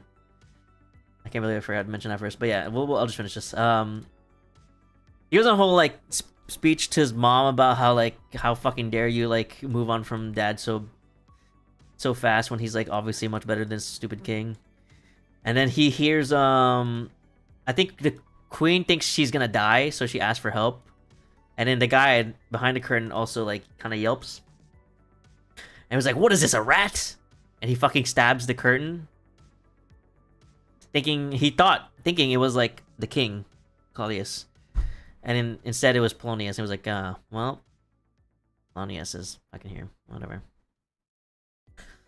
But yeah, there was a scene with a recorder before that where he like talks about like he tells one of his childhood friend who was like spying on him. He's like, play this recorder. Come on, go ahead, play it. And he was like, oh, but I can't. I don't know how to play a recorder. Oh, it's easy. Just, put your fingers in the holes and, blow into it. I was like, but I can't make it sound good. Like I don't know any harmony or whatever. And he was like, oh, so for some reason like you can play, you don't know how to play this recorder, but for some reason you can play me. Are you saying I'm easier to play than a recorder? It was like a whole thing. That was like my favorite scene ever. But yeah. Anyways, he kills Polonius. He kills Ophelia's father. And he's like, ah, shit. Oh well. He grabs the body and like tosses it. I think his childhood friends like get sent to like find him. They find him. And since he's like the prince, the king was just like, you know what? I'll send him over. We'll send him to England. Instead of like killing him, we'll send him to England. But he actually secretly like sends a letter to tell the people there to kill him. And yeah, Hamlet escapes to England. And Polonius is dead. I think there's like a flash forward almost. And Hamlet sends a letter to Horatio. Horatio finds out Hamlet's coming back. Some shit happened. Hamlet's coming back. And they also have a letter to the King Claudius. Also tells him, yeah, by the way, I'm coming back. I'm Hamlet. I'm coming back. When they come back, they there's like a funny scene with the gravediggers and stuff. And this is actually the iconic scene where they have he has a skull or whatever. I just realized I skipped over to be or not to be seen, but that's fine. That's usually what people think he has a skeleton, but no, it's actually this scene where he meets the jester. The skeleton of the jester Yorick that he used to admire because I think he was kind of like a father figure to him also because I think his dad was also like in wars and stuff, so he doesn't see him as often, but yeah. Anyways, that's a cool scene, blah blah blah, and then he finds out Ophelia actually killed herself because she also turned angry, or she went insane after Polonius died. And then Laertes is Polonius' son, Ophelia's brother, comes in and he's like, what the fuck? Who fucking killed Polonius? And then the king uncle was like, yeah, it was fucking Hamlet, dude. We should kill him. He's like, okay, I have a poison sword. I'm gonna kill him with that. We're gonna pretend it's like a sparring match, but I'm actually gonna kill him. He was like, okay, I'll set it up. So they set it up, and then they fucking not Siri, fuck. They set it up, and then they fight, and the king also like poisons his like wine, and then Hamlet was actually winning, even though Laertes was like apparently a really known good like sword fighter, fencer. Hamlet was winning. And then they were like, you should drink from this. You must be tired. And he was like, nah, I won't drink yet. And then his mom was like, the queen was like, oh, well, I'll drink then. And she drinks the poison wine. And the king was like, oh, shit. She already drank it. Well, fuck. God damn it. And then, on I think the third round, Laertes fucking cuts him. He cuts Hamlet. And then they like kind of get into a scuffle. And like they switch swords. I think like someone drops a sword and they switch. And then Hamlet fucking cuts him. And it's like, oh shit. Laertes was like, hey, that sword had poison. We're gonna die. And then the queen also faints, and then she was like, oh my gosh, I got poisoned. Oh my god, it was the king. The king fucking poisoned me. And then Laertes was like, yes, it's true. The king poisoned us. It was his plan all along. Hamlet was like, what the fuck? And stabs the king with the poison sword. And then everyone's dying. I think Hamlet was the last one alive. Horatio was like, no, my best friend, he's gonna die. And then he fucking like, I'm gonna kill myself because you're dying. Hamlet was like, no, you have to tell my story. Horatio was like, yeah, you're right. I'll stay alive then. And at the end, yeah. That's my favorite play. That's easily S tier. Love that shit. And I think that's also why I like the anime Oshinoko. I don't know if anybody's seen Oshinoko. There's actually some similarities to these, and I thought it was pretty cool. Not entirely, but So Oshinoko goes into, it's pretty interesting because Oshinoko actually has a similar thing going on right now. I don't want to spoil it, but there's also like the subject of child actors that was mentioned in Hamlet. It was also kind of like a thing in Oshinoko that was mentioned.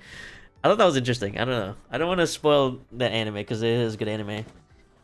That the fucking season finale just fucking ended and stuff, and it's, I'm like, ugh, I have to wait.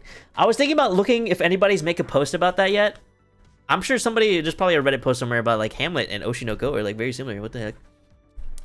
I didn't want to look it up in case I get there's like spoilers, like mega spoilers or whatever. So I haven't looked it up.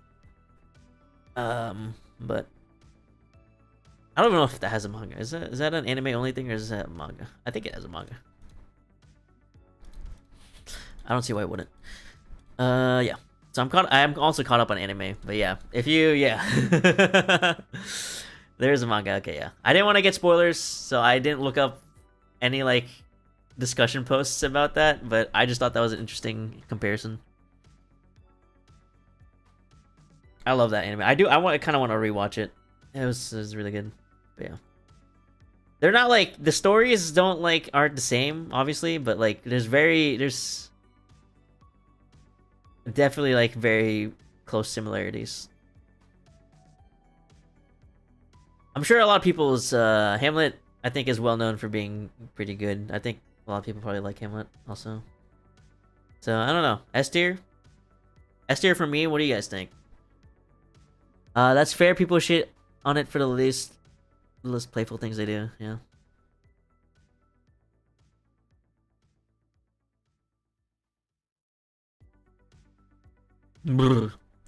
That's my S tier.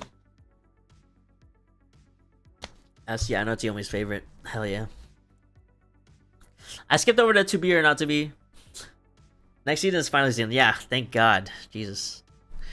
I'm sick and tired of these. Cliffhangers. Okay.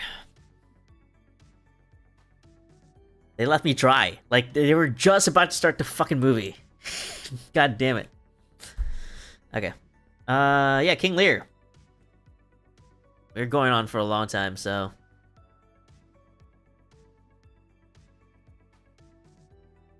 I will further speed this up. Hamlet was I knew Hamlet was gonna be a long one because I fucking love that one. Yeah. King Lear. Actually, how did this start? I think this did start with two people talking. I'm pretty sure it did, but I forget what they were talking about. They're probably talking about this setting, which usually what they do. So King Lear is king of Britain. He has 3 daughters, Goneril, Regan, and Cordelia. And he wanted to give his 3 daughters. He wanted to step down from the throne and give his 3 daughters his kingdom. So he like splits them evenly. But first they have to they have to show him how much they love him. And then, so Goneril and Regan, they really, like, play it up. They're like, yeah, oh, we love you so much. I love you. You're, like, the best thing ever, Dad. I love you so much, Daddy. You're the best, Daddy. Buddy, I love you, Daddy. I love you, Daddy. They, like, really, like, play it up like his dad's, like, the best person, though. Like, you know, you're my number one. No one's ever gonna, you know, I freaking love you. Nothing else. They overemphasize how much they love him. And Cordelia is the youngest daughter. I think King Lear even mentions that like Cordelia's like his favorite daughter. Cordelia was like she didn't really understand why they were doing that. She was just like, well, yeah, like, yeah, I love you. I love you as a father. Like, I love you no more, no less. Like, I love you as much as I should love you. You know? Like, she was just being real. You know? Because the way Goneril and Regan were, like, explaining how much they love him was, like, kind of out of this... You know, it seemed like kind of flattery. You know? It didn't seem genuine. Cordelia was being genuine. She was like, yes, I love you as a father. Not as much as... I don't love you as much as they're saying they do. But I love you as much as my father. and Lear is angry because, I mean, to be fair, she did like make it sound. She didn't make it sound the best way possible. She could have worded it.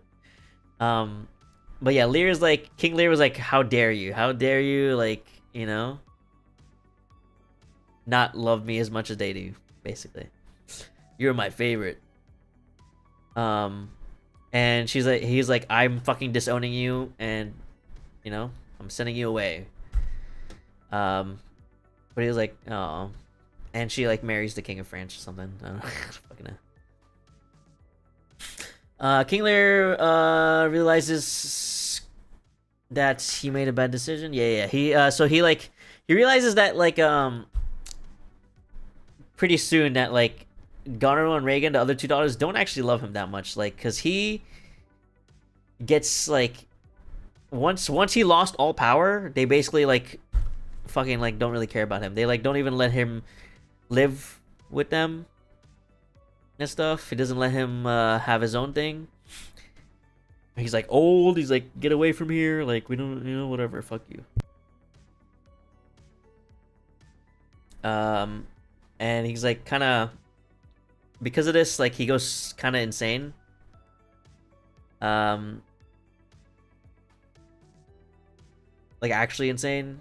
And there's like a thunderstorm going on. He's accompanied by two people. One is a fool. It's like an official like role, like Shakespeare plays. I don't know. There's a guy like fucking. I don't know. I don't know what a fool is. I should have looked that up. But yeah, there's a fool named Kent. Or there's a fool. I think it was just called Fool. I don't know his name, but Kent is the other guy. Which is he's actually a nobleman, but he's like in disguise. I forget, he's like someone's son. I forget who.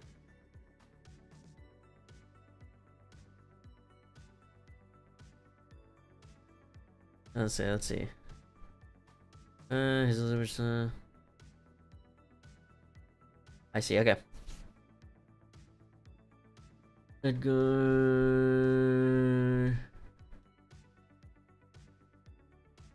Okay, yeah. Oh wait, no. Oh my god, I forgot. There's like two people in disguises here. I got them confused. Kent is another guy in disguise. I don't really know. Anyways, there's a whole other thing. There's a nobleman named Gloucester, and he has family problems. He has a son named Edmund. I think he's an illegitimate son, it says here. And he has another son named Edgar. Edmund is trying to tell him that Edgar is trying to kill him. So Edgar fucking like runs away, and he disguises himself as a beggar named Poor Tom. And so he goes out and like, you know, runs away, and I think he meets King Lear. Oh, it's display. I couldn't remember for a moment. Yeah. So Gloucester, I think he's kind of like loyal to Lear. He found out that the daughters like kind of like threw him out basically, and he was like, "What? Why'd you do that?" He tries to help Lear back, but Lear's like kind of insane.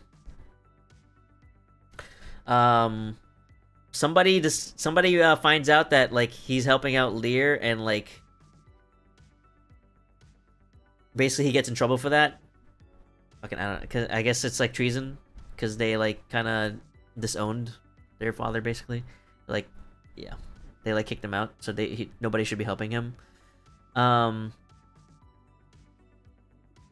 because of that, they fucking cut out his eyes, Gloucester's eye. They cut out Gloucester's eyes. I think Edmund did it. I forget who. His like illegitimate son did it or something. He was like, "How dare you fucking commit treason? Your eyes are gone." So he goes blind, and he meets his son Edgar, but he doesn't know it's his son Edgar because he's disguised as Poor Tom. And his son Edgar, like, there's like a whole thing. He tries to kill himself, but like Edgar. So he's like, "Yeah, bring me Poor Tom. Please bring me to that cliff so I can kill myself." And then he like brings him to like a random place. Or so, like, he brings him to another place that's like doesn't have a cliff, and like he's like, "I'm gonna kill myself." He's like, "Okay, do it." And he fucking falls, but like he faints. he faints, and he falls and thinks he's falling off a cliff, but he just like faints. And then when he wakes up, he's like, "Oh my gosh, why am I dead? What's going on? Who are you?" And then I think Edgar was there, but he disguised himself as a different person. Good night. And he's like, "Yeah, you fell down and you're still alive, dude. The gods must want you alive." And he was like, "I guess you're right." So yeah.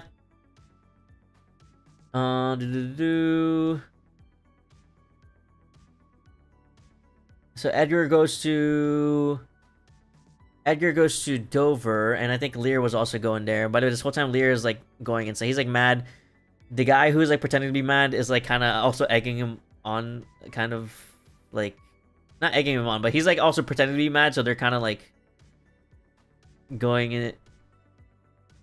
No. The fool is just straight up a fool. Actually, I don't think he's pretending. I think he's just a fool. He is like egging him on. He's like, "Yeah, you're dumb. I'm dumb. Haha." I don't fucking know. Something like that. There's a whole war, if you can believe that. War/battle. In Dover, where there's a French army taking over, and remember, Cordelia got married to the French king, so Cordelia's there. And she finds out that that the daughters are not treating Lear correctly, so she goes there to save her father, and Edmund tries to fucking get with Regan and Goneril, the other two daughters, but like that doesn't go well.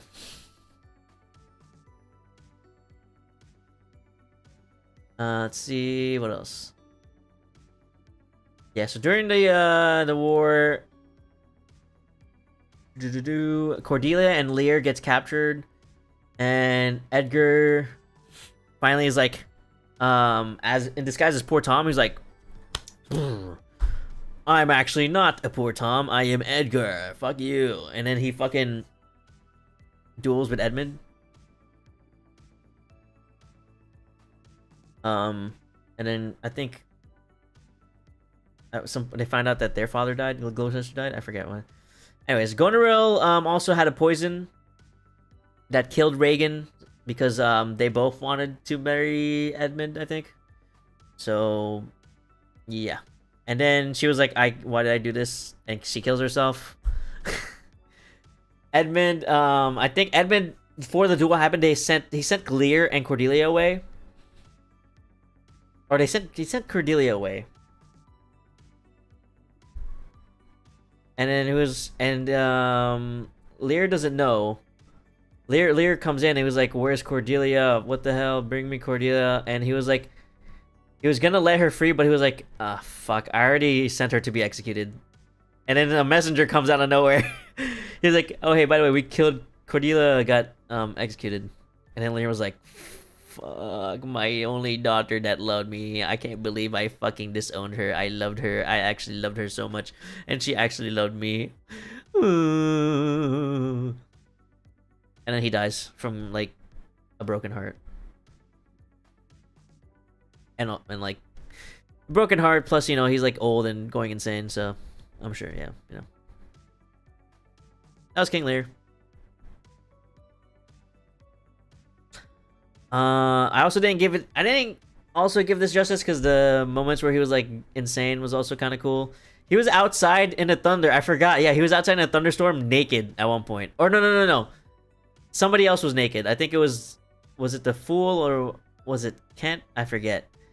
Somebody else was naked and he was like, I guess I should be naked too since you're naked.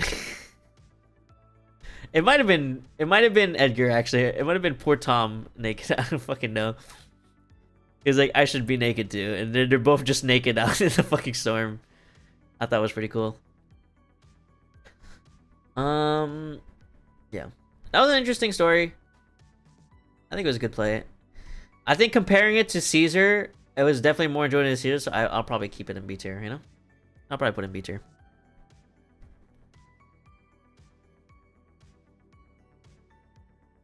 And, I'm thinking about it now.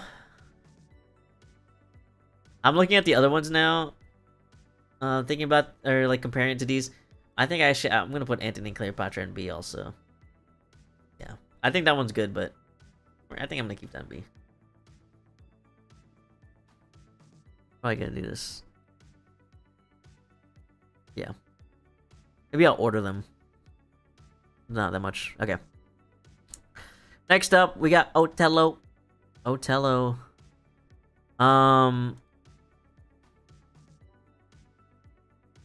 This one's also really pretty good. I like this one. I think this one has the best villain.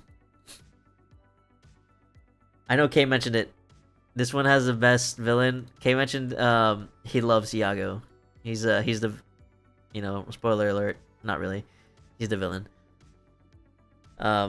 Guess how this one starts? Yep. Alright, this one starts with two guys talking. It's Iago and Rodrigo. So Rodrigo is in love with Desdemona, who is in love with Othello, and they actually got married. And Rodrigo paid Iago. Rodrigo paid Iago money to... How do I say this? To like... This is pretty like... This is kind of a funny kind of... What do you call it? Like a comparison to modern culture here. Rodrigo paid Iago for fucking looks maxing courses or something, right? He paid Iago for like how to get girls course, specifically for Desdemona.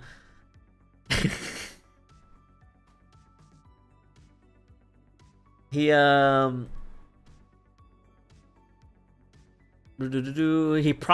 promises that he can get Rodrigo with Desdemona if he just follows his directions and also gets his money up, not his funny up.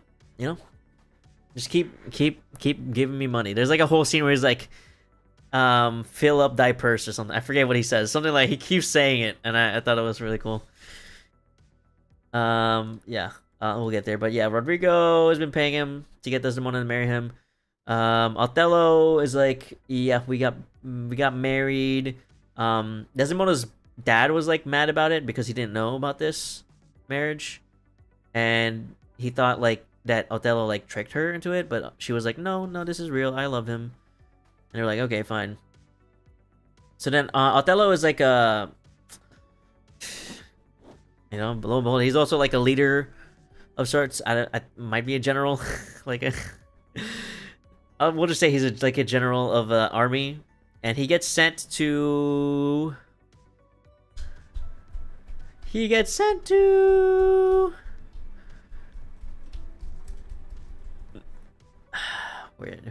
to? They're in Venice right now. I don't know. He gets sent somewhere to hold that area, I guess, with his soldiers. So then they go there. I think he also asked Desdemona to join him as well because like he's like, yeah, she's my fucking like beautiful wife. They're like, okay, sure. Iago and Rodrigo also follows because Iago is one of Othello's like servants. But Iago hates Othello. Iago hates Othello because there's rumors that Iago's wife slept with Othello. So that's why he hates him. Yeah. I know. I don't think we ever find out if that's true or not. I think it's heavily insinuated that that's not true. I think because Iago's wife also joined this journey, and so did Rodrigo, because you know Rodrigo wants Desdemona. And she has like a one-on-one conversation with Desdemona at one point where she's like, yeah, that's, you know, she was like, I didn't do it. I think, I'm not sure. Okay, and then he also says that he also hates Iago, not just because of that, but also because he promoted one of his soldiers, Michael Cassio, to be his lieutenant. Lieutenant. No, I think in a book in the audiobook I was listening to, it said they said lieutenant, but I was thinking of lieutenant because I was of that one game I played, Lieutenant. It's funny.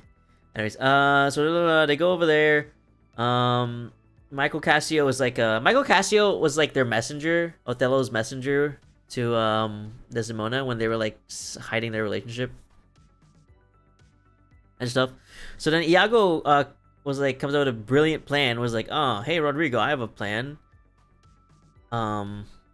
Or no, he for himself, he's like, I have a plan. I'm gonna make everyone think that like Cassio and Desdemona are like fucking on the side, right? So he makes Rodrigo like do shit. I forget what they did. Oh yeah, he makes him like, so he gets Cassio drunk when they were like partying, and Rodrigo. He makes Rodrigo like go like start a fight with him, so that way Cassio can get like fired from his job, which happens. So that happens. Othello was like, yeah, what the fuck, dude, you cannot be like getting drunk and fighting people. That's fucked up. You're fired. You're get out of my sight. Okay.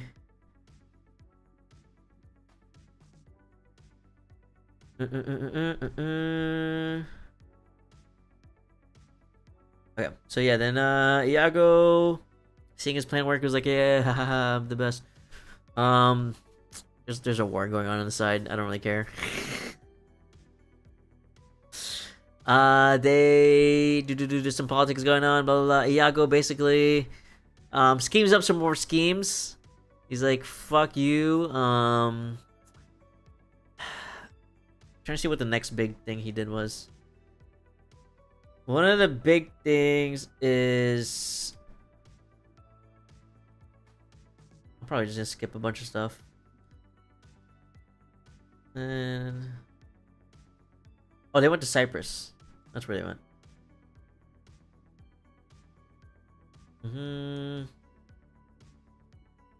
Okay, yeah. So Iago starts conniving a scheme with Desdemona, saying, hey Desdemona, you should or to Cassio and Desdemona, they're like, yeah, you should talk to Desdemona, have Desdemona like vouch for you and stuff.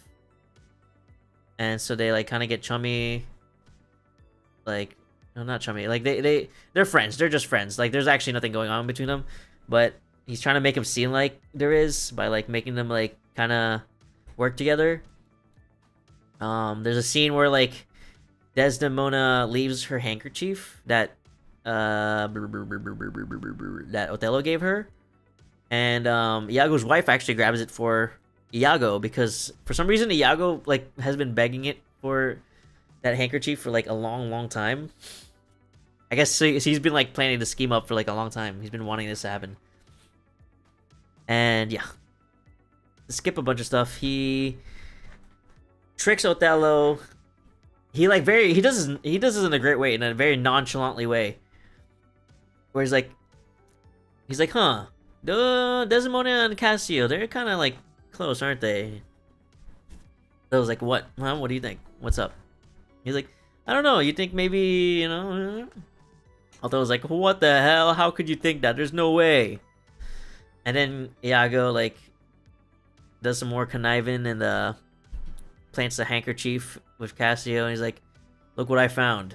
And Cassio's fucking, or no, he tells Othello to hide somewhere at one point, and he like tells he has a meeting with Cassio, and Iago kind of tricks him into saying that he slept with Desdemona, but he was actually talking about somebody else. And then the person that he was sleeping with comes in with the handkerchief and was like, hey, you left this or whatever, hey, this is the thing you wanted, right? And yeah, and then Othello sees this and he goes fucking mad. He's like, what? I can't believe Desdemona fucking cheated on me. What the hell? I need to kill her. And I think, and Othello and Iago come up with a plan where, like, I think Iago kills Cassio and Othello kills Desdemona. Iago tricks Rodrigo into doing the killing to Cassio, but he fails and he dies. Rodrigo fucking dies. And I think who is it? What's his name? Cassio lives, but I think he's like crippled or something. He gets like stabbed somewhere, and I think he's like gonna be. I forget if he dies later or not, or if he's just like wounded. But yeah, Othello on a different scene, fucking smothers Desdemona's face with a pillow. They have a talk first, like, "Why'd you cheat on me?" And she's like, "I didn't cheat on you." He's like, "You liar," and then fucking suffocates her. She dies. Emilia, which is Iago's wife, comes in and was like, "What the hell happened here?" And Desdemona comes back to life for just a second, and says, "I killed myself," blah, and then dies. And then Emilia was like, "What?" Othello was like, "You heard her. She said she killed herself." Emilia was like, "What? No, she wouldn't do that." And then Othello was like, "Yes, you're right. I wouldn't lie about this. I killed her." And he was like, "What? Why would you kill her? She did nothing wrong. What the hell?" Othello was like, "Yeah, she cheated on me." And she was like, No, she didn't." And I think at some point people start coming in. Iago's there, and Othello's like, "Well, yeah, but she had the handkerchief I gave her." And Emilia was like, "Wait, what? What are you talking about? I got that handkerchief. I gave it to Iago." Iago's like, "Oh shit, I've been found out." He tries to kill her, but like I think someone disarms him.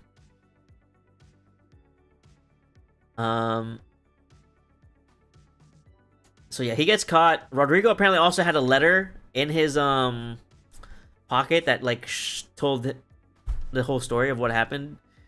And so then everyone finds out, Iago, you piece of shit. This is all your fault. So then Othello fucking what do you call it? Fucking attacks him.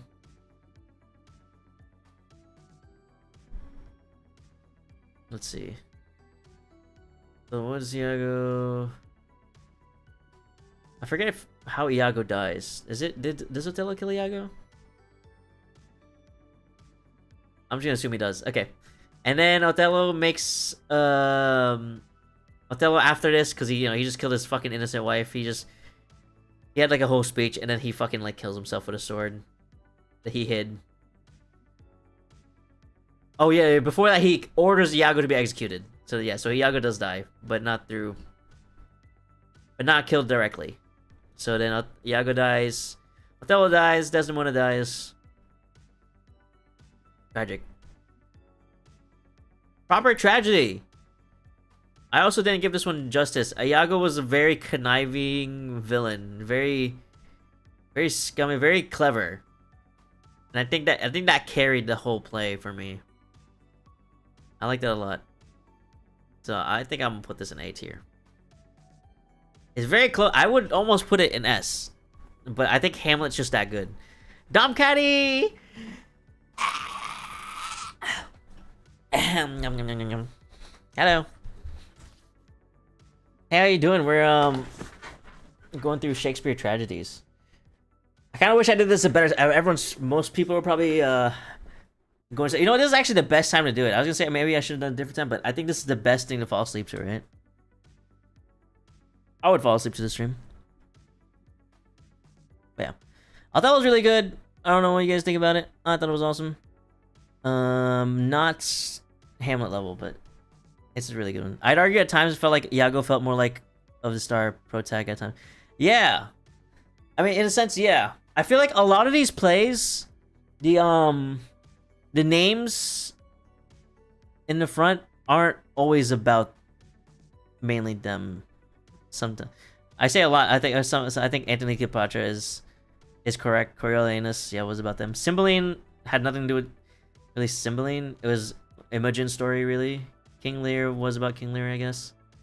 King Lear barely felt like King Lear felt like a lot of people. I feel like King Lear's star of the show is kind of spaced out.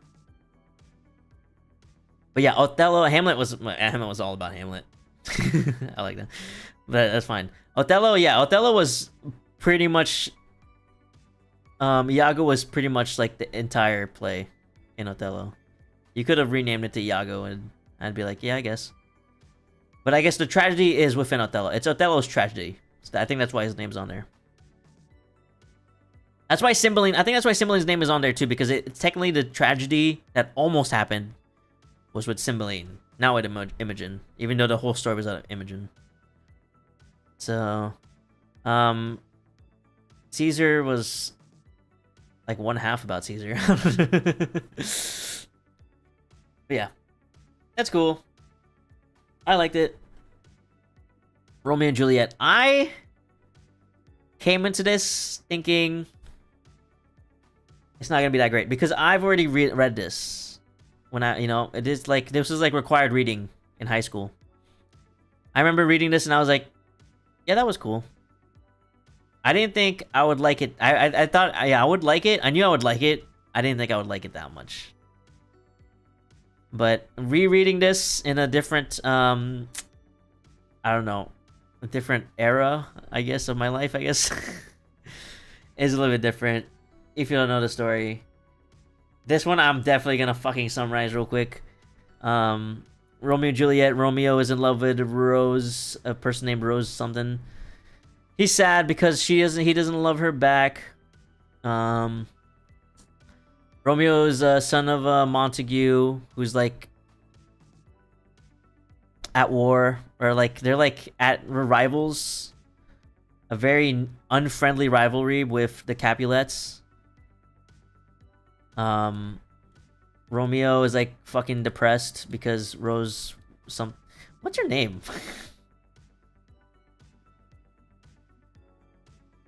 Rosaline does not love him back. He loves Rosaline so much. Benvolio is like making fun of him. He's like, yeah, fuck you. Anyways, let's go to a fucking party. It was pretty funny. I think they were talking, and then Juliet was being married to a guy named Paris. I think he's like close to the prince, so Juliet's dad wants him to marry Paris. And he makes a party. He has a whole party started just so Paris will meet Juliet.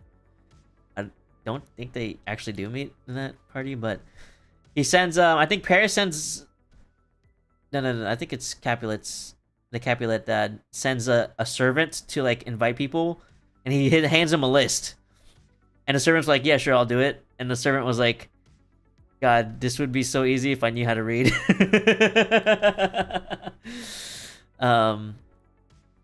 I think he says like, this is gonna be hard because I don't know how to read. I forget, something like that. He meets Romeo though. The servant meets Romeo. Is like, hey, can you read this for me? And Romeo sees that Rosaline was going to the party. He was like, okay. Hey, yeah, this is what it says. And then the servant was like, hey, if you're not a Montague, you can come. And they are Montagues, but they go anyways. They go to the party. I think Titus, what's it? Not his name is not Titus. It's fucking Final Fantasy. What's his name? Somebody Tybalt. Tybalt recognizes him. He's a Capulet, and like wants to kill him. He's like, "What the hell's Romeo? What the hell's a Montague doing here? I'm gonna kill him." And then the Capulet father was like, "Don't fucking start a fight at the party, dude. What the fuck, dude? Are you fucking stupid? You fucking relax, all right? That's Romeo. He's actually a respected person. Like, I don't want a Montague here too, but like, he can't just kill him here." So he's like, behave. Tybalt's like mad, but he's like, fuck, fine, whatever. I'll fucking deal with him later. Romeo's like, I think looking for Rosaline. Instead, he finds Juliet. And he's like, holy shit. I'm fucking, dude, fuck Rosaline, dude. What the fuck? This is Juliet. He like rizzes her up and she's like, they kiss. I think they do like a little play thing where they're like, haha, I'm a pilgrim, you're an angel, or was it something like that? They do like a cute little whatever thing, and then they both fall in love with each other. Eventually they leave. Romeo runs away from Benvolio and Mercutio, who he went to the party with, to find Juliet. There's a Romeo. Juliet's out in the fucking balcony. She's like, Romeo, Romeo, wherefore art thou, or whatever. And then and then Juliet like talks about how much she loves him, and then Romeo's like, ha ha ha, I'm here, ha ha, I was listening to you. She's like, what the hell? And then they talk. They talk to her like, hey, Juliet has to go, but she's like, hey, before we go, we should get married. She's like, I'll send a messenger over in the morning.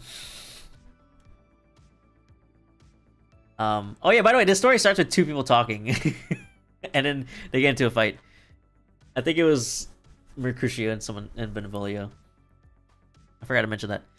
Hey, all right. Messenger goes to Romeo's house. It was her maid, her nurse. I think, yeah, her nurse. And I think Mercutio makes like a bunch of like sex comments to the nurse. I don't know. He's a pretty funny guy. Or what was it? I think it was Benvolio actually. Benvolio's Benvolio's the fucking funny one, I think. And then they leave for dinner, but like nurse is like, hey, Romeo, can you come with me? I was like, yeah. Actually before this, Romeo goes to like the church and was like, hey, Friar Lawrence, can you marry me and Juliet? And he was like, weren't you with Rosaline or whatever? Weren't you like sad about Rosaline? He's like, no, I found Juliet now. She's way better. Lawrence was like, you know what? I will get you guys married just so that Montagues and Capulets might stop fighting. They get married. He agrees to get them married. Romeo tells the nurse, hey, meet me at the church. Or have Juliet meet me at the church so we can get married. They get married. Next day, whatever. And then Tybalt meets Benvolio and Mercutio out in the wild and wants to kill Romeo. He's like, where is Romeo? I'm gonna kill him. And then Romeo comes in. He's like, hey, hello, I'm Romeo. Tybalt's like, I'm gonna kill you. He's like, no, wait, I can't tell you why, but I love you. He basically says that. He's like, I can't tell you why, but just like, I promise you, I love you. Put your sword down. He was like, fuck you, no, I'm fighting. And then Tybalt starts fighting with Mercutio, and they start to duel. Romeo keeps going in between them to stop him, but then Tybalt stabs Mercutio like under his arm, and Mercutio dies. And Romeo's like, what the fuck, you just killed Mercutio, and kills Tybalt. And because of this, Romeo, the fucking police arrive, or whatever, the prince also arrives. Prince is like, you killed, I mean, I know you were like doing it because he killed Mercutio, but yeah, I mean, yeah, I'm gonna have to like banish you. So then Romeo is banished. Before he's banished, though, he meets up with Juliet, and they like have a night together. You know, their honeymoon or whatever. Romeo goes away in the morning because he has to, because he's banished. In the meantime, Juliet is getting forced to marry Paris. He's like, fuck you, Dad, I don't want to do it. And Dad like fucking yells at her, and she like gets really sad. She's like, fuck. Also, by the way, Tybalt died, and Juliet's like, okay, cool, well. Romeo got banished. She's more sad about Romeo getting banished than Tybalt dying. Juliet goes to the Friar Lawrence, who married her to Romeo, and was like, I don't know what to do. I don't want to marry that guy. Friar Lawrence was like, I have an idea. Here, take this, and you will seem like you're dead, but this is actually just a sleeping potion. Sounds familiar? It's just a sleeping potion. You'll look like dead, but you'll wake up later, and I'll have Romeo come get you. So that's what she does. Everyone thinks Juliet's dead. Romeo thinks Juliet's dead. Romeo gets there. He kills another Capulet that tries to kill him when he gets to her tomb. And she thinks he's dead. She thinks she's dead. or he thinks she's dead, so he drinks a poison to die with her. Juliet wakes up. Romeo's dead. He's like, oh fuck. I can't believe he's done this. He thought I was dead and kills herself. Fire Lawrence is like, ah, oh, fuck, I was too late. And everyone dies. I think one other person dies. Was it Benvolio? She kisses it, poison lips, does not kill her, bruises her dagger. Yeah, okay. Juliet kills herself with a dagger. I don't know. Okay, whatever. But anyways, they died, and that caused the Capulets and the Montague to kind of have like a peace finally. So I thought I would think Romeo and Juliet were overrated. That was my first thought. I thought because like, oh, it's so popular, of course, everyone thinks it's so awesome, whatever. It's probably overrated. And I read it back, and I'm like, okay, yeah, no, I see why it's famous. It's pretty good. It's pretty good. So I think I'll put it. I'm gonna put it. I don't know what side of A tier I'm gonna put it, but it's definitely A tier. I don't think it's Hamlet level, but I think it is pretty good. I'm gonna put it here just because I thought it was pretty funny. Othello, I thought was just had a really Iago was just a really good villain. But Romeo and Juliet overall was, I think, better. Yeah. Famous story, pretty nice. Yeah. I know everyone probably knows about that, so you know. What are your thoughts on that? I think it's an A tier. Maybe it is overrated to some people. I thought it was pretty good. It's for you.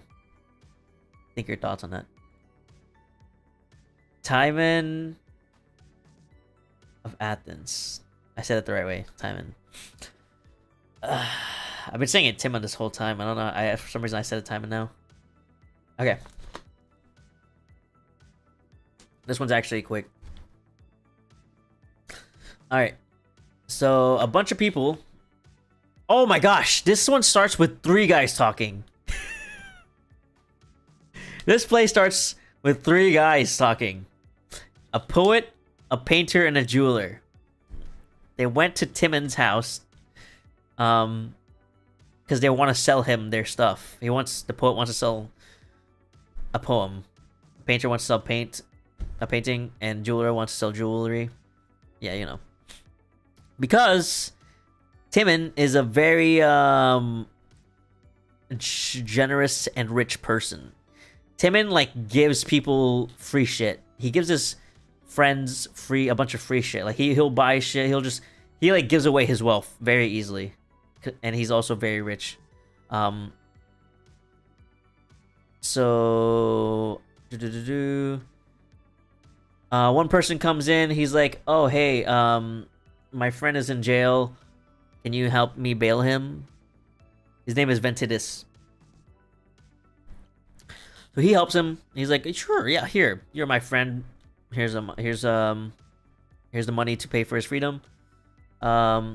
He buys like stuff from the poet, painter, and jeweler, and then he also has friends come over. They're having a feast, and they all give him. Timon gives him like a bunch of stuff. Like not only they have a feast at his home, they have like a full-on like huge dinner. Timon also gives like his horse away, gives jewelry away. He gives a bunch of shit away to them. And his servant's kind of worried because his servant knows he's keeping tracks of the books, and he's keeping track of his money. Timon actually does not have any more money left. He's at his very last reserves when it comes to money. Yet he keeps giving away. He couldn't tell him though because he knew Timon was probably gonna get mad if he tells him while he's like giving stuff away, while he's like in the middle of a feast. So he waits until later to say it. He actually, so I forget if this is why he's rich. Apparently, so he's in debt. I don't know if he like got it from a bunch of loan sharks or whatever, but apparently a bunch of servants, I think 3 servants come in. Or 2. Come to his palace and they're like, hey, you owe us money. And we can't leave until you give us that money. Timon's like, oh, okay, yeah, we'll get him the money. He talks to the servant, he's like, get him the money. The servant's like, sorry, but you don't have any money left. You gave it all away. He was like, what? Why didn't you tell me sooner? It was like, I tried to, but you were being so generous. I didn't want to ruin your mood. He was like, but he wasn't worried. He was like, my friends who I've given to so much, I'm sure they'll lend me some money because, you know, we're friends. That's what friends do. So he sends 3 of his like servants to go to his friends.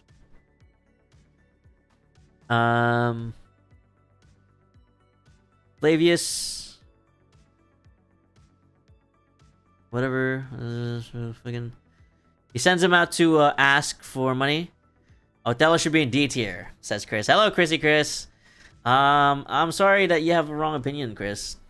You get scammed, dude. This tits thing keeps fucking falling off. It keeps like it's disconnecting.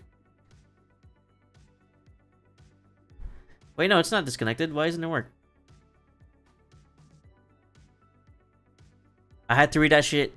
I had to read that in high school, and it was so ass. Oh, well, there's your problem. You read it in high school.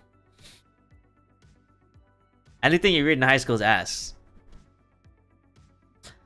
It's never you know. I thought that too. I thought, wow, fucking Shakespeare is so boring, and no. Damn. I thought Shakespeare was so fucking boring. This is a fucking... I can't believe people actually like this shit. And then I did it. I did it out of my own free will instead of having English teacher be like, you have to read this or you'll die. And I was like, wait, this is actually pretty good. Cool. Yeah. I don't think you understand just how evilly and clever Iago is, you know. I don't think you understand, but I mean, you could also just probably think if you try again and you're like, "This is boring," then you know, yeah, that's fine. It's probably boring. Probably boring to you. That's okay. But yeah. Anyways, Timon sends servants over to his 3 friends to be like, "Hey, your good friend Timon is poor. Can you lend him some money?" Guess what, guys? Every single one of them says no. No, that guy who gives us like a bunch of gifts all the time and like calls us his friend and like gives us like free meals and stuff. Yeah, we're not giving him any money. And Timon gets fucking furious. He's like, call everybody here. We're gonna have another feast. So then he comes in, all his friends come in, they're like, yeah, hello, yay. I thought you were low on money. We all thought you were low on money. Sorry we couldn't give you anything. You know, thank you for the feast. And then he has a whole speech while everyone's sitting down, getting ready to eat. They're like, well, let's dine in, everybody. And then everyone opens up their, like, the thing on their plates, the little cover. And there's like there's like stone. There's like nothing and stone. And he's like, this is what you deserve. You guys gave me nothing, I'll give you nothing. And he starts throwing stones at them too, I think. At some point. And he's like, fuck you guys. Wealth has like corrupted you guys and corrupted me. And screw you. And he goes mad. He goes kind of insane. And he goes to live in the woods. And his servant was giving away the last of money he has to like pay the rest of the servants, you know.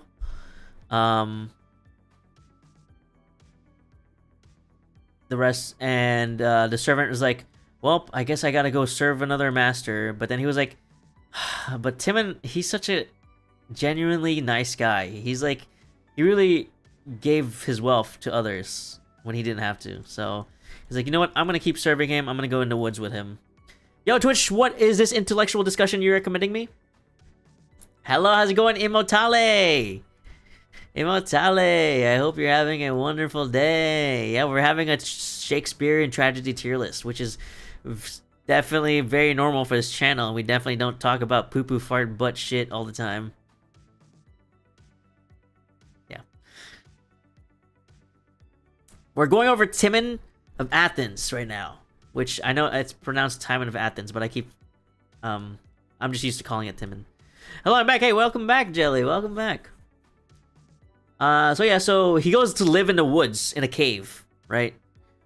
The servant finds him. I don't think the servant finds him. There's a guy named Ape Mantis, I forgot in the story, that says like, "Oh, you're such a fool. Why are you giving away your wealth?" He finds him. He's like, "Wow, look at you. Look at where you got. I actually like you more now than you were before because you were just fucking like flattering people before. Now you're whatever." Decided to open that wide old coral anus. Never read one of those. Really? I recommend Hamlet if you can't tell. I recommend Hamlet. Not even Romeo and Juliet. You didn't have to like read that in high school or something. In the woods, actually, Timon actually finds gold, like dug into dirt. Somebody like dug out dirt, and was like, "Yeah, sorry, I'm European." You know what? Funny enough, I'm pretty sure Shakespeare is also European. I'm pretty sure. Well, these are all like. That's actually surprises me more because this was all. I'm pretty sure this was all done in like London or like in Europe. The fuck did I hear dongfish, or is that my schizophrenia? That might have been my water. That's interesting. Oh, I guess it's not in the I guess it's not in the curriculum in Europe. Well, school never made me read them. Yeah, that's surprising. Oh well. It's pretty good. You've at least heard of them though, right? Yeah, I'm sure you have. I'm sure you have. Fucking Shakespeare, dude. Fuck ass Shakespeare. All right, I'm going to combust. Goodbye. Okay, see ya. Timon, blah blah blah.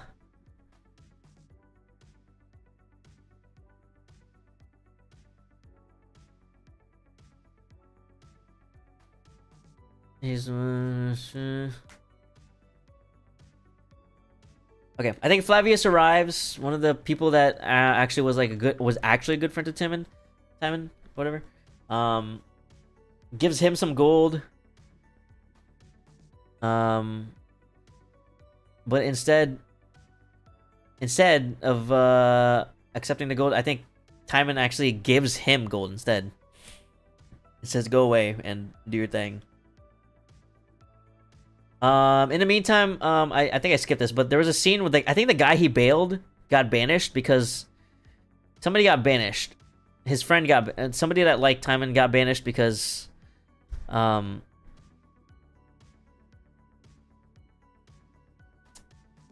think his friend was getting executed and they wouldn't like listen to him about like giving him a reduced, like not as harsh of a sentence. And so his friend died and he's like, "Fuck you guys," leaving and getting revenge. And he like starts an army and he meets Timon, who Timon was like, I think Timon saved him from like jail at one point. He was like, "Oh my gosh, it's you." And then he funds his fucking army, basically. Timon basically funds his army with the gold. I think he also came with like prostitutes, and Timon was just like, "I hate the world so much. I want you prostitutes to keep being prostitutes and keep like spreading STDs to everybody." Because Timon was just like done with the world. He was like, "Yeah, fuck everyone, fuck this." And then a war happens.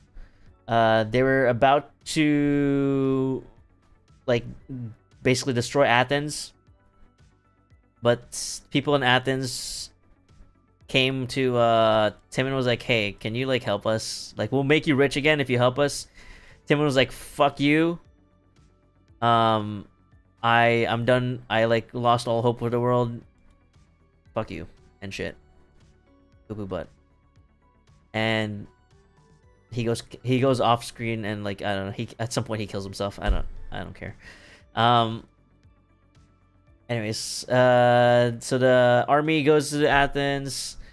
They fucking are about to invade, but then they find out that Timon fucking died.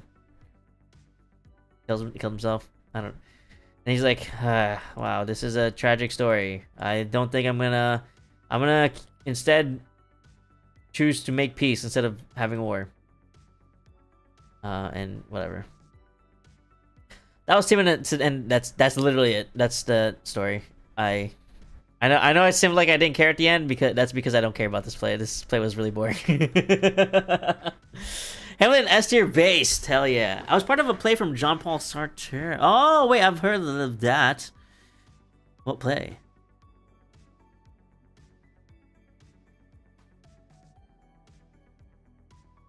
That's pretty cool. Hi, Gina. That's a hi, Gina. Hi. I believe Timon of Athens is the one a lot of people found rough. It's just, I think it had potential.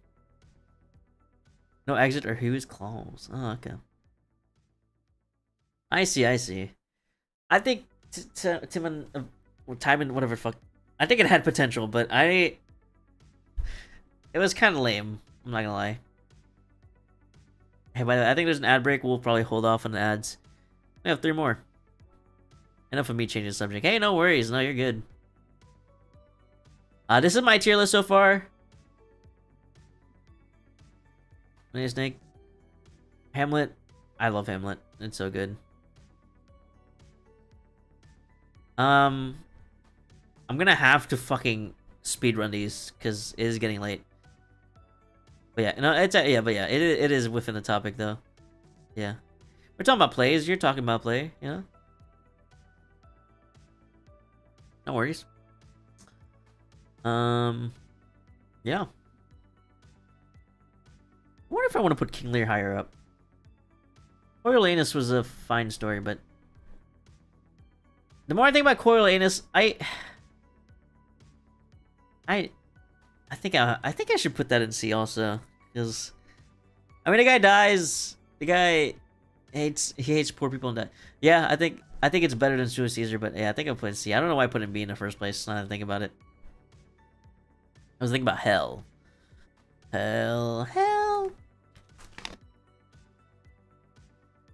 Hellfire. Gina, you read Hamlet?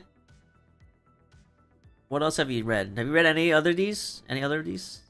Probably Romeo and Juliet, I would guess. At least. But also, what is at least kind of about hell? You're so right.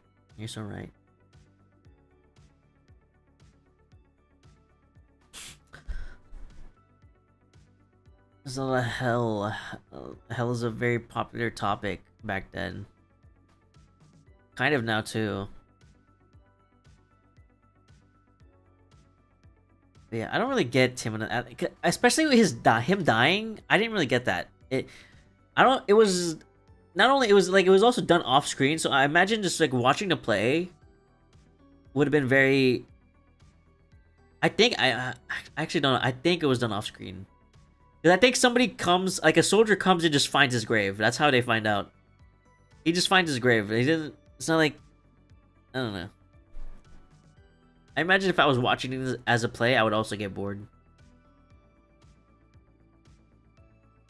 I like the idea. That he gave away all his wealth and then he goes insane. And he like spites the world. I did like the scene where he's like, what do you call it? I did like the scene where he was like, he hates the world so much that he wants the prostitutes to keep fucking people. Just so they can spread STD and like kill the world. Would you be fall asleep level of bored? I think so. I think I'd fall asleep to Timon of Athens. Yeah. I would be interested. The first part really got me interested. I think once he moved to the woods, it was very downhill. Which is like the second half. Kind of similar to Julius Caesar, but Julius Caesar was at least a good play. Not a very interesting one to me. but I can tell from the dialogue and how in the moments it's like it was a good play. Timon of Athens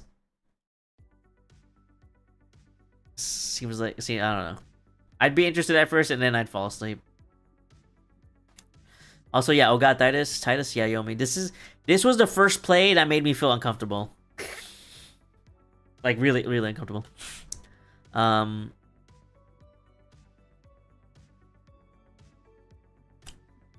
yeah. Trigger warning, I guess. I don't know. It has cool moments, but god, some of the things it talk about is crazy. So, I don't know how to say it. Titus Andronicus is a... I'm pretty sure this starts with two guys talking. I forget about what. Usually the setting is a safe bet. He's a general, a Roman general. He came back from a war. Did really well. He had like 25. Yeah, he had 25 sons, and only 4 of them survived. He captured I don't know, Tamora, who's a queen of Goths. I don't actually know what the Goths are. In this sense. Who had three sons. The Queen of Goth, Tamora, had 3 sons. This is the important part. Aaron the Moor. Sorry. She had 3 sons, and Aaron the Moor was also captured. Are you a theory nerd? Affectionately, no. Actually, fun fact. I mean, I wasn't. I've never done anything theater related. I guess I'll say I've never done anything theater related. I started listening to musicals in college. Around the college area is when I was like, wait, musicals are pretty cool. And I thought that was cool. And when it comes to Shakespeare and plays like this, I'm not kidding. I literally started 3 weeks ago. I read and listened to them, to all these in 3 weeks.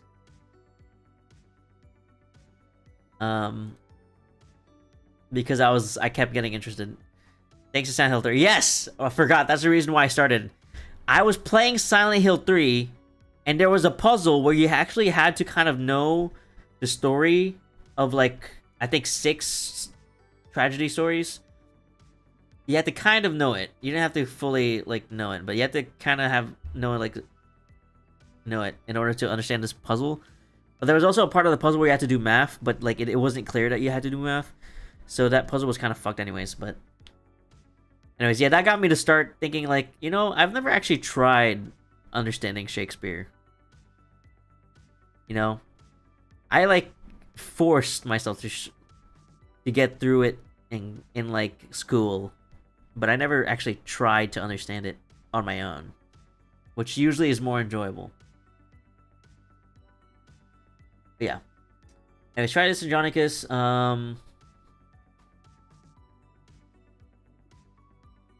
Yeah, he's a cool war hero. I think there's some political instability going on in Rome, and they're like trying to crown Titus as the king because he's like a hero, but he refuses. He was like, nah, I'm like old, I can't be the king, and he endorses Saturnius instead.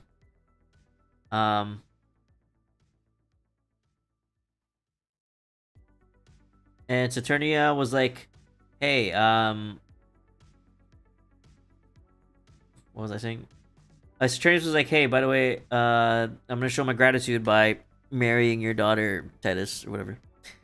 Engage just enough not to fail. Exactly, it's basically what I did. Titus's daughter, who's Lavinia, and her name's Lavinia. She's very important, and she's the most tragic character of them all, I would say. I don't know. But Lavinia's already, I think, set to marry Bassianus. I forget who Bassianus is. What is he?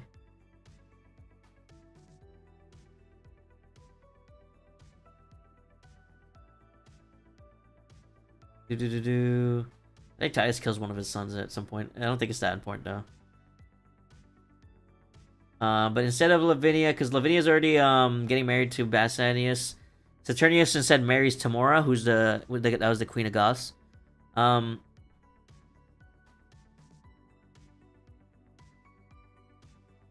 So then, okay, Tamora, who was captured by Titus. So she doesn't like Titus. She wants to. She was like, okay, I'm gonna use this fucking situation to fucking kill Titus and his family. Titus was like, okay, great. Saturnius is king now. Let's have like a party. Let's have a hunt party. They go hunting as a party because they're like, I don't know, they're warriors, I guess. I don't fucking know.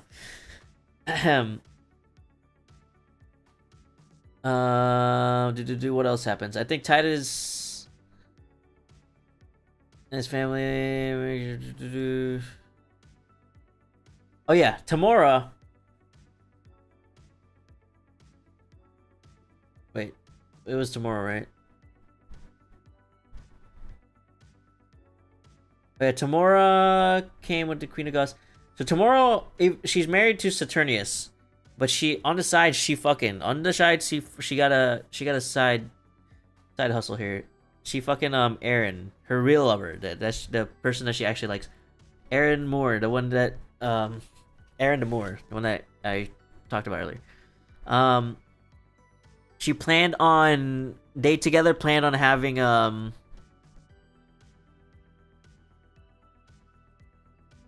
killing Basanius and like blaming it on Titus's sons. Tamora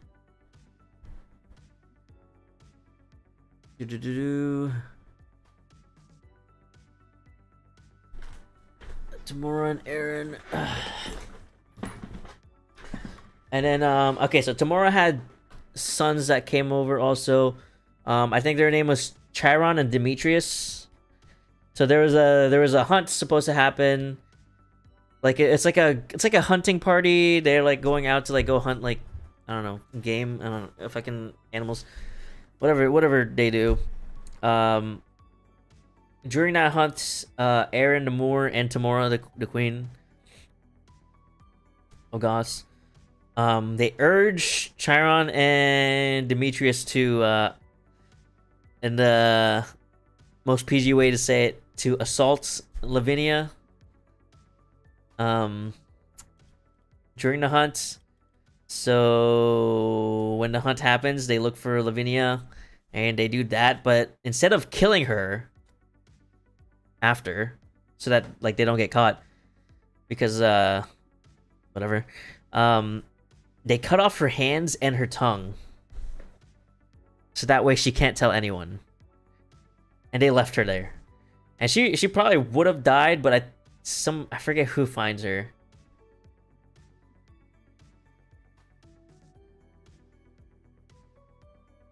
Let me see if it says here. And then also at the same time, remember that's Titus's sons were being framed for like a murder that Aaron and the Queen did. So the Titus's sons have to fucking run away. And I think another one was exiled because I think he was trying to intervene. I forget exactly what happens. One of them got exiled. Two of them got sentenced to death. Actually, I don't know if they ran away. I don't know if they got sentenced or they died or if they ran away, but we'll see.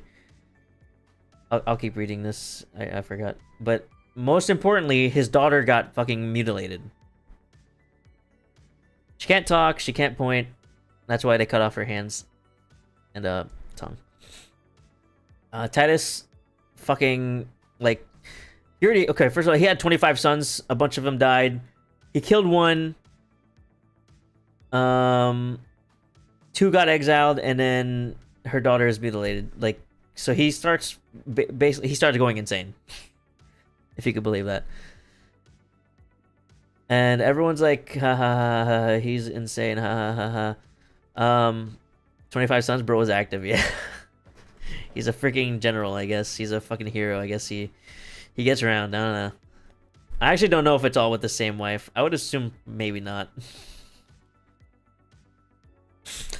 I mean, actually, I don't even know why I'm assuming. It's definitely not. It's definitely not. I don't even know why I assumed that. Once she's gone, okay, yeah. So, for the longest time, I don't know how long actually, she couldn't like tell anybody who did this to her. But then she sees a boy.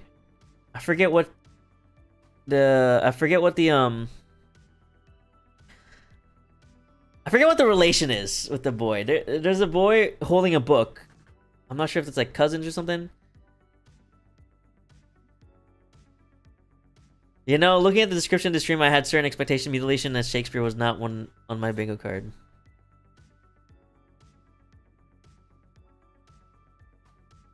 You weren't expecting Shakespeare? Did I update my... I updated my thing, right?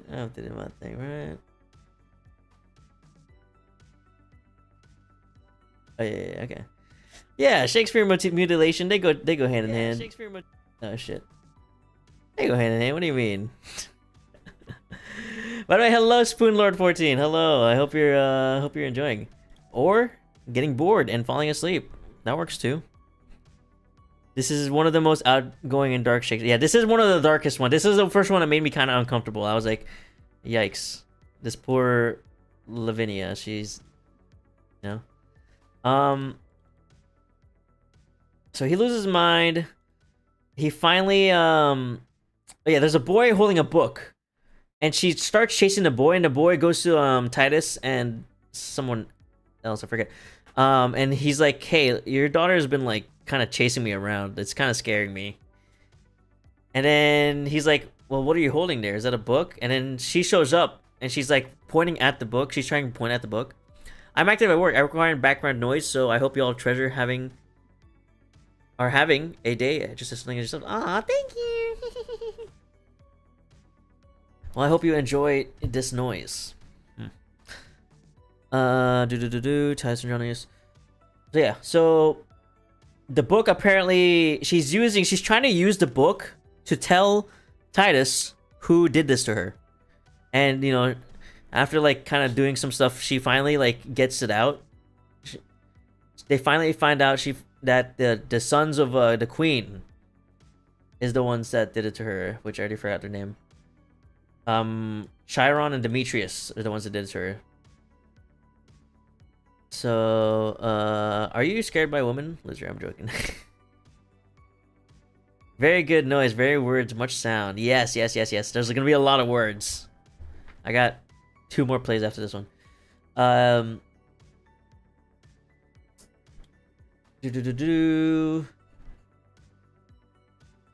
yeah. She tries to So Titus is going mad at this point. He's like insane, right? But he's like not actually that insane, I think. The Tamora the queen starts like kind of like fucking with him. Like if he was actually insane, it would work probably. But they start fucking with him, like disguising she goes to his house with her sons disguised as like I don't know if I want to say this.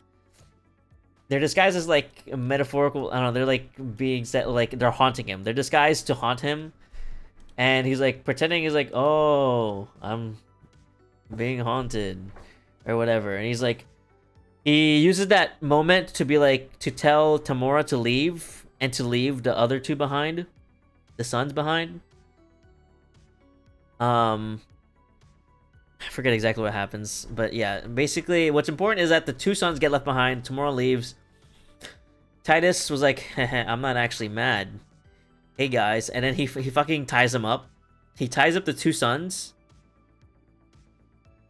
And he's like, so, by the way, I'm not actually mad. But I am angry. Like, I know what you did. I know it was you who did this to my daughter, mutilated my daughter. I know it was you. So yeah, basically, you know what's gonna happen. And actually, this is one of my favorite puns that Shakespeare makes. So he slits it. His daughter is actually there holding a bowl underneath them with her like stubs, holding a bowl, and he fucking slits their throat, and they're like, you know, lets the fucking blood drip into the bowl or whatever.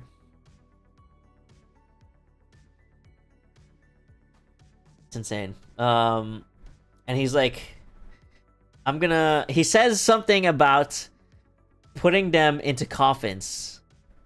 Wait, this is drama and weird. He says something about putting them into coffins, right? Like coffins, like, you know, like a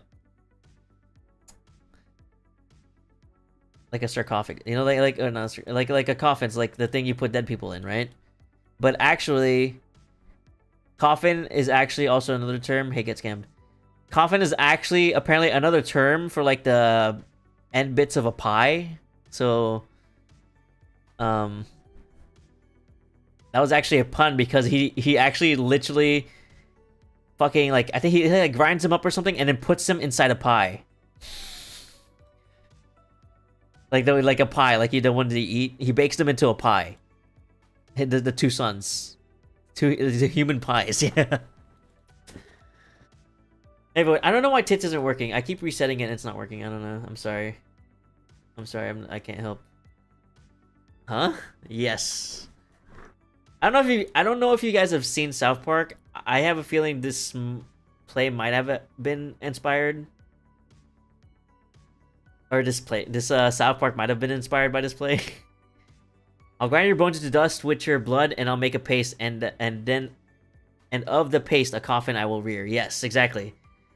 So he turns them into a pie, and then he invites over the king, Sartanius, the queen, you know, Tamora, the mom of the two sons that he just killed, and Aaron Moore, or whatever.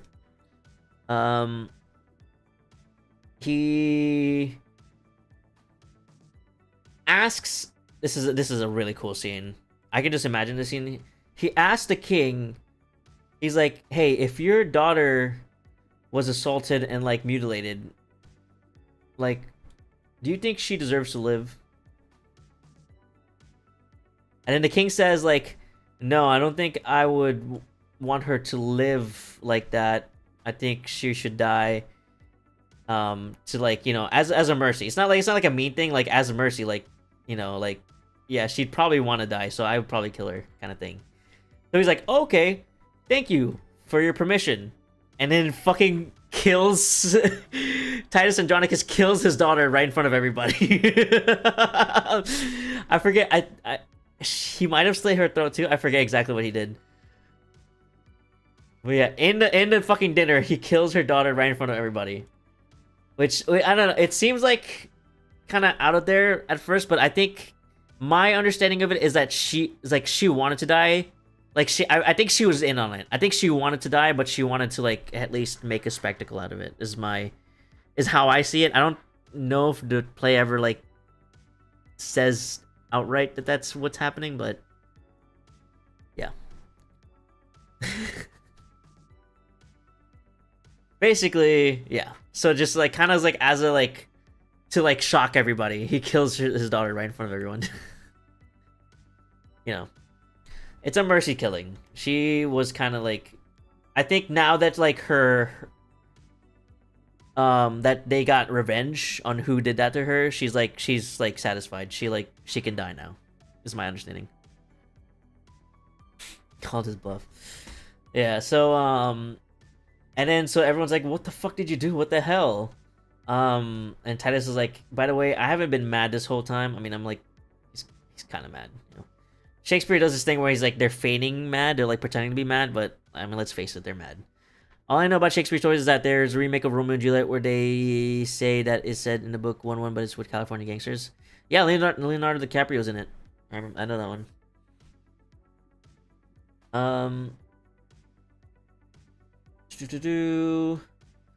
He said he just okay, yeah. He pretended to oh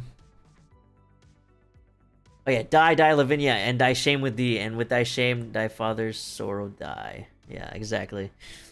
He is? I'm pretty sure he was Romeo, wasn't he? Once she's gone, blah blah blah. Oh yeah, yeah. He says, and then he explains to everyone to Mora, the queen. He was like, "Hey, I just tricked you. I tricked you, by the way. You know how you left your sons behind? I just tricked you, and I baked them into a pie.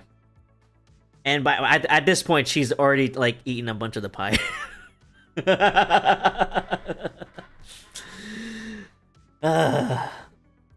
And also, I think the king also has ate to the Sartanius. So then Titus kills Lavinius, and then he kills Tamora. He kills the queen next. Then Saturnius, because you know he did all this, kills Titus. And then finally, Lucius is the son that like got exiled. He returns back to Rome, and he has like a Goth army. I don't know what the Goth is. I don't know what's Goth.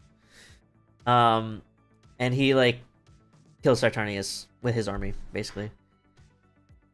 So, yeah. I'm surprised Aaron survived that, but yeah.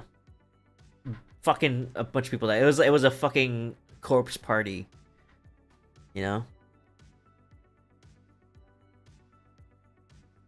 She said scammer gets scammed. It's so fucked. It is so fucked. I think as uncomfortable as I was at the beginning of the story when you find out like what happened to Lavinia. I think this ending like kind of made this like one of my favorite stories actually. I think it might be at the bottom of A tier, but I think it's an A tier. I think Titus Andronicus is A tier. I love this. I love that ending was one of my favorites. The best line in this book: "Villain, I have done thy mother."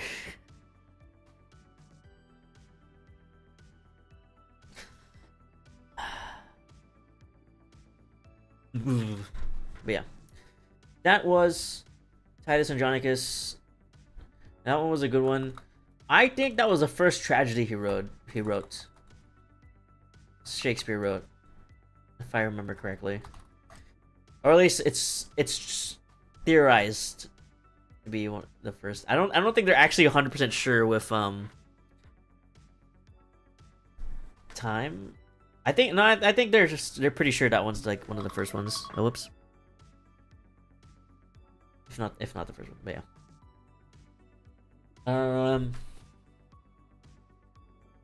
Yeah, it's a good one.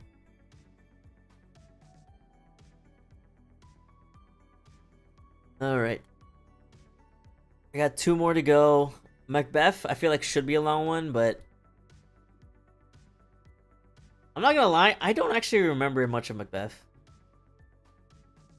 I kind of do. Now that I say that, I actually kind of do. Okay, let me see. So this actually, hey, we got what do you call it? We have a bit of a twist here because the play starts with 3 witches talking, not 3 guys, not 2 or 3 guys. It's 3 witches. They're talking about Macbeth and Banquo. I think. I don't know. They're talking about whatever. They're talking about shit. Macbeth. What's important is Macbeth and Banquo. Together they defeated they win a battle in whatever war. Anytime I read IMO, I think it's about me. I remember the name. Yeah, Macbeth is a pretty popular one.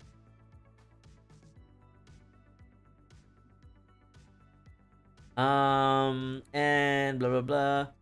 So they win a battle in the war, and then the witches appear in front of them while they were going home, and they prophesize Macbeth's future, saying that he's gonna become the king one day, and that Banquo's sons will also be kings in the future. I think.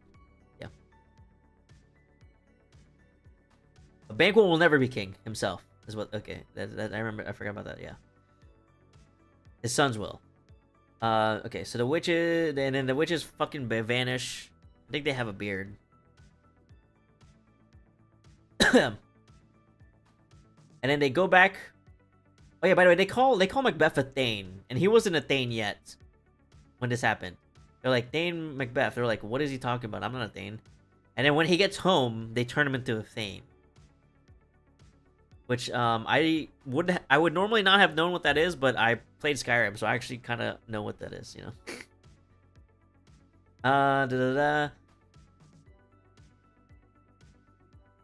So Macbeth tells his wife about what happened, about the witches, and Macbeth is kind of a bitch. He's obviously, you can kind of tell in this relationship between Macbeth and Lady Macbeth. Macbeth is the bottom. Macbeth is the bottom. Lady Macbeth listens to the story and she's like, oh my god, my husband was like prophesied to be the king. She like believes him. And so she what do you call it? She was worried. I think she has a whole like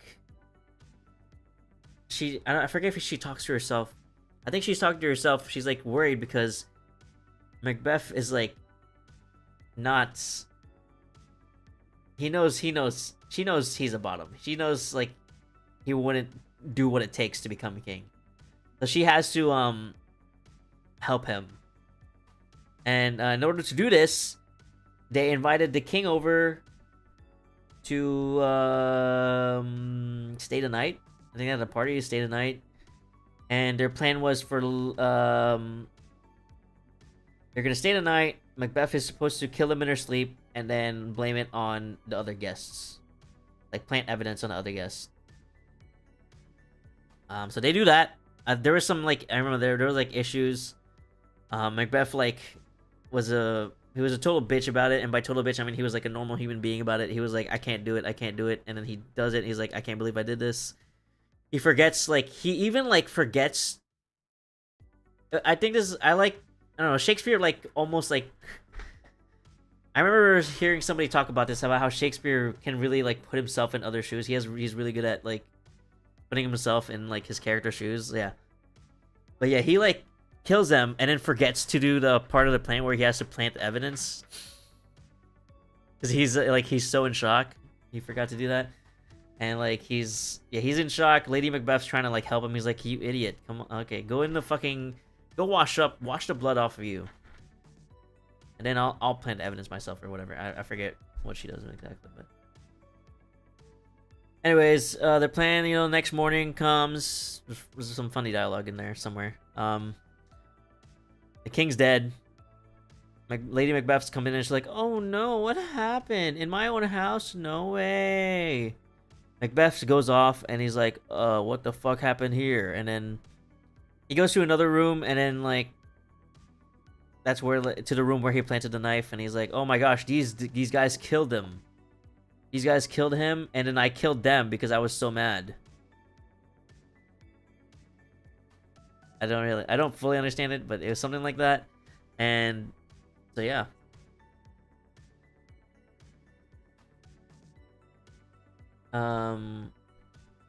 So their plan basically goes according to plan, and he becomes king.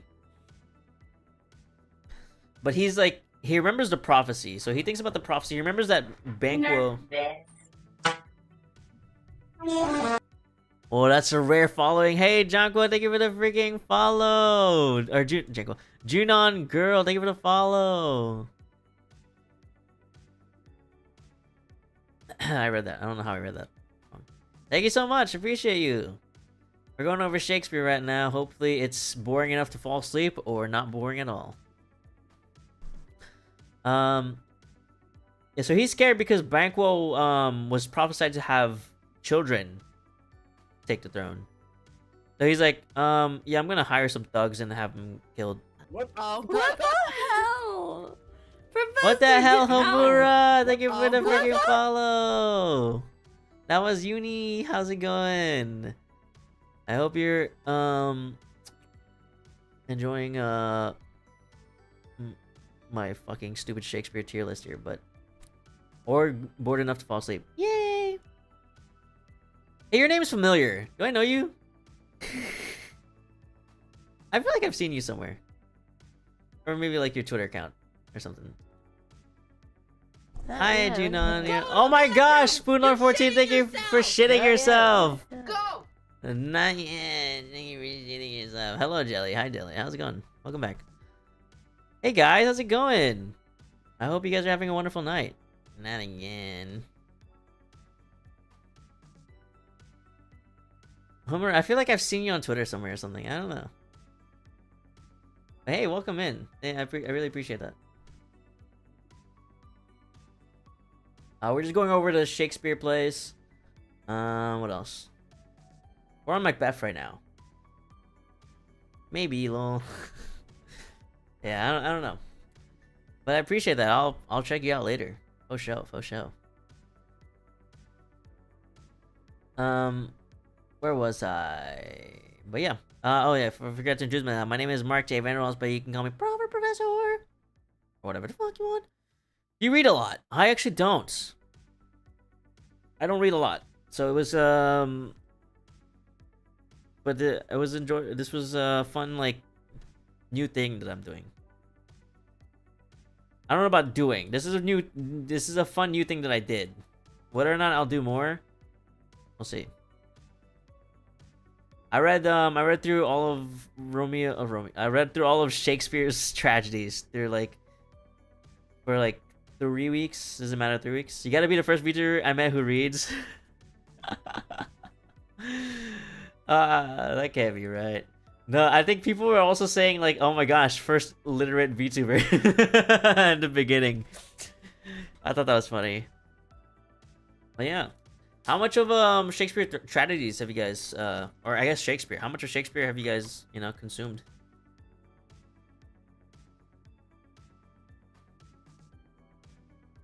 You guys disagree or agree with any of these so far? Man, I was just thinking of the literature. No, not TBH. That's pretty pretty standard. I didn't really know that much before too. I really oh yeah, I mentioned this earlier, but the only reason I started reading through these is because Silent Hill 3, the hard mode riddle puzzle in Silent Hill 3 required you to know 6, I forget, it was 5 or 6 Shakespearean tragedies, that like the story of them, in order to understand the puzzle. And I was like, fuck, I don't know. I think I've only consumed the ones that school requires reading. Yeah, same. And there was also a part where like you had to do math, but that wasn't very clear, so fuck that puzzle anyways. Hamlet one was good, of course. Romeo and Juliet, yes, I loved Hamlet. I never got to read Hamlet in school, so I'm glad I read it. Parmonal, hello! I got a pen that can write underwater. Well, it can write other words, but I like underwater. Yeah, that's a good play on words. That's a very Shakespearean play on words, huh? I mean, there are so many like puns in Hamlet that I love. There was like the whole like the gravedigger he was like, Hamlet, whose grave is this? And gravedigger was like, it's mine. Hamlet was like, oh, I can play this game. He's like, oh well, that must be your grave because thou liest in it.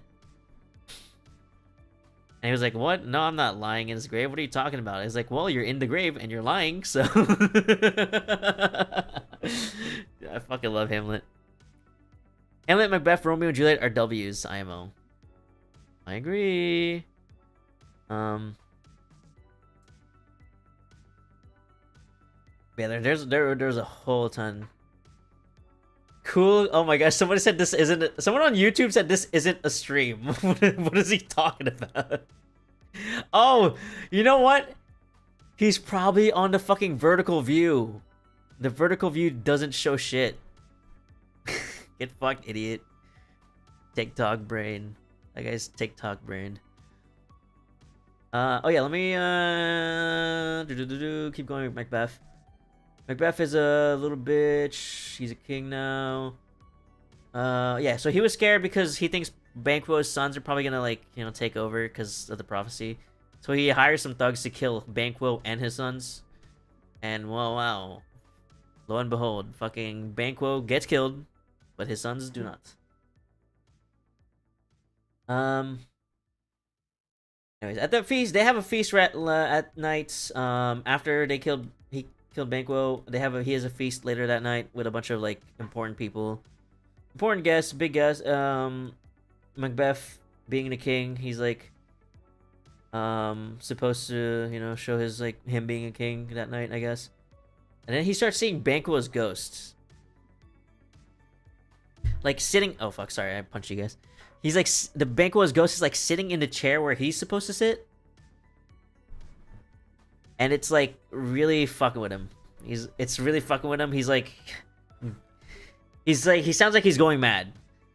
Everyone in there is like, what is going on with the king? Is he mad or something? Like, what's going on? Like, is he fit to be the king right now? Like, he's kind of sick. And Lady Macbeth is like doing damage control. He's like, oh no, he's just sick. He's just sick. He'll get over it. He's just sick right now. He'll get over it. I'm sorry for his behavior. Lady Macbeth is fucking furious at Macbeth. He's like, fucking behave, all right? There's nothing there. There's no ghost, whatever. Macbeth still fucking goes insane. So insane. He goes back to the fucking witch. He like tries to find the witches to like find out more about his prophecy. And they tell him, sorry.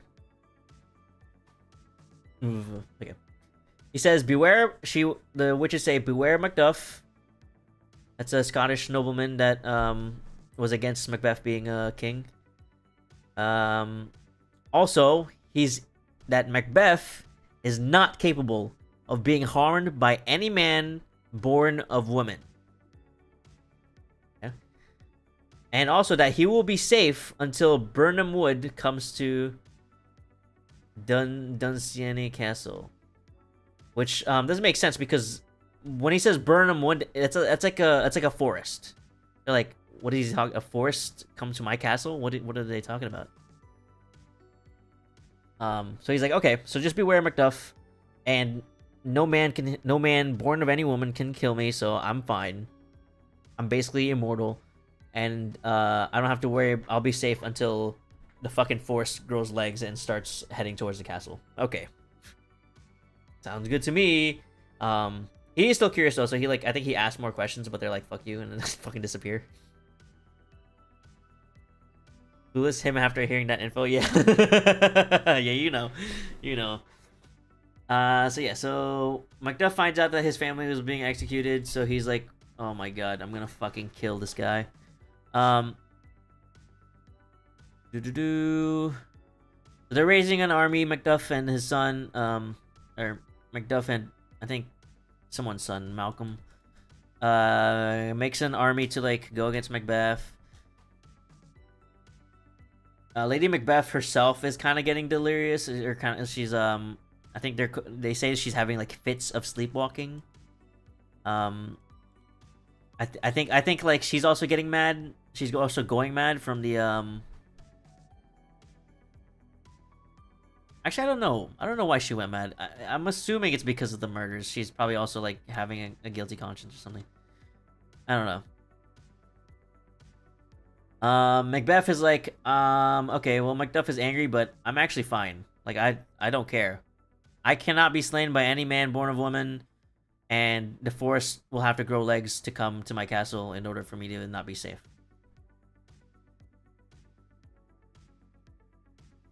You know? And he's like, I'll be fine. Give me my armor. And then, so the Macduff army had a genius idea. They were like, maybe as camouflage, we should use some of these like trees, like leaves and stuff, and like branches, and use that as like kind of a camouflage while we're going to the castle. I think they were going mad because of the stress of constantly having to keep killing. Yeah, exactly. Yeah. So yeah. So they're using trees like from the Burnham Wood in order to do this. So then I think like there's like somebody like on the scouting the area, and they were like, there's like trees like moving. There's like the Burnham Wood is like kind of moving towards us. And then Macbeth was like, "What the fuck are you talking about? What the?" Imagine not worrying about the forest and then actually seeing a forest pull up on your driveway. Exactly. You're just like, "What the hell is? What are they talking about? What's?" And then he was like, "Okay, okay. So all this is happening, but I'm fine. All right. I still cannot be killed by any man born of woman." So then they go into battle. What you mean at the door? Exactly. So Macbeth goes into battle. He eventually encounters Macduff, and they have a battle. He's like, "Haha, you're gonna fucking lose because I cannot be slain by any man born of woman." And then Macduff was like, "You fool, you fool! I was." Let me see the quote he used. He said he was untimely ripped from his mother's womb. I think the quote is untimely ripped. Here it says, which means he was a C-section baby, so he wasn't born. He wasn't naturally born from woman. And he was like, "Oh shit." He was like, "Oh," Macbeth was like, "Oh crap," and then fucking Macduff fucking kills him and fucking beheads Macbeth. And yeah, see him. Yep. And then Macbeth dies. Malcolm becomes the king of Scotland. Or Scotland! Yeah. Yay. And that's the story of Macbeth. I think Macbeth is good. I think Macbeth is good. I don't know how good it is. I feel like I like Othello better. And I don't know if I like Titus Andronicus better. I feel like Macbeth. No, I feel like I like Macbeth better than Othello. I don't know. This one's a hard one. I think Macbeth. Nothing can beat Hamlet for me. I'm gonna be honest. Nothing can beat Hamlet for me. Hamlet's my number one. For me, I think it's closest to Hamlet. For you, I see. I can see it. It is a fucking phenomenal play. But yeah, this one I'm not sure. It's definitely like was a really good one. I kind of want to re-listen to it. I feel like maybe I didn't give this as much attention as I should have. But I still enjoyed it.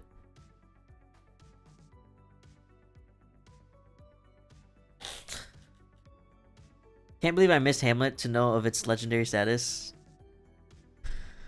I would give you a summary, but that was like probably the longest summary because I kept going on tangents of like scenes that happened that they're not like important to the whole story, but they're important to me because they're like amazing scenes. All right. This one, I'll move on to Troilus and Cressida. This is the one that I remember the least. For sure. Because it didn't really stick out to me. First of all, I think this is the one that's not a tragedy.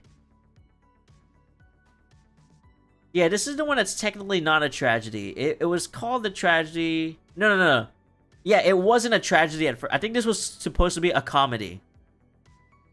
But it was later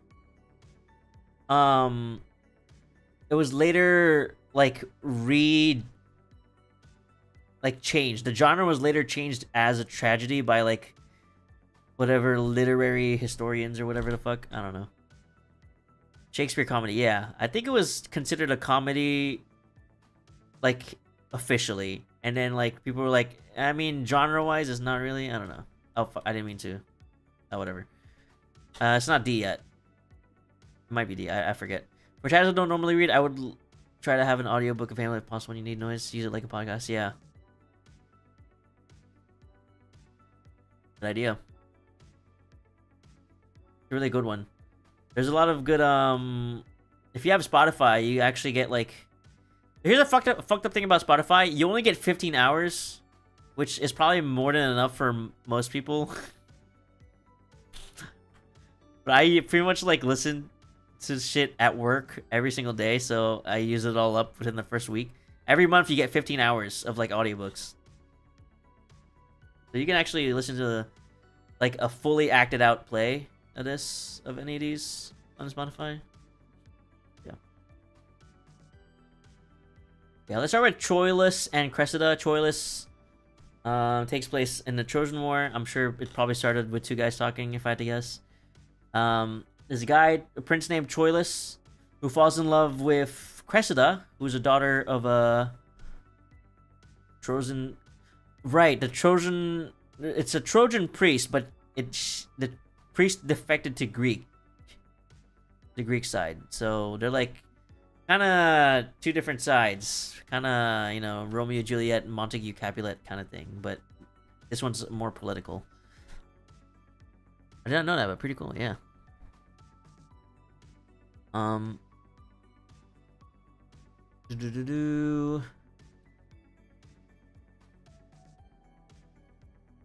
actually, okay, no, I remember now. So Troilus is really loves Cressida. Cressida loves Troilus too. Okay, I'm starting. Okay, it's all coming back now. Cressida has an uncle Pandarus who's like getting them together. He's like the one that's like kind of, you know, egging them on, kind of pushing them together. There's some, man, this one's kind of weird because there's a lot of like war thing going on here that I didn't care about, but they're kind of like kind of important story, I guess. So in the Greek side, in a camp, they're like, they have Achilles. I don't know if you know Achilles. He's like a really powerful warrior or whatever. The general of the Greek side is his name Agamemnon. He's like, everyone's kind of worried because Achilles has been like kind of been a shut-in lately. I think it's like, I forget exactly why. I think his pride, I don't know, was damaged or something. So he's kind of been shut in, not fighting, even though he's like their best warrior. There was a challenge. A challenge was sent forth by Prince Hector. He's on the Trojan side. Prince Hector is from the Trojan side. He like sent somebody to be like, hey, let's do a challenge. Let's like have a 1v1. You know, whoever wins, something happens. I forget what happens to whoever wins. But yeah, anyways, they want to have a duel. And since Achilles is like being a shut-in and doesn't want to do it, the Greek side decides that they'll have like a fixed lottery where there's another guy. So they don't want Achilles to do it because if Achilles loses, then they lose the war because Achilles will like fucking... Achilles is a big bait. Exactly. Achilles, if he loses this, like they lose, they know for sure they'll lose the war because he'll be like, yeah, fuck this, you know? So they decide, okay, let's not have Achilles do it, let's have somebody else do it. Somebody that can, oh yeah, it's like, they set up like a win-win situation, right? If they don't send in Achilles, they can have somebody else do it. Name somebody, they're gonna fix a guy named Ajax to do it. If Ajax wins, then they win. And if Ajax loses, then they can just say, oh, but if Achilles did it, then they would have won. That's their fucking grand plan. So they set up a lottery that's like rigged for Ajax to win the lottery to like fight Prince Hector. And so yeah, so that happens. There's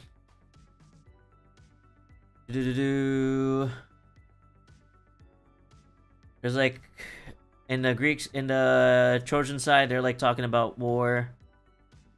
Hector's like, why don't we have peace instead of war? Troilus was like, nope. We gotta fight because of Helen of... Right! Oh fuck, Helen of Troy was here. Or not, she's not here, but like the whole reason for the war was Helen of Troy. I think like they talk like mad shit about Helen of Troy. They said like if they give Helen of Troy over, like there'll be peace, and then they're like, nah, we can't do that or whatever. Anyways, on the night after that meeting, Pandarus, the uncle of Cressida, brings Troilus and Cressida together, and then they talk. They're like, oh, I'm gonna be loyal to you forever. We're let's like be together forever. Pandarus has like a fucking room ready for them to, you know,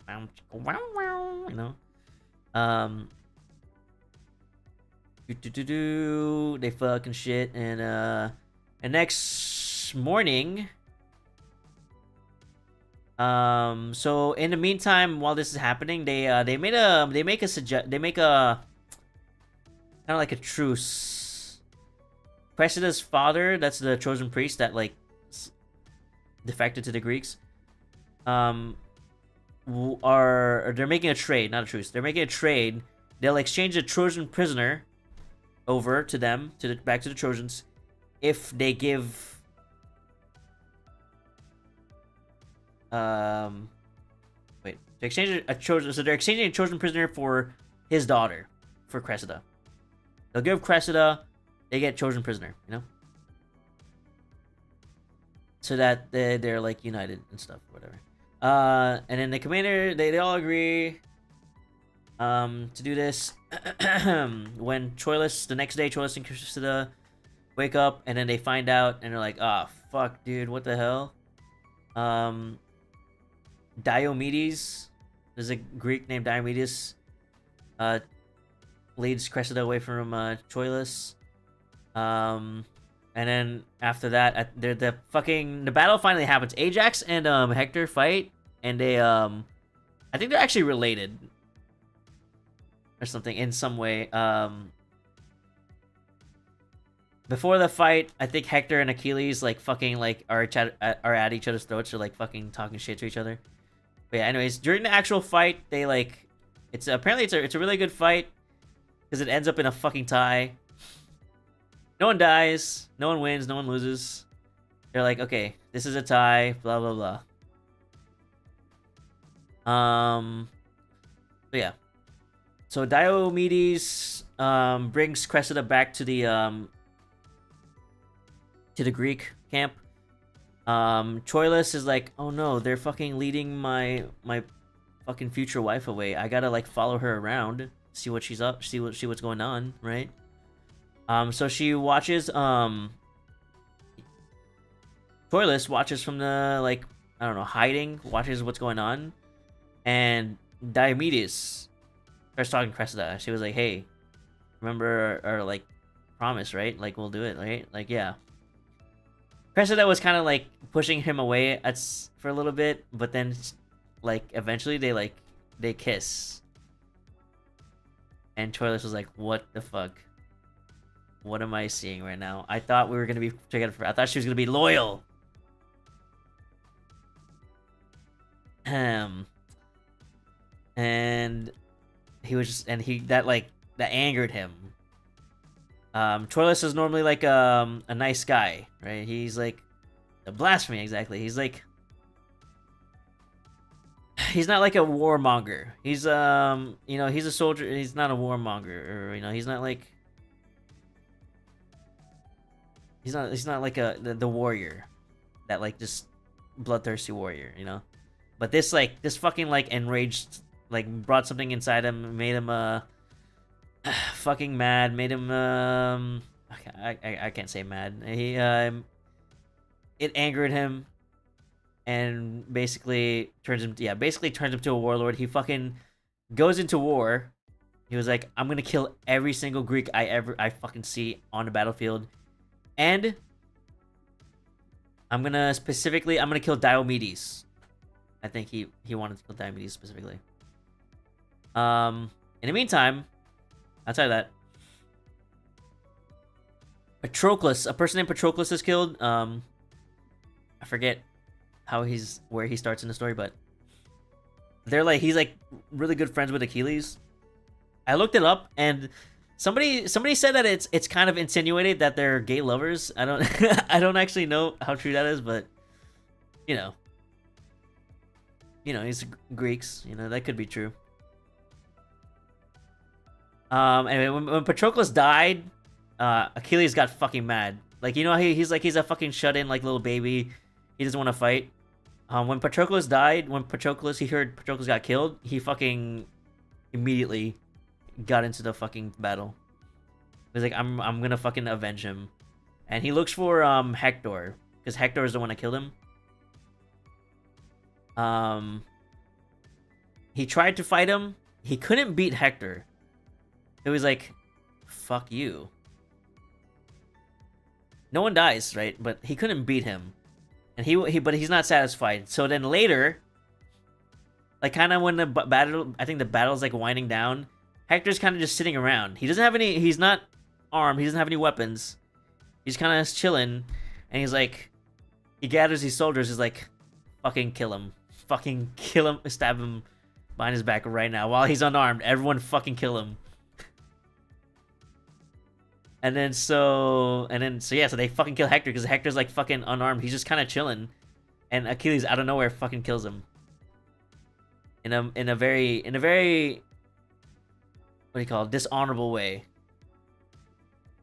You know, killing an unarmed man, and as like a I don't know, as like a way to be like, hey, fuck you to all the, what do you call it? The Trojans. He fucking drags Hector's body, his dead body, his lifeless corpse, on his horse, like tied to a rope, and he like drags him around the battlefield, just showing him off to everybody. Like, hey, this is your fucking dead prince. And that's how it ends.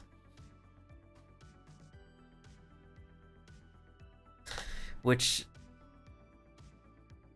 was kind of which confused me. Because I was like, why? So this was a comedy. Troilus and Cressida was supposed to be a comedy. I can see why. Because nothing tragic. Like, tragedies usually ends in death. And the only person that, like, only main person that really died is Hector. You know? But it's not really sure why. I don't really know why it's called. I actually did look it up. I remember somebody said that the tragedy, the quote unquote tragedy, is Troilus not that he got cheated on, but because that it's when he got cheated on, and he became like this like bloodthirsty kind of warrior that, like, he kind of like, I don't know how to say this. He has like a code, you know, like he has like his like code that he lives by, and he like kind of just puts that all away, and he's like, I'm gonna kill everybody, kind of thing. He's like, I don't know how to word that. There's a way to word that, but I forget how. But yeah, he abandons his ideals. He abandons his ideals and just is like, I'm gonna kill everyone, kind of thing. And that's apparently the quote unquote tragedy. I just punched you guys, sorry. Of the story. So some person on Reddit probably said, I forget where I saw it. I don't get it. It's a okay story. I don't think it's boring, but I don't know. I also didn't really love it. So I think I'm gonna put it in one of the many. Yeah, it might be a tragic comedy, like Cymbeline. Like, I at least, even though Cymbeline wasn't really a tragedy, like nothing happened, nothing bad happened at the end of Cymbeline. At least nothing super bad happened. I still enjoyed it. It was like a fun it was a fun journey getting to the end. Troilus and Cressida. It also pissed me off because I still don't understand why Cressida cheats on him. It's my guess. It was kind of insinuated in the start that like Cressida, when she was talking to his uncle, I think that she was like, I remember there was a scene where his uncle was like saying, "Hey, why don't you, like, go after Troilus? Troilus going after you. Why don't you like accept his advances?" She's like, she says something about like she like enjoys him like going after her, which is why she doesn't like immediately like answers back. She eventually does later, but like so I mean I don't know if that's supposed to show that like she kind of likes that the chase, people chasing after her more than actually having them, is my guess, my theory. That's my theory. But, that's just a theory. A Shakespeare theory. Thanks for watching. Yeah. But other than that, I don't really understand why Cressida cheated on him, I guess. I think that's also why they didn't want to call it a comedy, because it's like not really a happy like love story ending kind of thing. But whatever. I didn't really understand it. And it also had a lot of stupid fucking like, it had war stuff that I didn't really care about either. Some of these had war stuff that I didn't care about too, but the other parts made up for it. I don't think this one made up for it. Your thoughts would be for The Winter's Tale too, since that one people either love or hate. We'll see. If I get more audiobook hours on my Spotify next month, I'll see. But yeah, that concludes my tier list. Let me just make sure everything is in the correct order. Hamlet for sure, Romeo and Juliet for sure, Othello for sure, Macbeth. This could be either or. This could be either or. Titus Andronicus. Titus Andronicus could be higher. Could be higher. But I think it's held back by like a few things. Simply and Great Story, Antony and Cleopatra. I love Cleopatra. King Lear. I love King Lear. I like the insane King Lear. It's nice. He goes naked in this thunderstorm. Coriolanus. It's a fun story, but I don't know. I just didn't really care too much. Julius Caesar. Good play, just boring. Troilus, Cressida. I don't really understand. Whatever. It's okay. I mean, it's not even okay. I don't really understand it. It was also had some boring stuff. And Timon of Athens was unfortunately a disappointment at the end, at the second half. I don't even know if it was the second half. It was probably like the 2/3. I don't know. I put 12th Night high up there, and Richard III Henry series is a long one, but pretty good. Oh yeah, also I did see some other people categorizing Richard III, Richard II, Henry IV, or whatever, as also tragedies, but I didn't include them. I didn't want to include the history ones because there's a lot of them. I don't have the audiobook hours for that. Nor do I have the time. Nor do I have the regular hours for it, so right now. But yeah. This concludes it. Thank you guys for coming. I've kept you guys here long enough. Thank you everyone who followed and who came in, who went to lurk, who stopped by.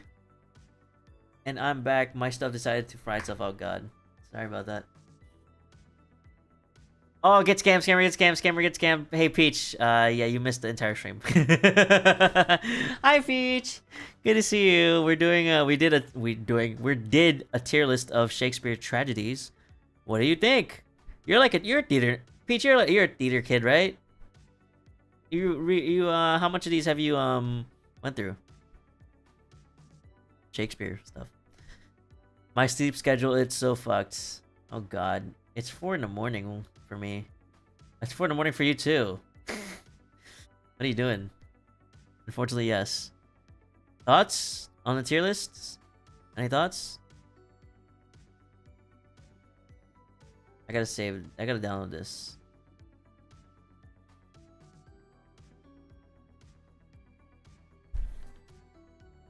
I go to sleep at like 6 p.m. and wake up at 3.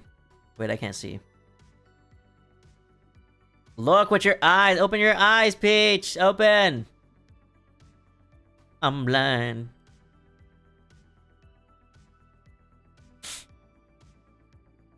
Gotta put your specs on. Why is Romeo and Juliet an A? It's pretty good. I think Bovolio, I forgot his name. There's a funny character, Mercutio in them. There's some pretty clever puns. The story, the ending is kind of overplayed. That's because it's famous. But the journey there is still fun. I still liked it.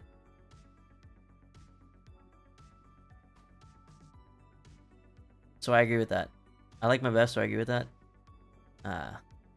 People seem to like Macbeth. Like I was saying earlier, this could be either or. Othello, Macbeth, I'm kind of in between. Where would you put Romeo and Juliet? Where would you put it? I want to know. Or at least... I keep accidentally pausing your stream and getting so confused as to why you're quiet. Dude, I'm quiet, say so, soft, streamer. You don't know? Romeo, I put a D tier? Why do you hate it that much? It was a fine play. Yeah, lol. What about it did you not like? I'm actually curious. It's IMO. I think if you look at Romeo and Juliet through lenses of a basic view of just a couple, I would put it low, but if it's the whole story, I give it A. I like the there's some like cool scenes. I don't know.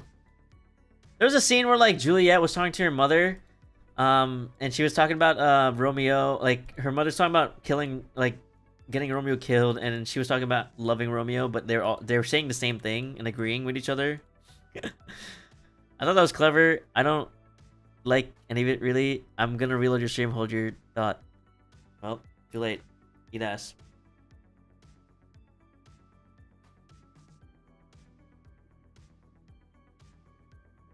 Okay, I'm back. I was just saying there were some clever scenes in Romeo and Juliet. The one I was specifically referring to was when Juliet and her mother were talking, and Juliet wanted Romeo dead, but Juliet was like, she was agreeing with her, but like in a sense, she was talking about how much she loves Romeo or something. And I thought that was just like a clever like little scene. There's Bovolio, I forgot his name. He had like a funny pun too, where he was like, because he's like a funny guy. He says something about like tomorrow you'll find a grave man. Grave as in like a serious man, but also like grave as in like grave, like dead. I fucking love I bite my thumb. I love the I bite my thumb scene in the beginning. Oh fuck, I love that shit. That shit's tight. He was really fucking picking a fight. Most of these tales have love. Yuck, love. Aw, Peach, I love love. So, you know, maybe that explains it. 'Cause I love love. I don't like Romeo and Juliet's love. I don't like that, actually. I didn't really, talk about it. Romeo and Juliet, I think if Romeo and Juliet lived, I think Romeo, I mean, Romeo did kill himself for Juliet. But no, he was also gonna kill himself for Rosaline. I think Romeo would have cheated on her. I think if they lived, Romeo would have cheated on her. I think people are too hung up on Romeo and Juliet being lovers. Because Romeo was so quick to switch from Rosaline to Juliet. I don't believe it, you know? It's a young man, it's a young love, as the guy that I forgot his name says. Yeah, but Romeo and Juliet, if you want some tea and titties, go for Antony and Cleopatra. Romeo was a hot dog. Romeo was in love with the drama. Oh my gosh, Ducky! Ducky, good morning for you. Or good afternoon. Actually, I don't know. Hi, Ducky. Welcome in. How much of Shakespeare have you consumed? Oh my, that reminds me of a fun... There's another pun in Hamlet that I love. When Hamlet throws away Polonius' body, and then the king uncle asks, "Hey, where's his body?" Hamlet was just like, he's at supper. he's like the king was like, okay, where is he eating? He was like, no. The question isn't where he's eating, it's where he's being eaten. I fucking love Hamlet, dude. He is such a perfect protag, yeah. I've consumed no Shakespeare, but I've heard discussion of how Romeo and Juliet is not a love story, but a cautionary tale. Yeah, because it's a tragedy. Most of Shakespeare's like actual love stories like are in a comedy section, I think. But yeah, Romeo and Juliet is like a tragedy, but it's like also in a not love sense. I just think like Romeo just did not truly love Julie. Maybe he did, maybe he didn't, but there's a high chance he probably just was kind of like, I don't know, acting on his horn dog instinct. Actually, I have a story about Romeo and Juliet. Okay, I have an ad break coming up, so I might interrupt you, but feel free to type it in. Tell me if the ad's up. I'll like pause my thought. When I was in high school, we did a version of Romeo and Juliet, but like if they were raised in the Bronx or some shit. Oh my god, one sec. See, we got Ed. No worries, no worries.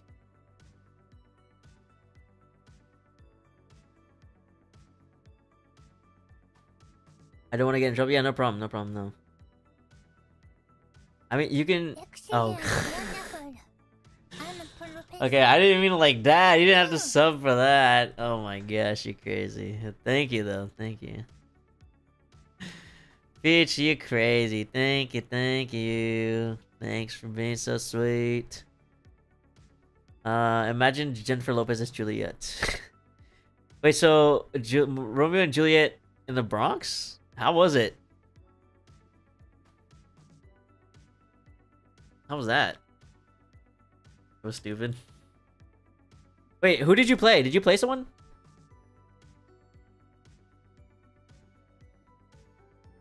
I'm guessing it was similar to the 1996 movie. Hey, who did you play? I'm gonna be so real, I don't remember. Did you play extra? Extra number 2, did you play person who screams when there's a fight going on? I had a part, but I don't remember. That's crazy, dude.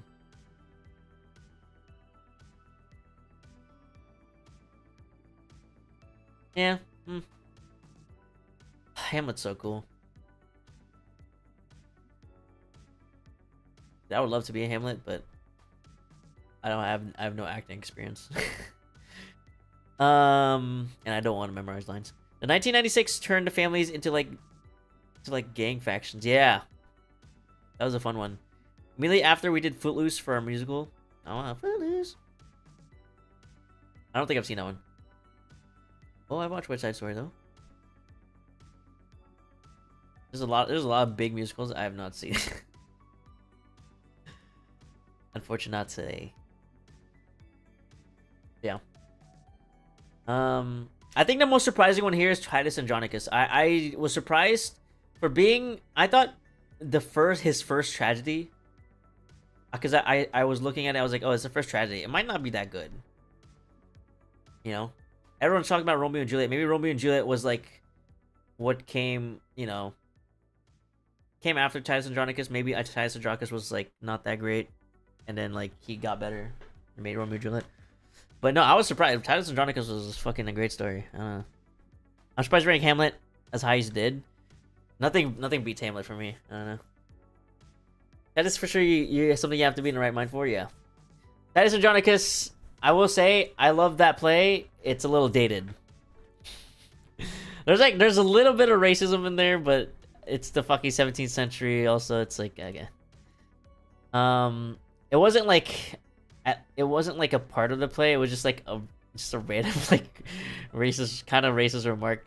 And then also like the whole mutilating and assaulting was a little uncomfortable at first, but the ending kind of made up for that. It was a great story.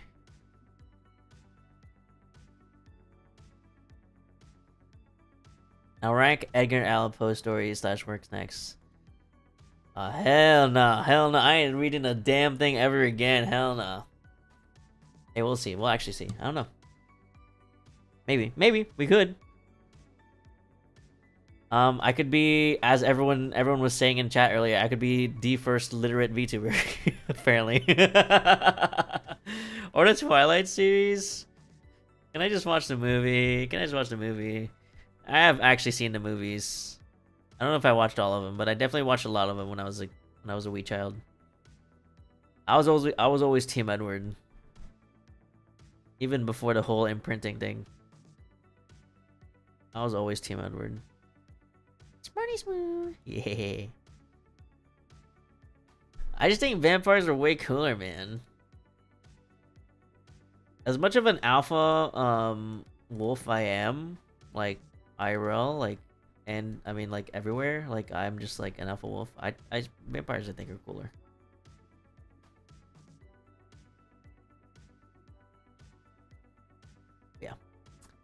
Yeah, thanks for coming, guys. I'm gonna leak something by accident. Hold on. 9/11 indirectly caused 50 Shades of Grey to be written. I don't know that lore. Is that lore? Official lore?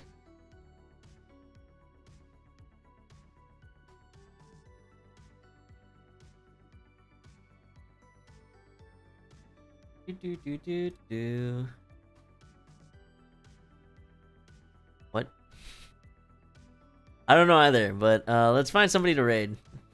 Thank you guys for coming again, guys. This is a fun stream. All the other guys are asleep. They have to watch the VOD. Haha, VOD losers. Hey, everyone make fun of the VOD watchers right now. They probably skip this part where I'm ending, but if in case they're like listening to this, can everyone make fun of them?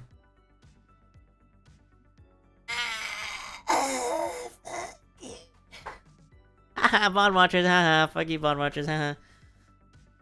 Gerard Way from MCR. Witnessed 9/11. He created My Chemical Romance because of it. Stephanie Meyer used MCR's music to inspire Twilight, and 50 Shades was a Twilight fanfic. Did Scammer get scammed, dude? I'm not fucking refunding you, dude. I'm fucking too tired for that shit. I bet you're sleeping to this.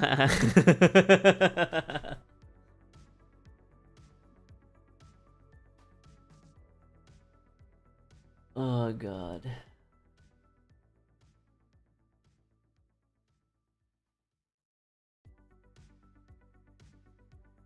Let's look for somebody to raid. Let's see something interesting. Maybe something not gaming related, since we did something not gaming related too. Although I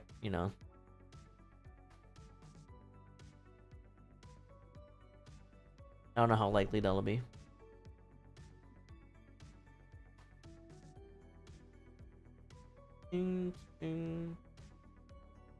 Scammer gets scammed. You're a scammer. You're a scammer. I'm gonna raid somebody. Who should I raid though?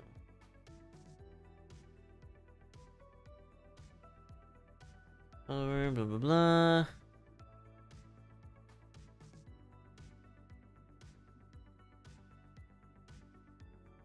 trying to find something interesting. Not like this fuck ass. What is this game? Withering Waves? Ugh. Can you imagine playing that, guys? Sadogva. I think he has a limit. I remember, I think VTFM was trying to raid Sea Dog, but I think he has like a, you have to have a certain amount of viewers to like raid him kind of thing. And I honestly have no, I don't have viewer list up, so I don't know how much people are here.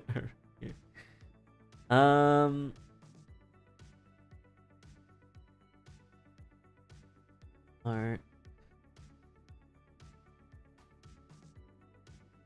Let's look at the just chatting. Only interesting one I see is Tobbs, but that's a pretty bigger streamer. Who's Tobbs?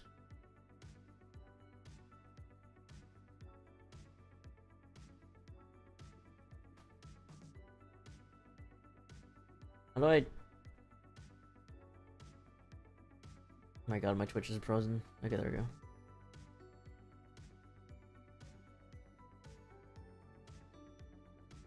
I can't look at categories and tags.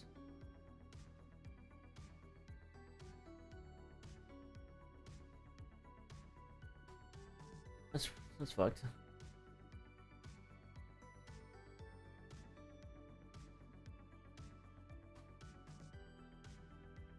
Have your energy at times, but they're a bigger VTuber. That's fine by me. Let me look them up. Finishing GTA 5 today. I did. Oh, okay. Playing a story, huh? Damn, 1,000. They're pretty big. Recommended for me?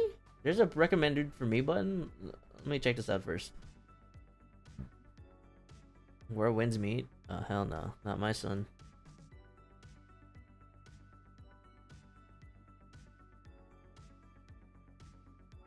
And have ugly cat creature mascot. That name does sound familiar. Yeah. It looked interesting, but yeah, they have like 1,000 viewers. It's fine. Let me see someone. I didn't think it really meant that big. That's pretty big. I thought it was gonna be like 300 viewers. 1,000? That's insane. That guy's huge. Bro, you look big, bro. Bro, you look big. Huh? I'm not raiding into someone playing Valorant. What is this?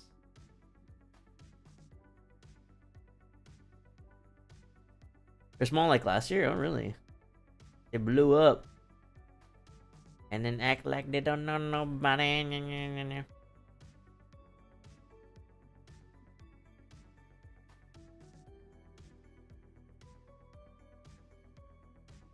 There's this person. There's this really cool VTuber who's currently streaming. Oh yeah? Who is it?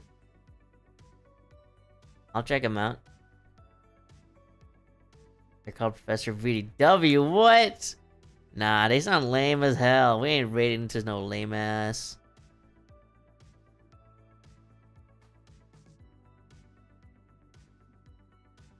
I'll see myself out.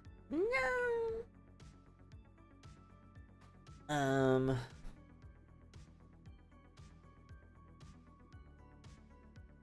This looks interesting. I'm following them actually. Okay. We'll raid into Sinuki. We've raided them before. I remember raiding into them. They're silly zombie.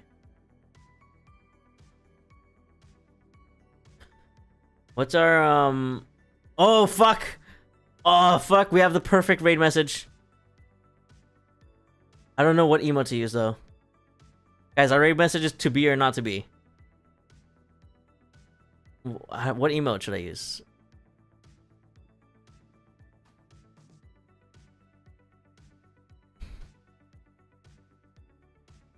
To be or not? Oh fuck, you're so right. Kinako Kusa, you're so right. Not to be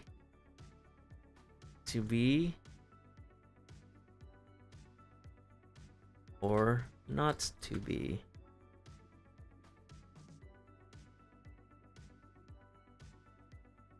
Okay, if you don't have the emotes, feel free to use your own emotes, of course. Or just use the text. It's up to you. But we are raiding into Sinuki. Show Sinuki your lots of hugs and kisses, guys. Thank you guys again for coming and all the follows and all the raids and stuff. I really appreciate it. I'm glad you guys hung out for this long. Hope you guys enjoyed the tier list. I'll post it later on my Discord and also on Twitter. So enjoy. Thank you guys again for coming. I appreciate every single one of you guys. Yeah. Lots of hugs and kisses.